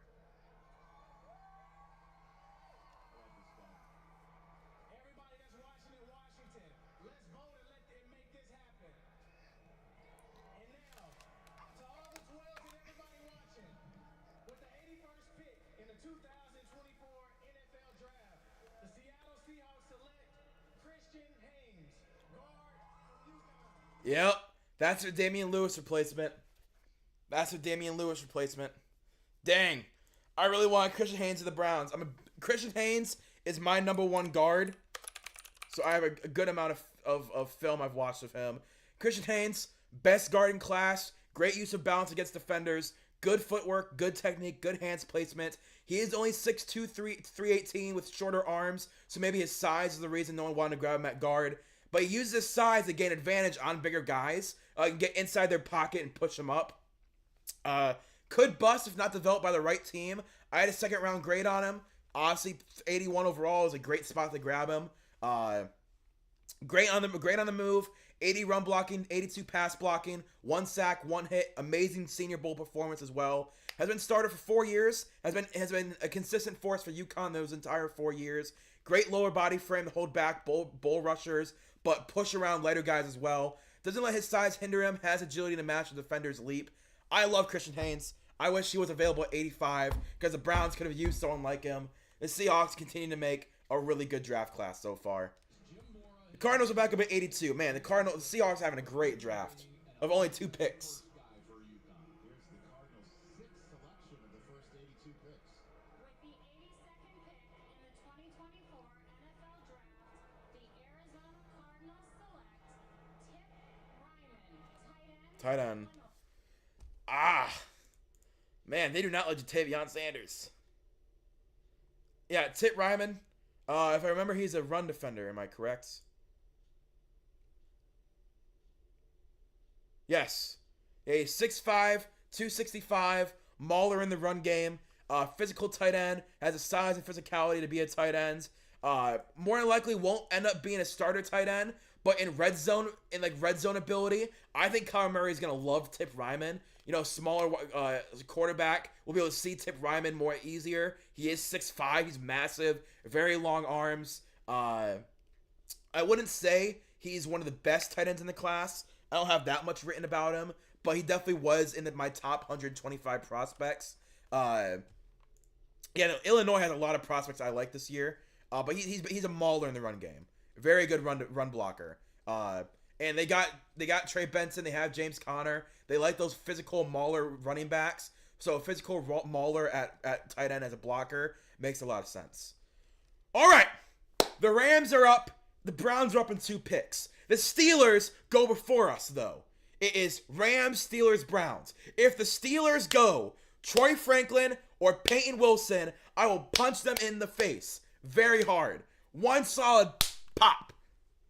The Ravens took Roger Rosengarten. If they take Troy Franklin or Tez Walker or Peyton Wilson, I'm fighting them. No, let it go. Let's just let it lie. That's a question I would follow up on. Allow me to introduce my daughter. Is the Isaac Bruce. I love Isaac Bruce. 8th grader, state qualifier in the 4x100. And with the 83rd Speed runs in the family. in the 2024 NFL Draft, the 2-time Super Bowl champion Los Angeles Rams select Blake Corum. It wasn't one of my guys. But Blake Corum, interesting. I like Kyron Williams. So will he be a change of pace back then? You have Kyron Williams, a downhill runner, physical guy, and you have Blake Corum, that third down scat back, receiver and like speed, while Kyron Williams is the mauler. That might be what it is. I like that pick though. I like the Blake Corum pick. I thought so pre-draft process.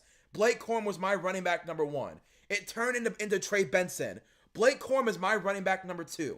So anywhere past the second round has been an absolutely great draft pick. So my comp is Nick Chubb for Blake Corum. Amazing cuts, amazing open field elusiveness, amazing at making you miss. Blake Corum is Nick Chubb in my opinion. Like a B version of Nick Chubb. He's not the physical dominating running back of Nick Chubb. I think that's more what Donovan Edwards was. But Blake Corum, when it comes to his field vision, the way he has a home run ability, he is Nick Chubb, right? Can be a gap or a zone scheme guy. He is still a strong running back. 30 reps of 225 pounds. Dude's special. And he's not a great pass pro. This is Nick Chubb. Like, he's a downgrade version of Nick Chubb. His open field elusiveness and his field vision is at the level of Nick Chubb. So they got themselves a steal at 83. I had him as my number 1 running back for the longest time. Trey Benson only overtook him like 2 mock drafts ago. Within the last month, Trey Benson overtook Blake Corum. I still think Blake Corum is Nick Chubb. Trey Benson I have as Lamar Jackson. He's Nick Chubb. Not as physical as Nick Chubb, but everything that Nick Chubb uses to be dominant, he uses. Except for the physical, break tackle. But everything besides that, he's amazing at. Yeah, Kyron Williams and Blake Corum are going to love each other. They do different things. Kyron Williams is that downhill, like, I will tackle you, I will break your tackle. Blake Corum is, you're not even going to touch me. Like, I'm going to be so elusive, I'm going to work the field so well. You won't even be within 10 yards of me.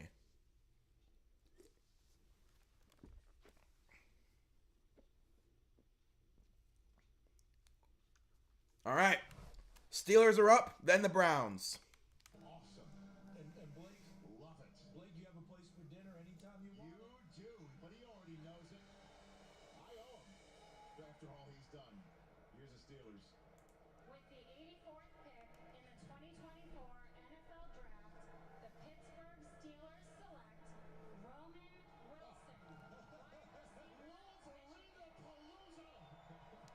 Wolverine-a-palooza! Yeah? Roman Wilson, that's a pretty solid pick.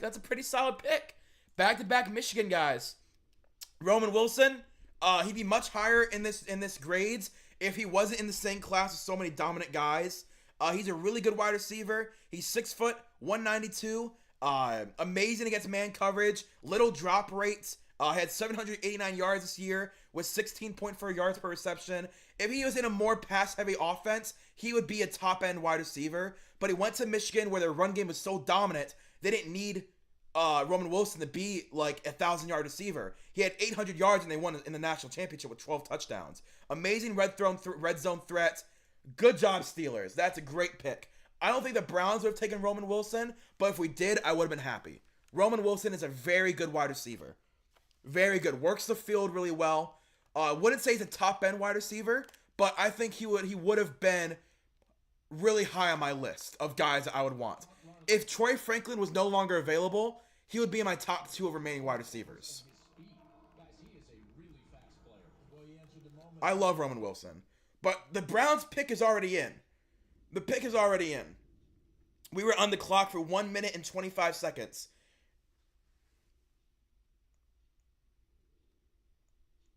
Come on, Browns. Troy Franklin, Peyton Wilson. Give me Peyton Wilson.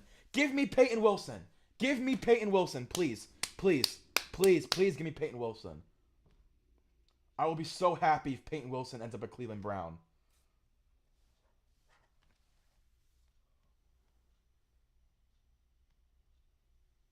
Oh, we're going to commercial break. Come on. I really want... Like I would love to have Troy Franklin because I love Troy Franklin as a wide receiver. But Peyton Wilson, like at linebacker, let's go over like at wide receiver, right? At wide receiver. Oh, not quarterback. At wide receiver, Troy Franklin, Tez Walker, Jalen McMillan, Taj Washington, Isaiah Williams, Luke McCaffrey, Hayden Hatton. I like all those wide receivers still for the Browns. At linebacker, though, I mean, and Adisa Isaac at edge. I like Adisa Isaac right here. At linebacker, Peyton Wilson, Jeremiah Trotter, John Tree Hunter, Eddie Ulo. So 8 or 9 wide receivers compared to 4 linebackers. Let's get the linebacker. Excuse me. Let's get the linebacker now, and maybe even trade back up into the third round pick. Into the third round. There's 15 picks left in the third round. Maybe we trade back up into the third round. We have 156, 206, 227, 243. No way we make those draft picks. There's no way we're taking 6th, 7th round draft picks. There's no way. There's no way. We don't have the roster space for these guys. They're not gonna make the team. They might make the practice squad. They might make the practice squad. We don't need those draft picks. The fact that Andrew Berry hasn't traded up, I don't know why. But the Browns are on the clock, on the board. Pick is in. I need a Peyton Wilson. We got our D tackle, which I didn't really want, but I understand why, right? I understand it. All the D tackles were going in the second round. If you wanted a D tackle that was going to start or play heavy minutes for you, you had to take him in the second round. You had to. I get it. But Peyton Wilson's still there in the third. Troy Franklin's still there in the third. Adisa Isaac is still there in the third. Jatavion Sanders still in the third. Trade back up into the third round after this pick and get players that will play impact minutes for you year one. That's all I'm asking. That's all I'm asking, Andrew Berry. That's all I'm asking. I'm so nervous, man. I'm so nervous. Every single time the Browns are about to pick, they go to commercial break. Last time it was Houston, then the Browns. Now it's just the Browns. All right, time for smarter picks presented by NerdWallet. Oh my gosh, I don't care. I don't care. I don't care. I don't care. Literally, last time the Browns were about to pick, it was commercial, like 8 commercials, then Houston, then Cleveland. Now it's 8 commercials and then Cleveland. Just let us pick. Just let us pick. So far, 6 Michigan players have been drafted, not including Drake Nugent, Zach Zinter, which I think they're both going to be drafted pretty high, maybe in the 4th or 5th round. Going to Pittsburgh, those are your Wolverines so far. Latest Browns saw a lot of diamonds last night. I want to tell all you draft picks at home, save your money. It's not about how much you make, it's about how much you keep, all right? Remember that. Good advice. With the 85th pick in the 2024 NFL Draft, the Cleveland Browns select Zach Zinter. Yes!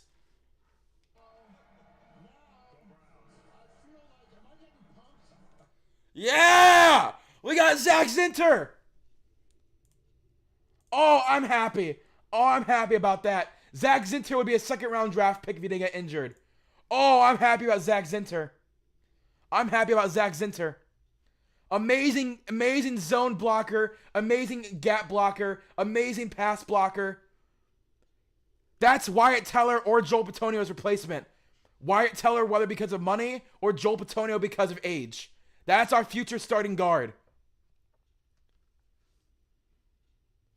Oh, yeah. Oh, yeah. Oh, yeah, Andrew Berry. Oh, you cooked with that. You cooked. That is a 2nd round prospect that only went in round 3 because of injury. Only reason.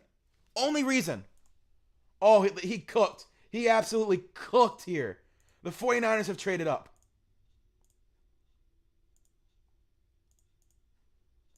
Don't worry, Zach. You'll win a Super Bowl. Don't worry, Zach. You're going to win a Super Bowl.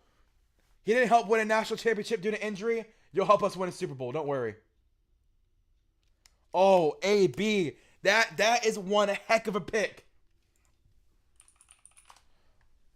However I was feeling about the Michael Hall pick, Zach Zinter made up for it.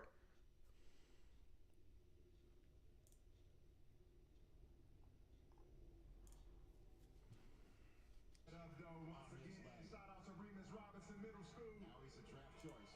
The Latest 49ers Philadelphia Eagles pick. have traded the 86th pick to the San Francisco 49ers. And with the 86th pick in the 2024 NFL Draft, the NFC champion San Francisco's 49ers select Yeah, Dominic Pooney, developmental offensive lineman. Last guy on the board that I really feel deserved to be in the top 3 rounds. Let me actually see. Let me look back at my list again at tackles. Christian Jones, never mind. Christian Jones. I think Christian Jones could easily go in round 3. Yeah, Dominic Pooney, developmental tackle / guard hybrid, 6'5", 320. Probably will move in the guard because of 6'5". He has the power, he has the size to potentially be a starting guard in the NFL. Knowing the 49ers, he'll be a starting guard in the NFL. He let up no sacks the last 2 years. Really good player. He's a really good pass blocker, a really positive run blocker as well, but definitely known more as a pass blocker. Played left guard in 2022, left tackle in 2023. Dominic Pooney he's gonna start for them. He's gonna start for them. I mean, if we just go to San Fran, their depth chart at left tackle obviously is Trent Williams. Left guard is Aaron Banks. They could easily move Aaron Banks to right guard, put him at left guard starting day 1. Dominic Pooney's a good choice for them at that pick. Good pick for them. Good pick. The Cowboys pick is in. Let's see who they go. I actually like the Cowboys draft so far. You got Tyler Guyton, you got Cooper Beebe, you solve your offensive line issues. Marshawn Nealon will be interesting. I'm not the highest on Marshawn Nealon, but again, other people are that I respect. So maybe I'm the one in the wrong. You know, that is always possible that I'm the one in the wrong. But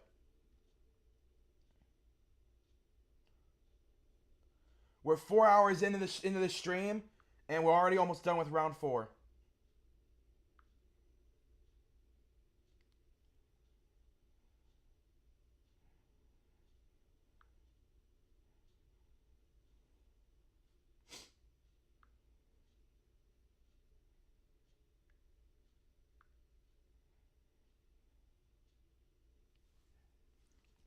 All right.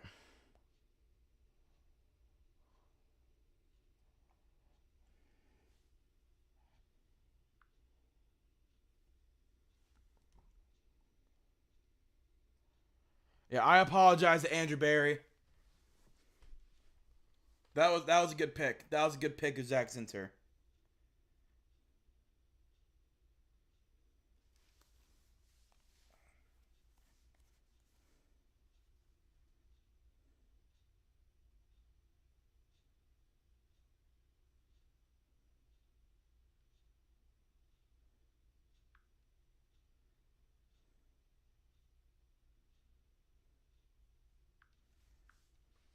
All right.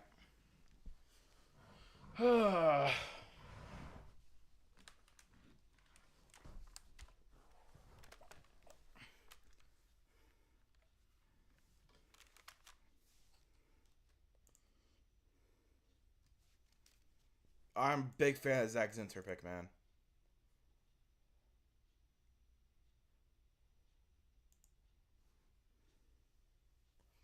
Yeah, I like Mason McCormick and Zach Zinter, but Zach Zinter, when healthy, is a day 2 is round 2 pick. So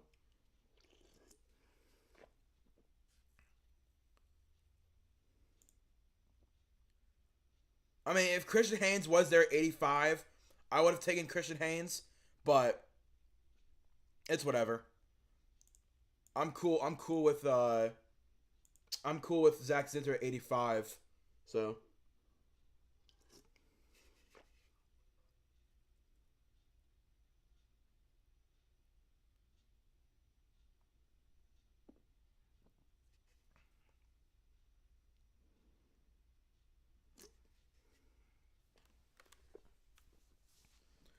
man, something's got to be going on with Peyton Wilson. I don't know what's going on with him, but the fact that he hasn't been taken yet is shocking.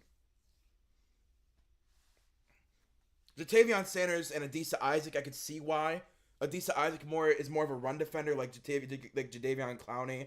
Jatavion Sanders, tight end, is a little confusing. I would have gone Jatavion Sanders over like Ben Sinnott or Tip Ryman. But Tip Ryman is I understand why the Cardinals would go for it. He's a better run blocker. He engages the run more effectively, and he's a bigger threat in the red zone. He is 2 inches taller, 10 pounds heavier. You know what I mean? I see why. But over Ben Sinnott, I don't know. I love the Zach Zinter pick, man.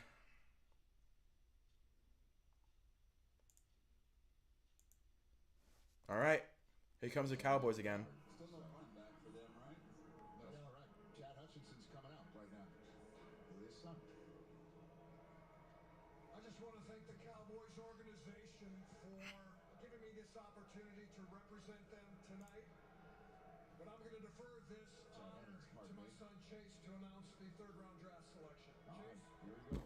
With the 87th pick in the 2024 NFL Draft, the Dallas Cowboys select Marist Liufau, linebacker, Notre Dame. Oh! Maurice Liufau. This is really early. I actually have a really high grade on Maurice Liufau. I have a 4th round grade on him. Most people he's like 5 or 6. I have a 4th round grade on Maurice Liufau. In a 3rd? I mean, he's a good coverage linebacker. Has his defined role. He's definitely that coverage guy who can't, he's solid, but he's not like a all-star, all-pro linebacker. Needs to work on his run defending IQ. Sometimes he overbites and doesn't take the right angle. Coverage linebackers are always good to have. Finds the gap and blitzes. I have a 4th round grade on Maurice Liufau. So I'm actually not mad at the value, but I'm shocked that they haven't rated that highly. I have him as 106 or 107 on my board. So this is 20 picks early. Wow, cool. I'm happy. I mean, it sucks that it's the Cowboys who drafted him, but something's wrong with Jeremiah Trotter and something's wrong with Peyton Wilson. I don't know what, but something must be wrong with them, man. Because Jeremiah Trotter is in my top 75 and Peyton Wilson is in my top 32. So I'm wrong somewhere. Packers are up.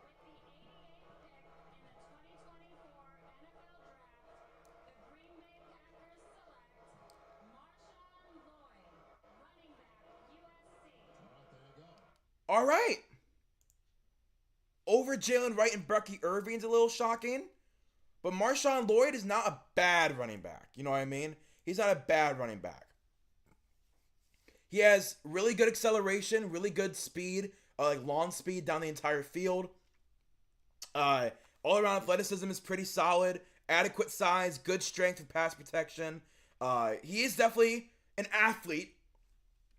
If he can improve his open field vision, he can be a really good running back. For the Green Bay Packers, didn't they just sign Josh Jacobs to a long-term contract? And they brought back A.J. Dillon. I don't know where he's going to get snaps in this offense. Because A.J. Dillon and Josh Jacobs are better than him. So I wonder where he's going to get the snaps. Maybe A.J. Dillon is just going to get cut. He only signed a 1-year deal. So, yeah. I'm a little confused. A.J. Dillon watching the draft should definitely be a little worried. Because that tells me he's not on this team long term. Like, there's not a defined role for him long term anymore.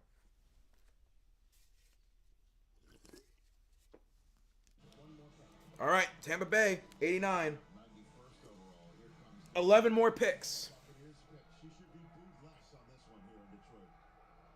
With the 89th pick in the 2024 NFL Draft, the Tampa Bay Buccaneers select Tyke Smith. Yes!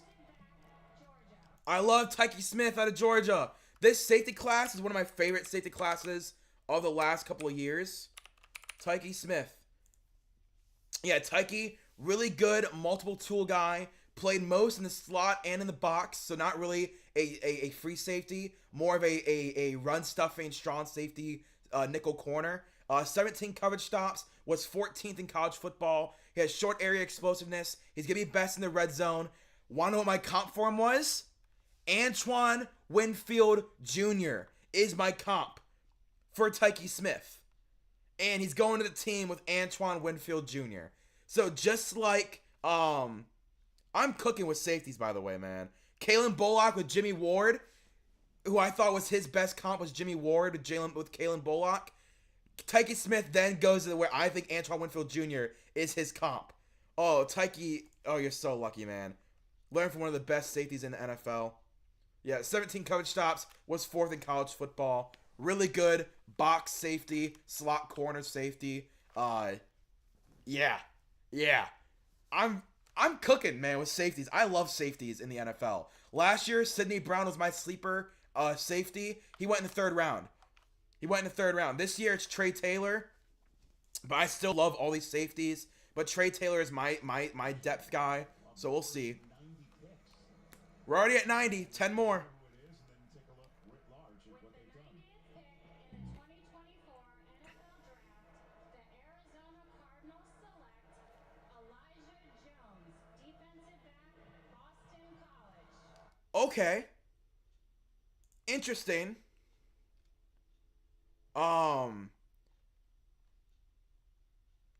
Interesting. Interesting is all I'm gonna say.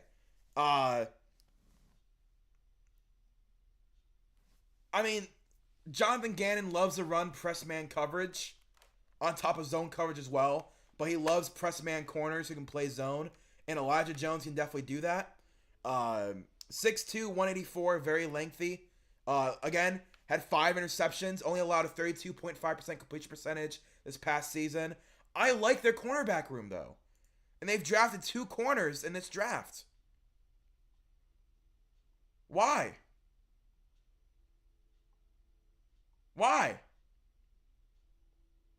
Max Melton and Elijah Jones. I liked your cornerback room. Keitrell Clark was one of the best slot corners in college football last year, 2 years ago. You drafted him last year.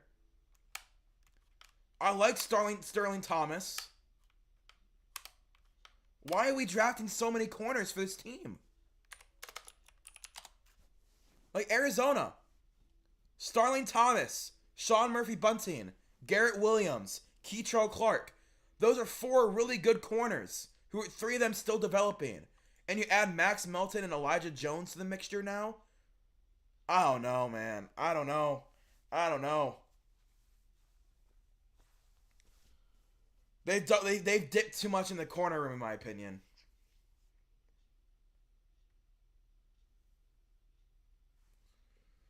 Just a little too much in the corner room.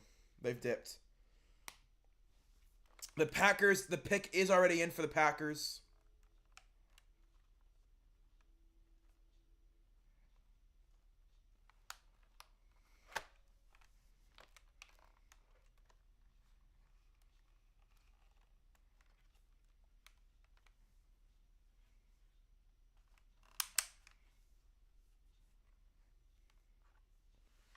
Oh man, yeah.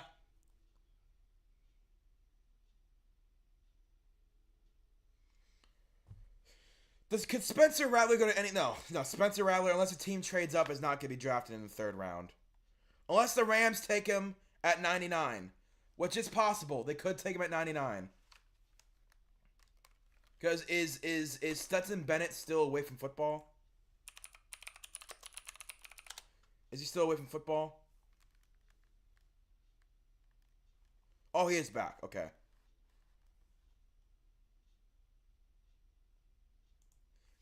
Because I know he took his rookie year off, basically. So they want to go Spencer Rattler. They just got him back.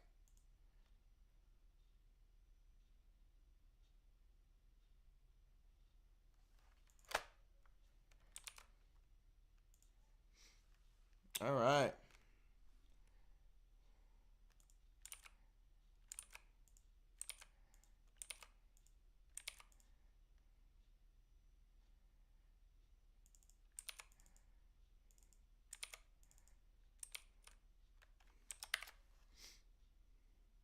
Come on, NFL Network, please work. I just keep refreshing the page.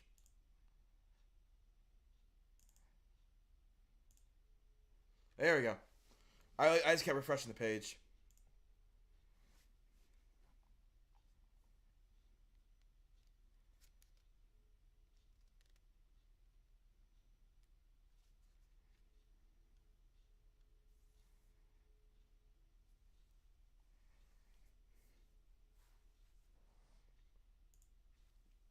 Yeah, I don't think the Rams are going to go quarterback now that Stetson Bennett is back with the team. They signed Jimmy Garoppolo to a 1-year deal to back up Like to have a veteran backup. Stetson Bennett will be the young guy developing. I don't see them going quarterback. But the Packers pick is in. I have no idea where they're gonna go with it, but their pick is in. So.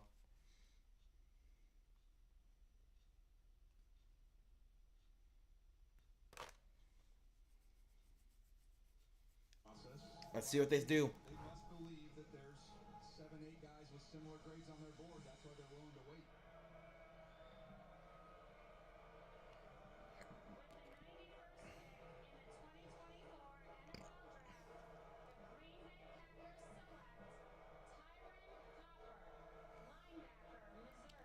Okay, what's wrong with Peyton Wilson?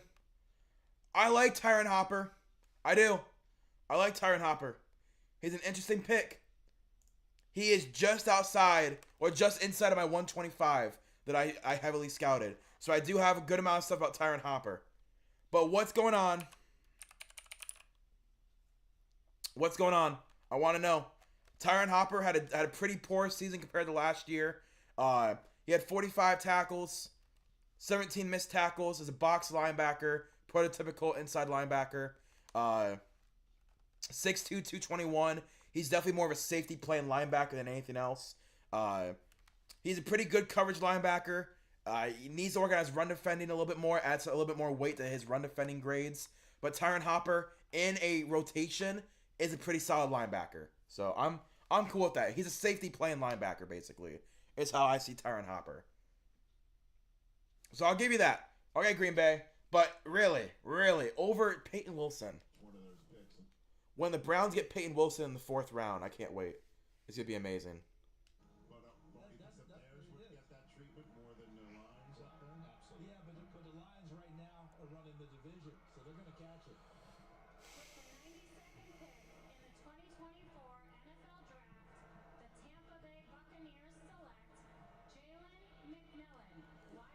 Okay.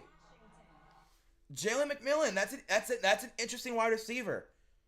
Not my favorite wide receiver available. I think Tez Walker and Troy Franklin and Johnny Wilson are both above him. But Jalen McMillan is very close to that group of wide receivers.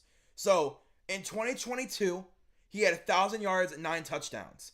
It took a dip because you had Jalen Polk and Roma Dunze both come onto the scene, but they still involved him because they believe in Jalen McMillan. So I like this. I do. He's just a solid wide receiver overall. 6'1", 192. High wide receiver 2 ability. So I'm intrigued with what the Buccaneers are building. They're just adding a bunch of really good wide receivers to the team. You have Mike Evans. You have Chris Godwin. You have the wide receiver you drafted in the 3rd round last year. You had another 3rd round wide receiver. That's really good. Jalen McMillan, really good route runner. Really good route runner. That's all I can really say. He's a really good route runner. Add more weapons for Baker Mayfield. That's a really good idea by the Buccaneers. And it's a different type than Chris Godwin. And like he's more Mike Evans than he is Chris Godwin, where he's a really powerful route runner with strong hands that can break tackles. So I actually really like that idea of drafting a Mike Evans type of receiver over a Chris Godwin type of receiver. But the Ravens pick is in at 93. Last time they drafted Roger Rosengarten, it broke my heart. It broke my soul. We're into the comp picks now of the 3rd round. Or about to enter. Sorry, we're at 93 of 90. 95, the Bills is the first comp pick. No, the Jaguars is the first comp pick. Sorry. 96 is the first comp pick. 7 picks remaining in day 2, and 7 picks remaining in my stream.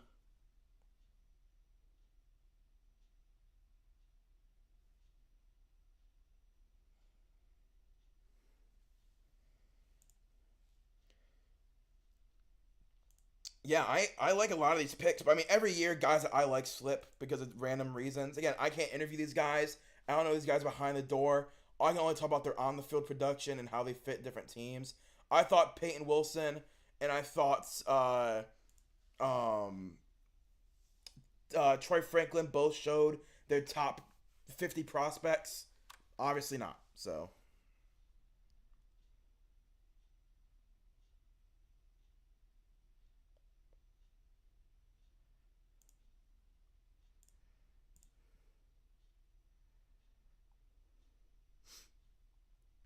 I'm excited. I'm excited.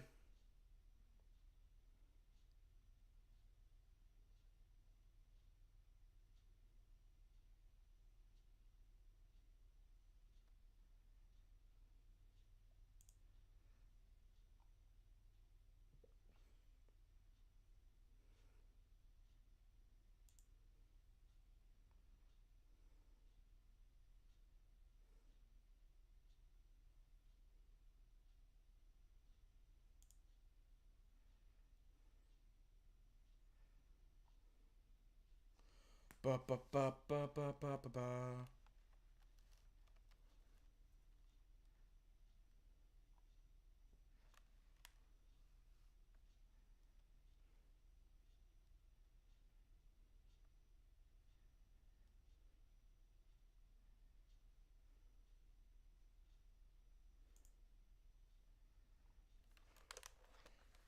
Come on. 7 more picks. Hopefully they just knock out the 7 picks and don't do another commercial.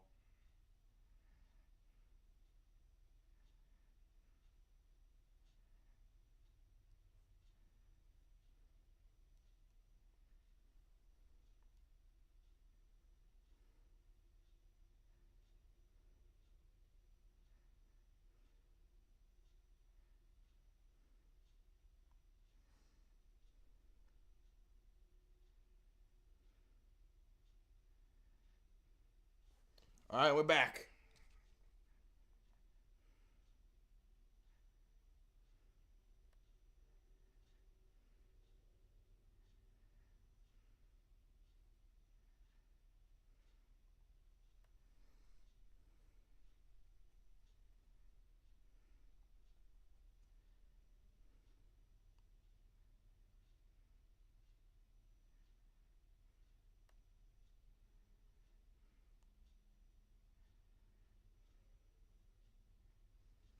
Baltimore Ravens pick is in.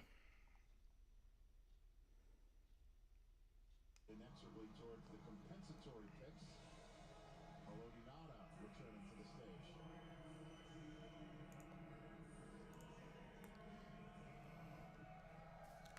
What's up, Detroit? Back up. I'm here with my sons, Sam, Max, and Coke.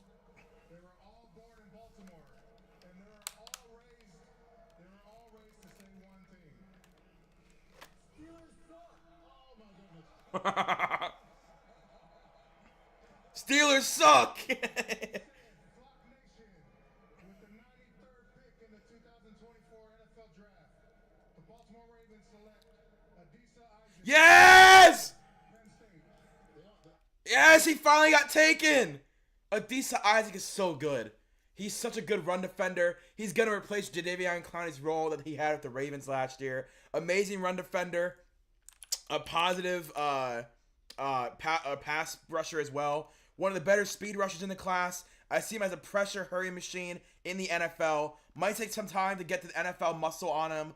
Bendy athlete more than a pass rusher. Lots of GMs and DCs are moving towards that type of role. My comp is Boye Mafe. My grade is a second round grade. He's in the 3rd round in the comp pick area. Insane value. Not really known as a pass rusher, more to Jadeveon Clowney, dominating the run game instead. Has shown flashes of what he could be as a pass rusher, though. He had an 80 run defense grade versus 73 pass rush grade. He uses his bendiness and his arm length to wrap up defenders. I love Adisa Isaac. Of course, the Baltimore Ravens got him. Why wouldn't they get the guy that I really like that's left at edge? What's going on with David Ojabo, by the way? Is he just, like, not going to work out? I really liked David Ojabo. I'm going to look him up real quick. David Ojabo. Because 2022 to 2023, he had a torn ACL, so I don't even think he played.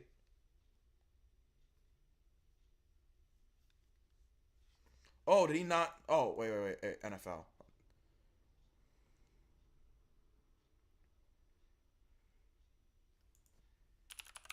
David Ojabo. Like, what has he been up to? I like David Ojabo. That's what I want to know. So obviously didn't really play in 2022. Only had 1 sack in 2023. That's not good. Wow. Thank you, Ian.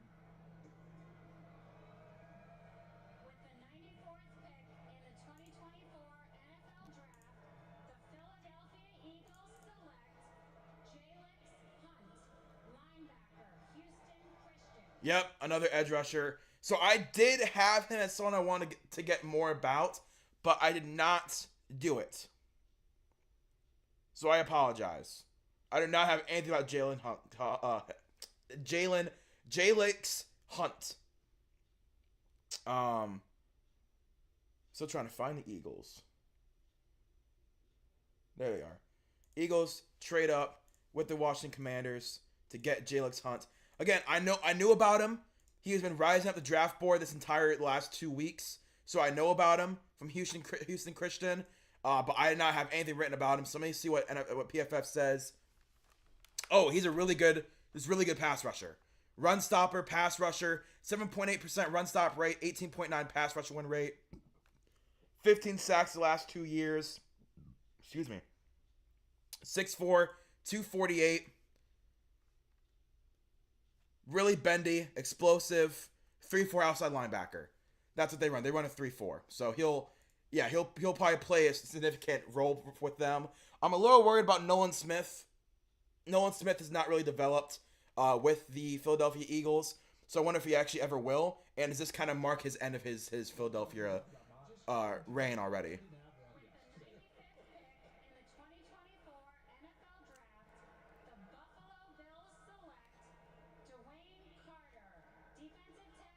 Duke. All right, that's their DaQuan Jones eventual replacement in Dwayne Carter. Dwayne Carter was inside my top 125, so I know about Dwayne Carter. I know a little bit about him. Had a down year in 2022, probably would have been a second-round pick, but 3 straight seasons as a captain of the Duke Blue Devils. Had 10 sacks in the last 2 years. He had 40 hurries in 2022. Again, had a down season. Super strong body, high IQ, versatile, has a lot of pass rush moves for a D tackle, and is still a positive run stopper as well. Doesn't really explode anywhere, just solid all around.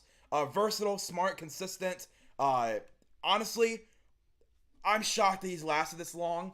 If he would have had at Duke this, if he would have had 2022 and 2023 like back-to-back really good seasons, he would have been a second-round draft pick. The Bills, that's their DaQuan Jones replacement in a year. Really good job by them. I like that. I really like that draft pick.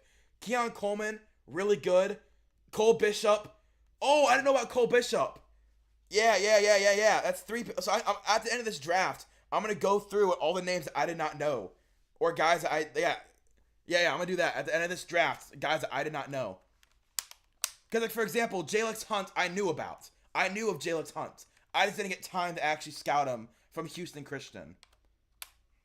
But I knew of him. Like, I know who he is. I knew he was a draft pick. Knew he'd be a 3rd or 4th round draft pick. Pass rusher, 3-4 outside linebacker. Let's just do it now. Guys, I had no idea who they are in the 2nd and 3rd round.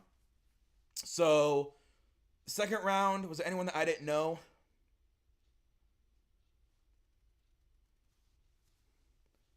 Anyone I didn't know in the 2nd round? Cole Bishop. Yep, so Cole Bishop, no idea who that is. Never scouted him, never even heard his name before. Caden Wallace, I did know who he was, but I didn't scout him. I only knew who he was because of Olu Fashanu and scouting Olu. So I will not count him. I knew of Caden Wallace. He was on my draftable list in the top 180 players. So I will say I did know who Caden Wallace was. Trevin Wallace, still don't know who he is. So Cole Bishop, Trevin Wallace, that's 2 guys.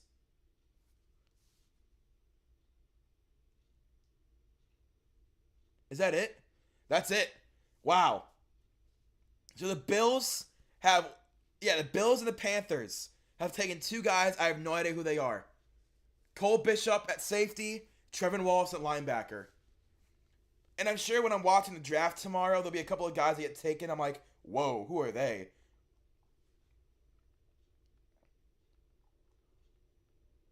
There's a lot of good interior offensive linemen left, man.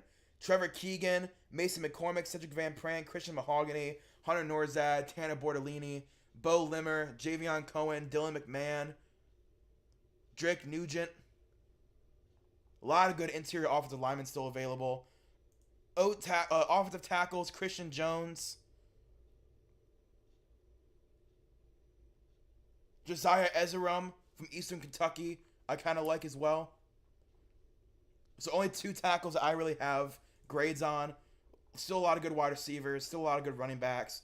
Good tight ends available. Well, linebacker. Peyton Wilson, Jeremiah Trotter. I'm not going to do linebacker. I already do linebacker. Let's go corner. TJ Tampa, Kyrie Jackson, Jarian Jones, Chris Abrams-Drain, Jarvis Brownlee, DJ James, Cam Hart, DeCamerion Richardson, Kalen King. Wow, Kalen King, how the mighty have fallen. Nehemiah Pritchett, I'm really high on. Josh Newton. Josh Wallace. Jarius Monroe from Tulane. Wow, Jarius Monroe. That's a name. He's on my list. I completely forgot about him until just this moment, though. Lots and lots of good edges. A lot of good edges. Javon Solomon is still available. He is in my top 75. Javon Solomon is in my top 75, and he's still available. I love Javon Solomon from Troy. The pick is in for the Jaguars, though. So hopefully 96, 97, 98, 99, and 100 all get taken. Hopefully they all get taken.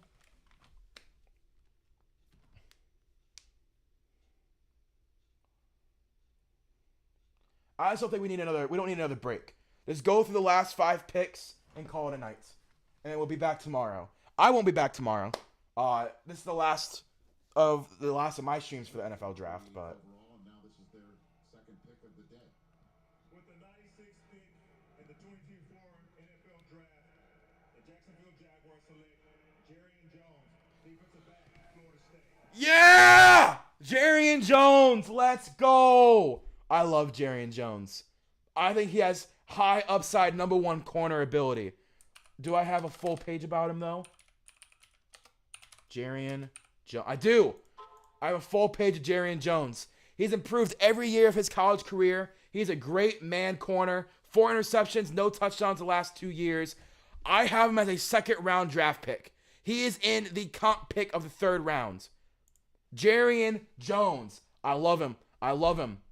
He had a 90 PFF grade against man coverage, 74 run defense. He is a man corner. He has not allowed a touchdown since he's moved outside corner. Since he moved in the inside corner. He is a slot corner, outside corner hybrid, but when he's been in the slot, he's been locked down. No touchdowns, 4 interceptions. When he was an outside corner, 5 touchdowns, 1 interception allowed. He allowed a 25.3% passer rating last year. He allowed a 50% completion percentage, which isn't great. But yeah, he is a nickel corner through and through with some ability to go outside. I love Jarian Jones, though. A second round draft grade I have on him. And he was available at 96 in the comp. He's a 3rd round compensatory pick. Amazing value. The Bengals at 97 have already up with TJ Houshmandzadeh back up. I didn't train this guy, but I'll be proud to announce with the 97th pick in the 2024 NFL Draft, the Cincinnati Bengals select McKinley Jackson, nose tackle, Texas A&M. So the Cincinnati Bengals. Dang! They got me again! I did not have McKinley Jackson's name, do I not? Nope. I did not have McKinley Jackson's name on my 180 names. But I know who he is. Want to know how I know who he is? Texas A&M. That's how I know who he is. So, I do not have him as a name draftable in the top 180, but I know who he is. I do know who he is. So, that does not count. He's 6'2", 325, really good pass rushing D tackle, effective arm over move. He's very slippery for a 325-pound guy. Really good pass rusher, really good run defender. And so instead of having one run defender take over for DJ Reader, they're going to do probably a multiple amount of guys. McKinley Jackson is one of them. The other one is, where's the other D tackle they took? The other is Chris Jenkins. Like that, it's a mixture of those 2 guys will be taking over for DJ Reader. That's really good. So many D tackles been taken this year. D tackle has definitely been something that has been on the decline the last couple of years. Another commercial break. Come on, man. Come on. So 98, 99, and 100 hopefully will be called. They did 2 picks. 2 picks. They did Jarian Jones and McKinley Jackson. It's another commercial break. What are we doing here, guys? What are we doing here? What are we doing here? Yeah. McKinley Jackson, I did know who he was. I did. I didn't ever write his name down. But I'm like, McKinley Jackson, who is that? Then I saw Texas A&M. I'm like, oh, he's a Texas A&M D tackle that I do know who he is.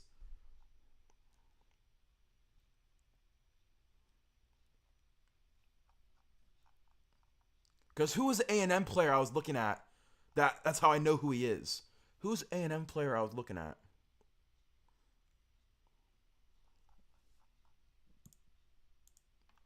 Was it a wide receiver? No, that's Anaya Smith. I'm not really the biggest fan of Anaya Smith.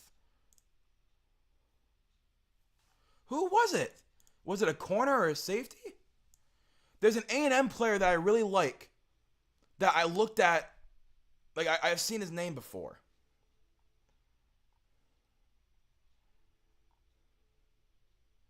I don't know. Whoever it is, you're lucky I can't find you. But, yeah. So it's still only two players I never heard their names before. Cole Bishop and the linebacker for the Panthers. Whatever the guy's name is. I genuinely don't know who he is. Trevin Wallace. Yep. Trevin Wallace and Cole Bishop. I'll take that. Only two guys in the first 97 that I didn't know. I'll take it.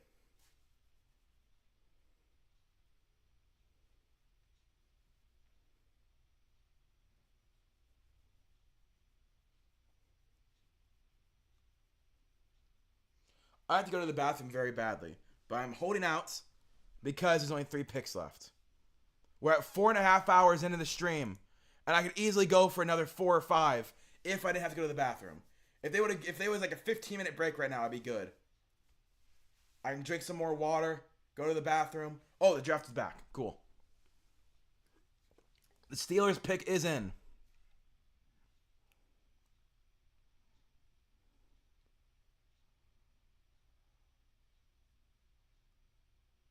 My computer, man, it is hot. My computer is hot. I'm going to turn my computer off after the stream and let it cool down for a little while.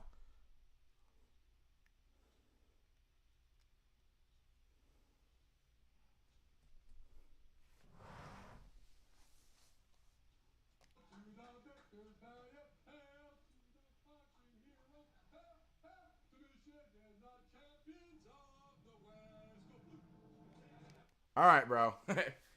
Let's see. With the 98th pick in the 2024 NFL Draft, the Pittsburgh Steelers select Peyton Wilson, linebacker, NC State. What did I say? What did I say? What did I say? What did I say? The players I fall in love with, the AFC North drafts.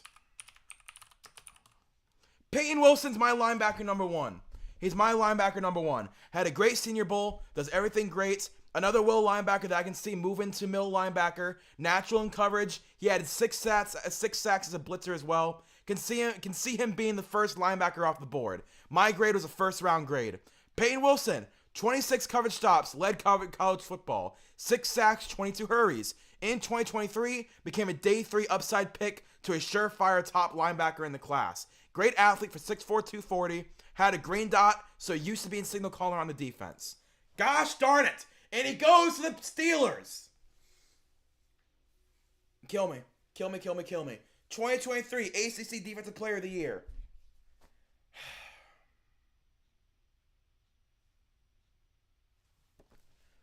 Listen. I'm going to stop falling in love with prospects. Because they always go to Baltimore and Pittsburgh.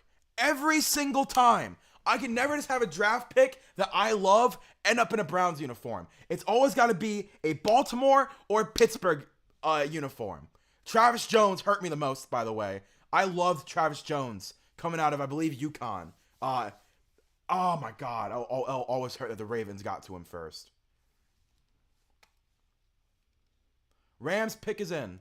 He didn't need his ACL for 400 tackles he made at NC State. I mean, my goodness, he can play football. And then Pittsburgh has been trying to get linebacker right for a while.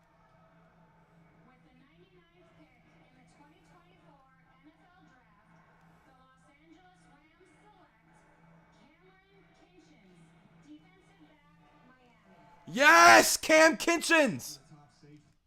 Oh my God, I love Cam Kitchens, dude. About time he actually gets taken, dude. Elite box safety to funnel running backs into.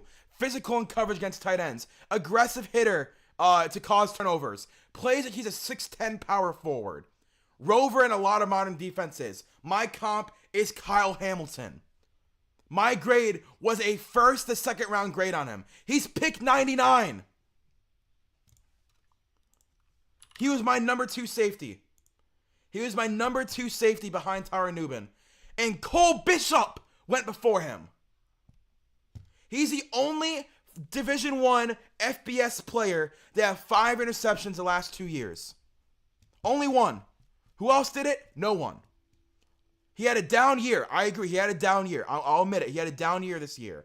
But Cam Kitchens is so freaking good. And the Rams add him. God, the Rams are so good. Their defense is so good. Jared Verse, Braden Fisk, Cam Kitchens, Trey White, Darius Williams, Byron Young, Kobe Turner. How are we supposed to beat that? How are we supposed to beat that, man? Bobby Brown as well. Michael Hoyt. Ernest Jones. Cam Curl. God, way to go. Way to go, Los Angeles, man. Oh, pick 100 is in. The Washington Commanders have picked.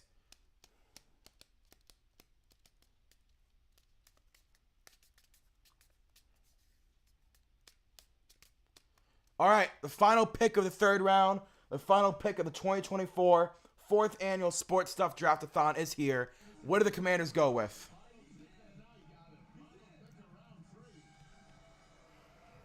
the 100th pick in the 2024 NFL Draft, the Washington Commanders select Luke McCaffrey, wide receiver, Rice. All right, I see why they did it. I see why they did it. It's a possession slot receiver. I understand it. I understand it. I would not be mad about that at all. Luke McCaffrey is a pretty solid player. If I can pull him up. Whatever. Really good wide receiver, strong hands, good slot receiver. Really good receiver. That makes sense. You had Jahan Dotson, Terry McLaurin as your outside threats. Move Luke McCaffrey to slot receiver. He's an oversized slot. Makes a lot of sense. But yeah, that's the last pick of the 4th annual Sports Stuff Draft-a-thon. If you guys enjoy, please subscribe.